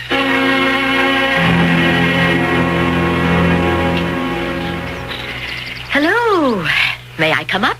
Oh, Miss Sagamore, of course.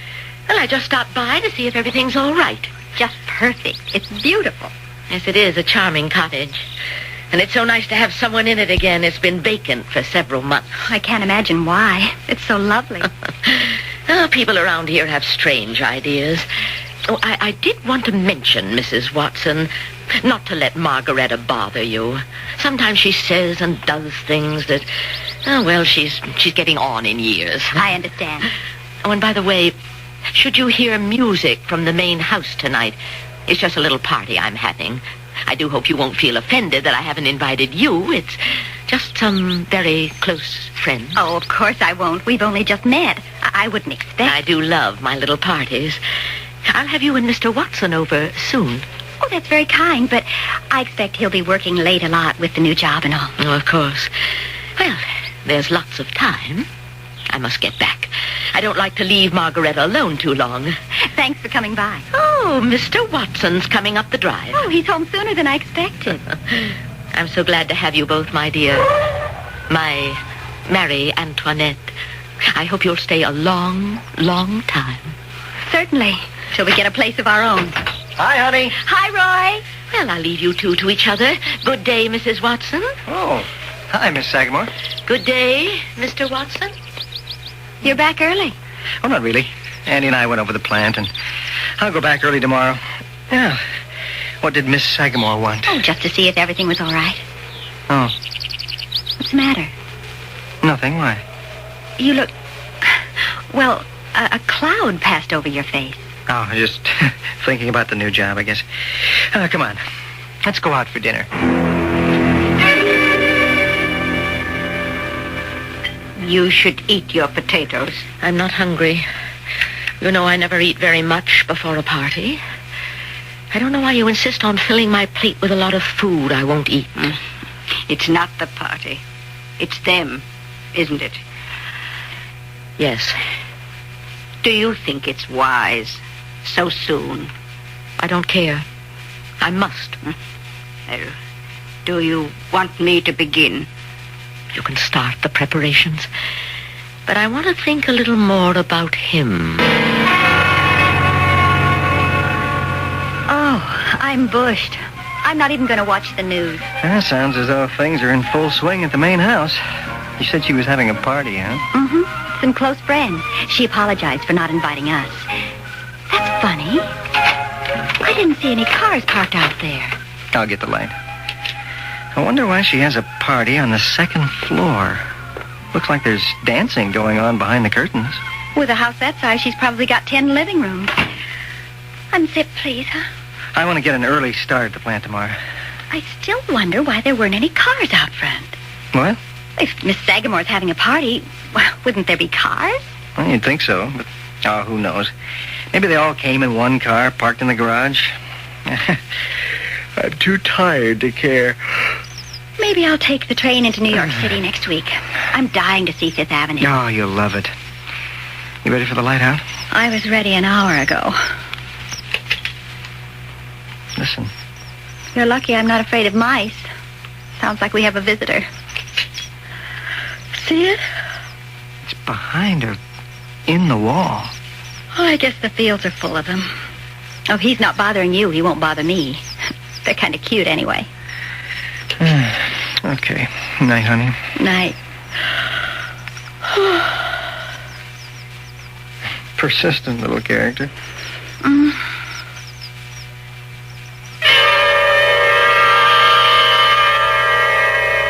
It seems that Sagamore Cottage has more than Peggy and Roy Watson for tenants.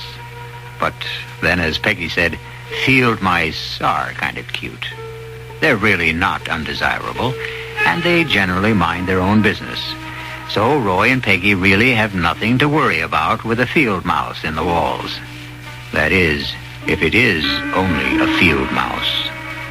We'll return to Sagamore Cottage shortly with Act 2.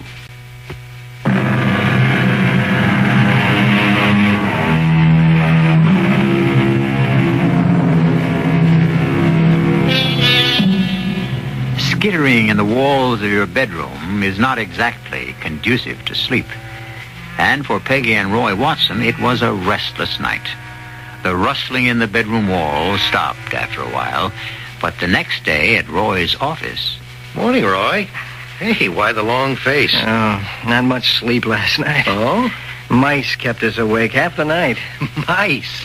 In the walls, rustling and squeaking. Yeah, I told you shouldn't have rented that place. And Peg's going in to get some traps when she goes shopping. A cat's better, if they're field mice. And they probably are. They can grab that bait without setting off the trap. They don't weigh half an ounce, you know. But a cat, now he'll take care of them. Yeah, maybe you got a point. I'll talk to Peg about it tonight. Feel like starting on that transistor scheme today? Sure. Fine. I'll have Jim McDonald set you up. And say, you might check with him about a cat. His house usually has a litter or two. His wife has a soft heart for strays. Okay, I'll get me a cat. Aw, isn't he sweet? Hey, Jim said he's almost a year. Just right for mousing. Well, the traps didn't catch anything in 2 days. Maybe just having the cat around will scare the mice off. Oh, you're beautiful. I'm going to call you Tiger because you're such a ferocious-looking fellow. I love you already. There, down you go. And scare some mice. You want some help with dinner? Nope, everything's ready. Mix us a cocktail. What's the matter, Tiger? Oh, he's backing away from something, but what? Oh, great. Our first cat, and he's afraid of mice. Oh, come here, Tiger. What's the matter? Well, he seemed to be calming down a little. Something frightened him. Well, he's supposed to do the frightening. The sounds haven't been too bad for the past couple of nights, though. You seen anything of Miss Sagamore? Oh, she dropped by this afternoon with some flowers. Pathetic little violets she said she grew herself. I think they're growing wild all around the property. She talks too much, but she's really very pleasant. That housekeeper gives me the willies, though. I don't know how she stands her.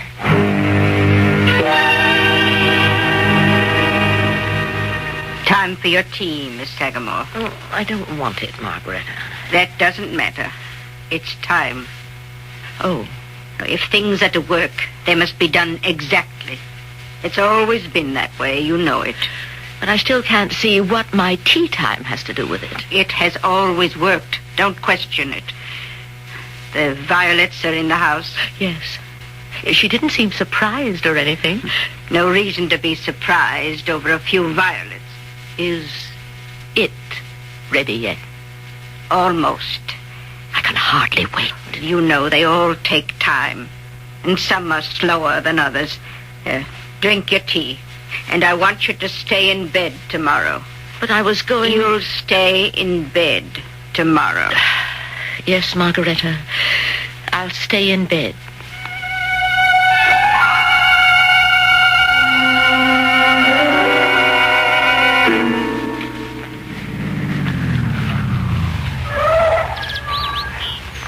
That's strange. I was sure I closed the house door behind me when I left. Oh, hello, Tiger. Hey, you didn't open the door, did you? Well, it's a good thing I came back for the tape measure. I'll be sure to lock it this time. Margaretta. Oh, Mrs. Watson. What are you doing here? Well, I just came to see if everything was all right, if you needed anything. I am the housekeeper. I keep my own house, thank you. I don't mean to be rude, but I don't want you or Miss Sagamore coming in here when we're not home. Oh, I'm sorry if I've upset you, Mrs. Watson. Good morning. Goodbye. If there is a way I can be of service, please call. That chance.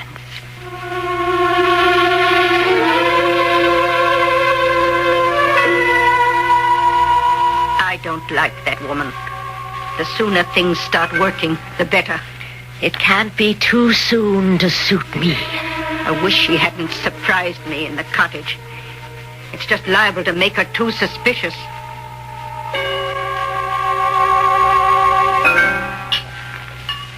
I suppose I was rude, but I didn't like her snooping. And I'm sure that's what it was, snooping.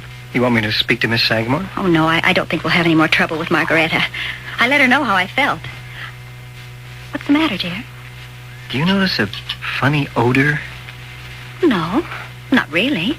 Sort of like seaweed. Well, a little, now that you've got me thinking about it. But this is Long Island. Nothing but salt air and seaweed. Yeah, I suppose. I just hadn't noticed it before. Here's your drink. Thanks. Good grief, my rings. I've heard of throwing your weight around, but not your rings. That's never happened before. My engagement and my wedding ring, both. They just slipped off when I reached for the glass. Here they are. Oh, they're usually too snug. Roy, look how they slide on my finger.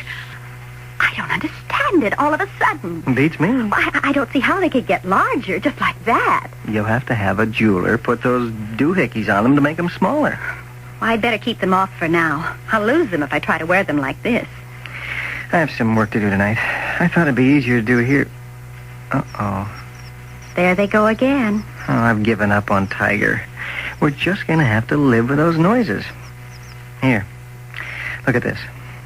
Looks like a watch. No, a tape recorder. You're kidding. That small? Oh, this is nothing to what we expect to do. Someday a recorder smaller than a diamond in that ring of yours. This one actually works. Microphone, tape, speaker, all in this little case, no bigger than a pocket watch. Fascinating. But you have to work. I better get dinner. I'll have my second drink in the kitchen. Oh. Honey, take it easy. I'm all right. My right shoe just slipped off when I stood up.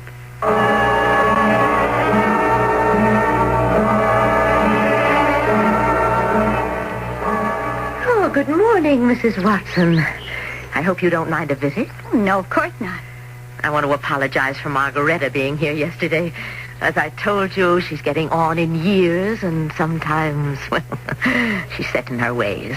Always has to have someone or something to care for. Well, I'm sorry if I was rude to her, but I didn't like her being in the house that way. How are you feeling? Feeling? Fine. Why? You're looking a little thinner. You notice? Well, I'm afraid so, but, then it's probably just the change, the adjustment to a new life. I have found that my clothes, my rings are looser. Well, it's not so bad. Overweight can be a problem. But I was never... It doesn't matter. I'm having another party next Saturday night. The last one didn't disturb you, did it? Oh, no. Good. One of these days, you and Mr. Watson must come to the ballroom. You particularly. I know you'll find it enchanting someday. You'll see. Yes, that's very nice of you. Well, I must go. Margaretta gets nervous when I'm out of her sight for too long. Good day, Mrs. Watson. Well, let's face it, Peg. We've both got to see a doctor. This weight loss isn't natural. I know. I'm feeling weaker, too. My suits are all a size too big. We've been losing weight. Now, Andy wants us to see the company doctor. He says she's great, and we don't know any other. She? Yeah, a lady doctor. She has a private practice in town, but she treats all the company employees. Well, all right. Maybe we'd better. Maybe it's a virus or something. I mean, for both of us to be this way.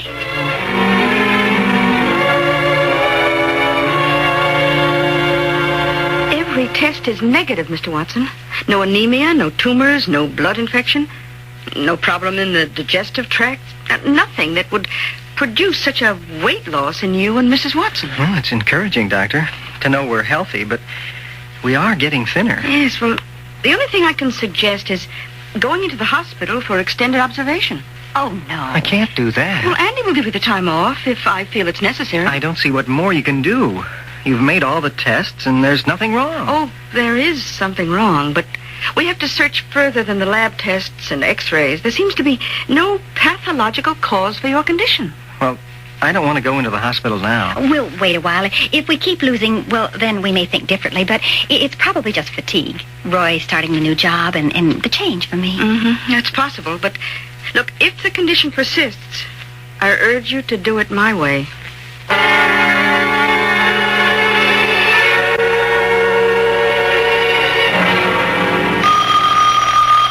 Oh, I get it. Hello? Hello, Roy. I know it's 10 o'clock at night, but I've got something strange over here at the lab. Can you come over? Oh, sure. What's up? It's on that tape in the L43 tape recorder. Well, the one I brought home the other night? Yeah. I don't know what you've got in those walls of yours, but they sure aren't mice. I want you to get over here and listen to them. Hi, Peg. I hope you don't mind my tagging along, Andy. I'm curious, too. Not at all. Let's go in the lab. What's the sound, Andy? I was testing the L43 and discovered you must have had it going while you had it home. Yeah, I was showing it to Peg. Whether you knew it or not, you were taping the sounds in your walls. They came in very distinctly. But when I played it back at half speed, it seemed to talk. What? Well, here, listen. Now, this is the sound at normal speed.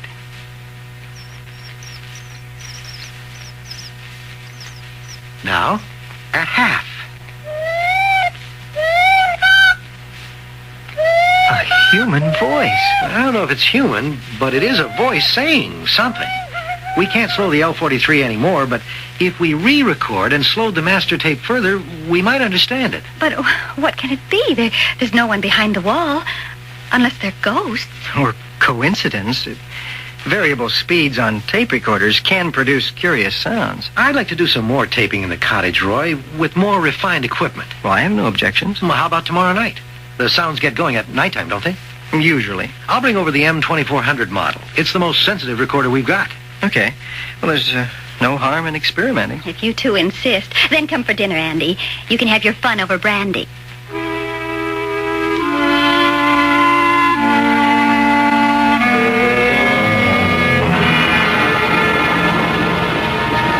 I hope Andy likes sauerbraten.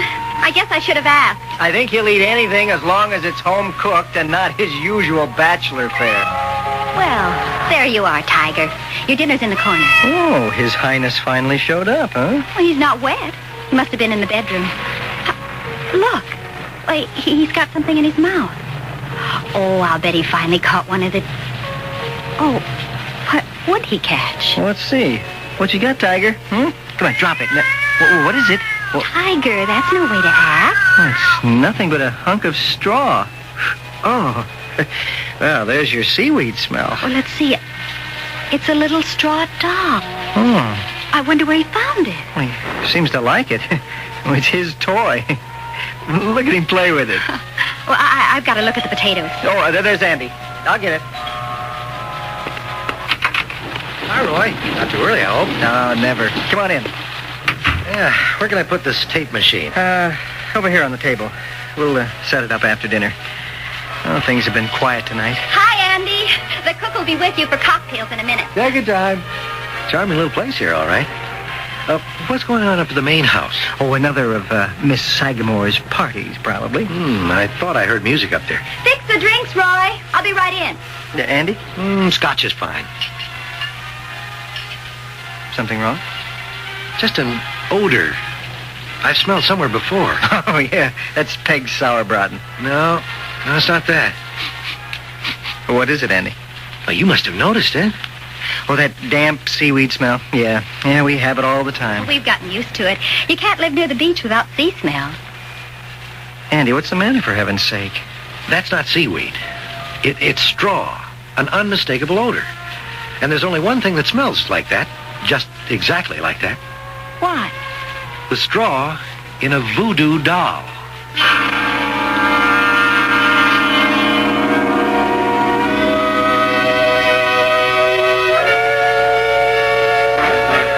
Things at Sagamore Cottage seem stranger all the time. Noises in the walls, the Watsons' weight problem, and now voodoo? In the 1970s on Long Island? Well, they tell me it's not limited to Haiti. But is it really a voodoo doll or just something the cat dragged in? We'll find out when I return shortly with Act 3.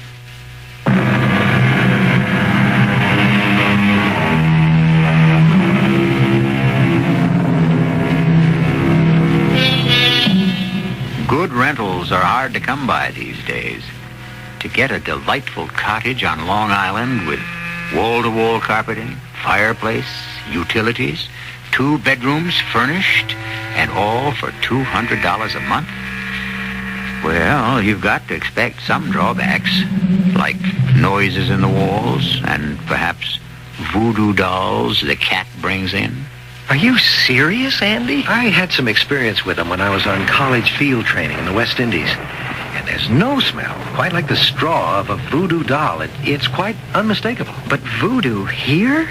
Oh, good Lord. That thing Tiger brought in. It was a hunk of straw. Shaped like a little doll. What?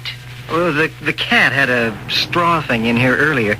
We didn't think anything about it. Where is it? Well, Tiger was playing with it like a toy. It must be around here someplace. Well, forget dinner for the moment, please. I must see that thing. Well, I'll see if Tiger's in the bedroom. He brought it into the kitchen first. Let's try there, Andy. Now, you may think I'm making too much of this. Well, I don't know what to think, but you don't expect me to believe Miss Sagamore and that weirdo maid of hers are bewitching us. Look, I smell something I don't like. You describe a straw doll the cat found. Now, that's a hex, no matter who's pulling it off. Somehow, I just can't take this seriously. Tiger's in the bedroom sleeping, but I can't find that thing. I don't know what he did with it. You say it's not doing you any harm, Roy. What about your weight loss? What? Just tension and fatigue. Dr. Mason didn't think so. She wanted more tests. You're suggesting our weight loss is due to a hex? I suggest you both get out of this cottage as fast as you can. Now, forget the recording we were going to do. Forget looking for the straw thing. Pack up and get out tonight. Roy, I'm frightened. And you better be. I told you about the others, Roy. What others? I never told her. An older man who lived here before, and then a young girl after him. Both disappeared, never a trace. Roy, is that true? All I know is what Andy tells me. It's true. How or where they disappeared to, no one knows. But there's something unholy here. And I want you two out of it. Roy, that odor, we thought was seaweed. We first noticed it the day after I surprised Margaretta in the cottage. But do you think... She was planting the doll here? It could be. It's been hidden in here all the time, until Tiger found it. Okay. Let's not lose our scientific heads. I wouldn't wait, Roy. Just leave. You're paid in advance. Take my apartment. I'll bunk in with Jim McDonald. Okay, Andy. We'll get out, but one more night's not going to make any difference. Okay, that's up to you. But you'll leave in the morning? I'll tell Miss Sagamore. First thing.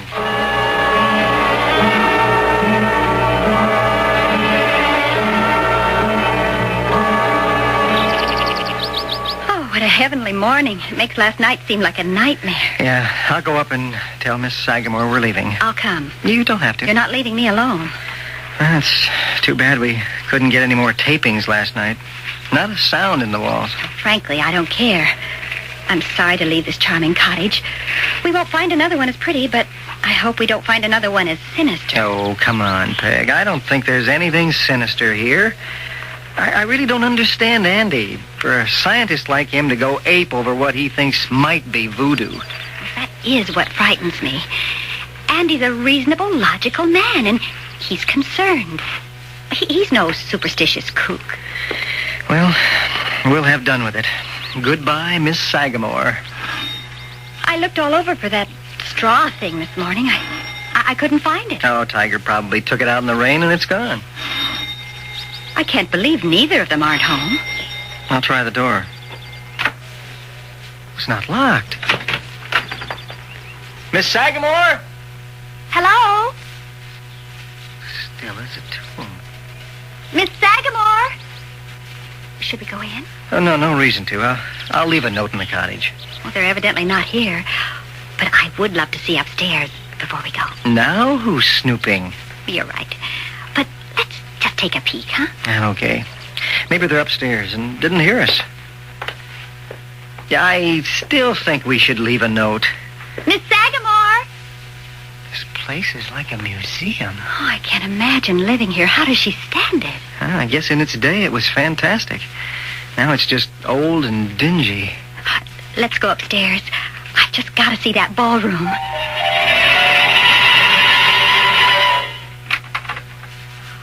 Oh, Roy! What a room. Oh, well, there must be hundreds of them. Is this where she holds her parties? I don't see how she'd dare with all this china. Hundreds and hundreds of figurines. But we saw people dancing. There's shadows on the curtains. Maybe this isn't the same room. It has to be. Oh, look. On the table by the window. The clowns? Pierrot and Pirouette from the old Italian Commedia dell'arte. The figures are so lifelike. So smooth. Oh, I wouldn't touch it if I were you. Oh, it's a music box. They dance. Those must have been the shadows we saw against the curtains. These are Miss Sagamore's party guests? Oh, she's an old woman lost in her memories and souvenirs. I think we ought to get going. These things are all so beautiful. Oh, this table seems to be all fairy tale characters. And over there, a complete English drawing room. Well, look, even Bo Peep's sheep look real. Except for the size.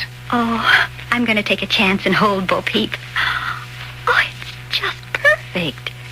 But no name. Usually the designer's mark is on the bottom. But such perfect features. She sort of looks like Marilyn Monroe, only darker.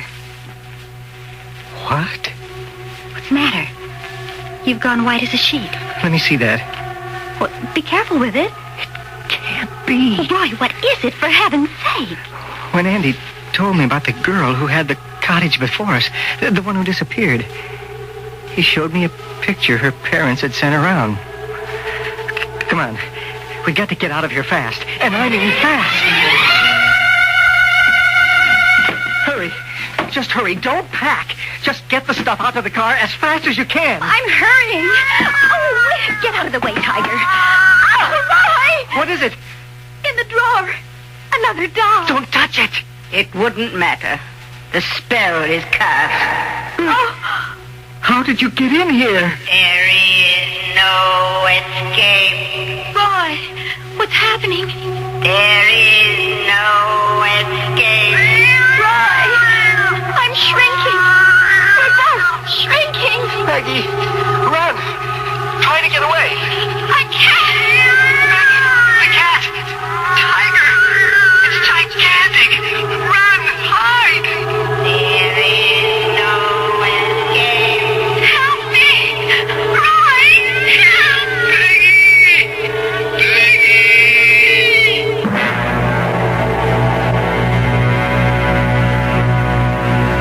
You'll be all right. Lucky I got you in here. Sorry I couldn't get your wife in time. What is this? Where am I? Behind the baseboard in the bedroom. What? You're only 4 inches high, as I am. Margaretta's voodoo works well. I'm sorry about your wife, though. She got to her before I could help. She? Margaretta. I'm dreaming. I'm in the middle of a nightmare. Too much listening to Andy. It is nightmarish. I tried so hard to warn you. Who are you? George Dolbert's the name. I've been hiding from them for more than a year. You mean you? I was one of the former tenants, yes. I don't believe any of this. Very well. Look out there, then. There, through the opening in the baseboard. Good Lord. That's the bedroom. 100 times as big. Now you believe me. I tried to warn you. I tried to warn that young girl a few months ago. But neither of you could understand my squeaks. That was you we heard in the walls? Yes. Peggy. Where is Peggy? Margareta got her before the cat did. That's all they wanted. I don't think they're interested in you. Yet. I've got to find her. Help her. Oh, that's impossible. Don't dare venture out. I'm not staying here. Peggy's in danger. Roy! Peggy! It's Andy. Andy, help us. Roy! Where are you two? Andy, in here, behind the baseboard. You've got to help us. You've got to find Peggy. Find Peggy! It's no use, you know. All he can hear are your little squeaks. Little mouse squeaks. Just like you heard from me. I'm going out there. No. If you value your life... My life? Don't be funny. I've got to get to Peggy somehow. I'm not staying here if Peggy's in danger. Don't. You can't help her. I'll show you how to live in here, how to get food, how to avoid them. Not a chance. I'm going after Peg. Stop, Mr. Watson. Don't go out there. I'm going to find my wife. I don't care about anything else. Come back, please. I tried to warn you.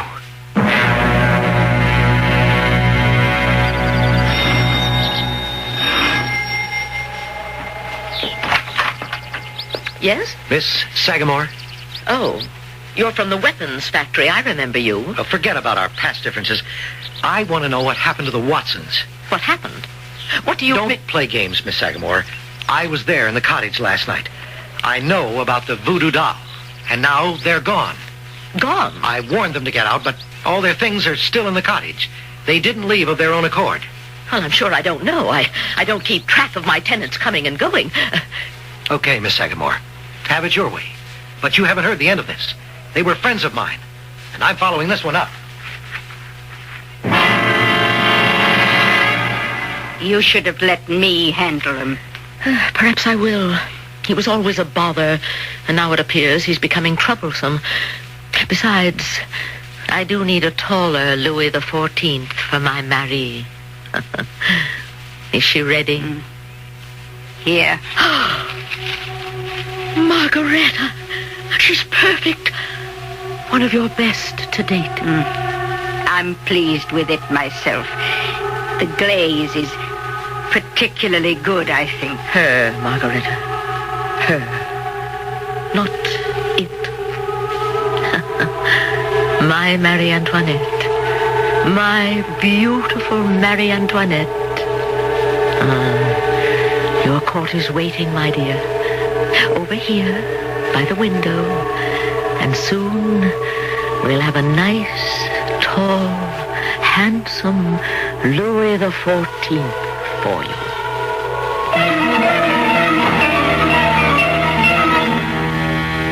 Well, at least this Marie Antoinette won't lose her head.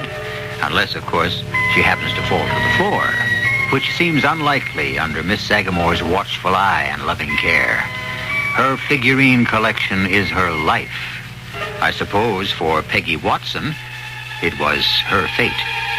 She ended as she did for two reasons, really. The first, she was the spitting image of Marie Antoinette.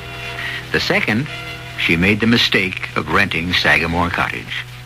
I'll be back shortly.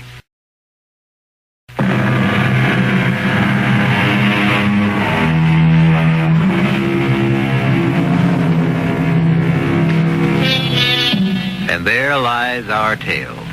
Except for one thing that bothers me a little. Tiger. Now that Roy and Peggy won't be around to care for him, he's going to find it tough going. I do hope someone remembers to feed him, poor kitten. He hasn't had a thing since Roy. Our cast included Bob Caliban, Carmen Matthews, Janet Waldo, Bryna Rayburn, and Robert Maxwell. The entire production was under the direction of Hyman Brown. This is E.G. Marshall inviting you to return to our Mystery Theater for another adventure in the macabre. Until next time, pleasant dreams.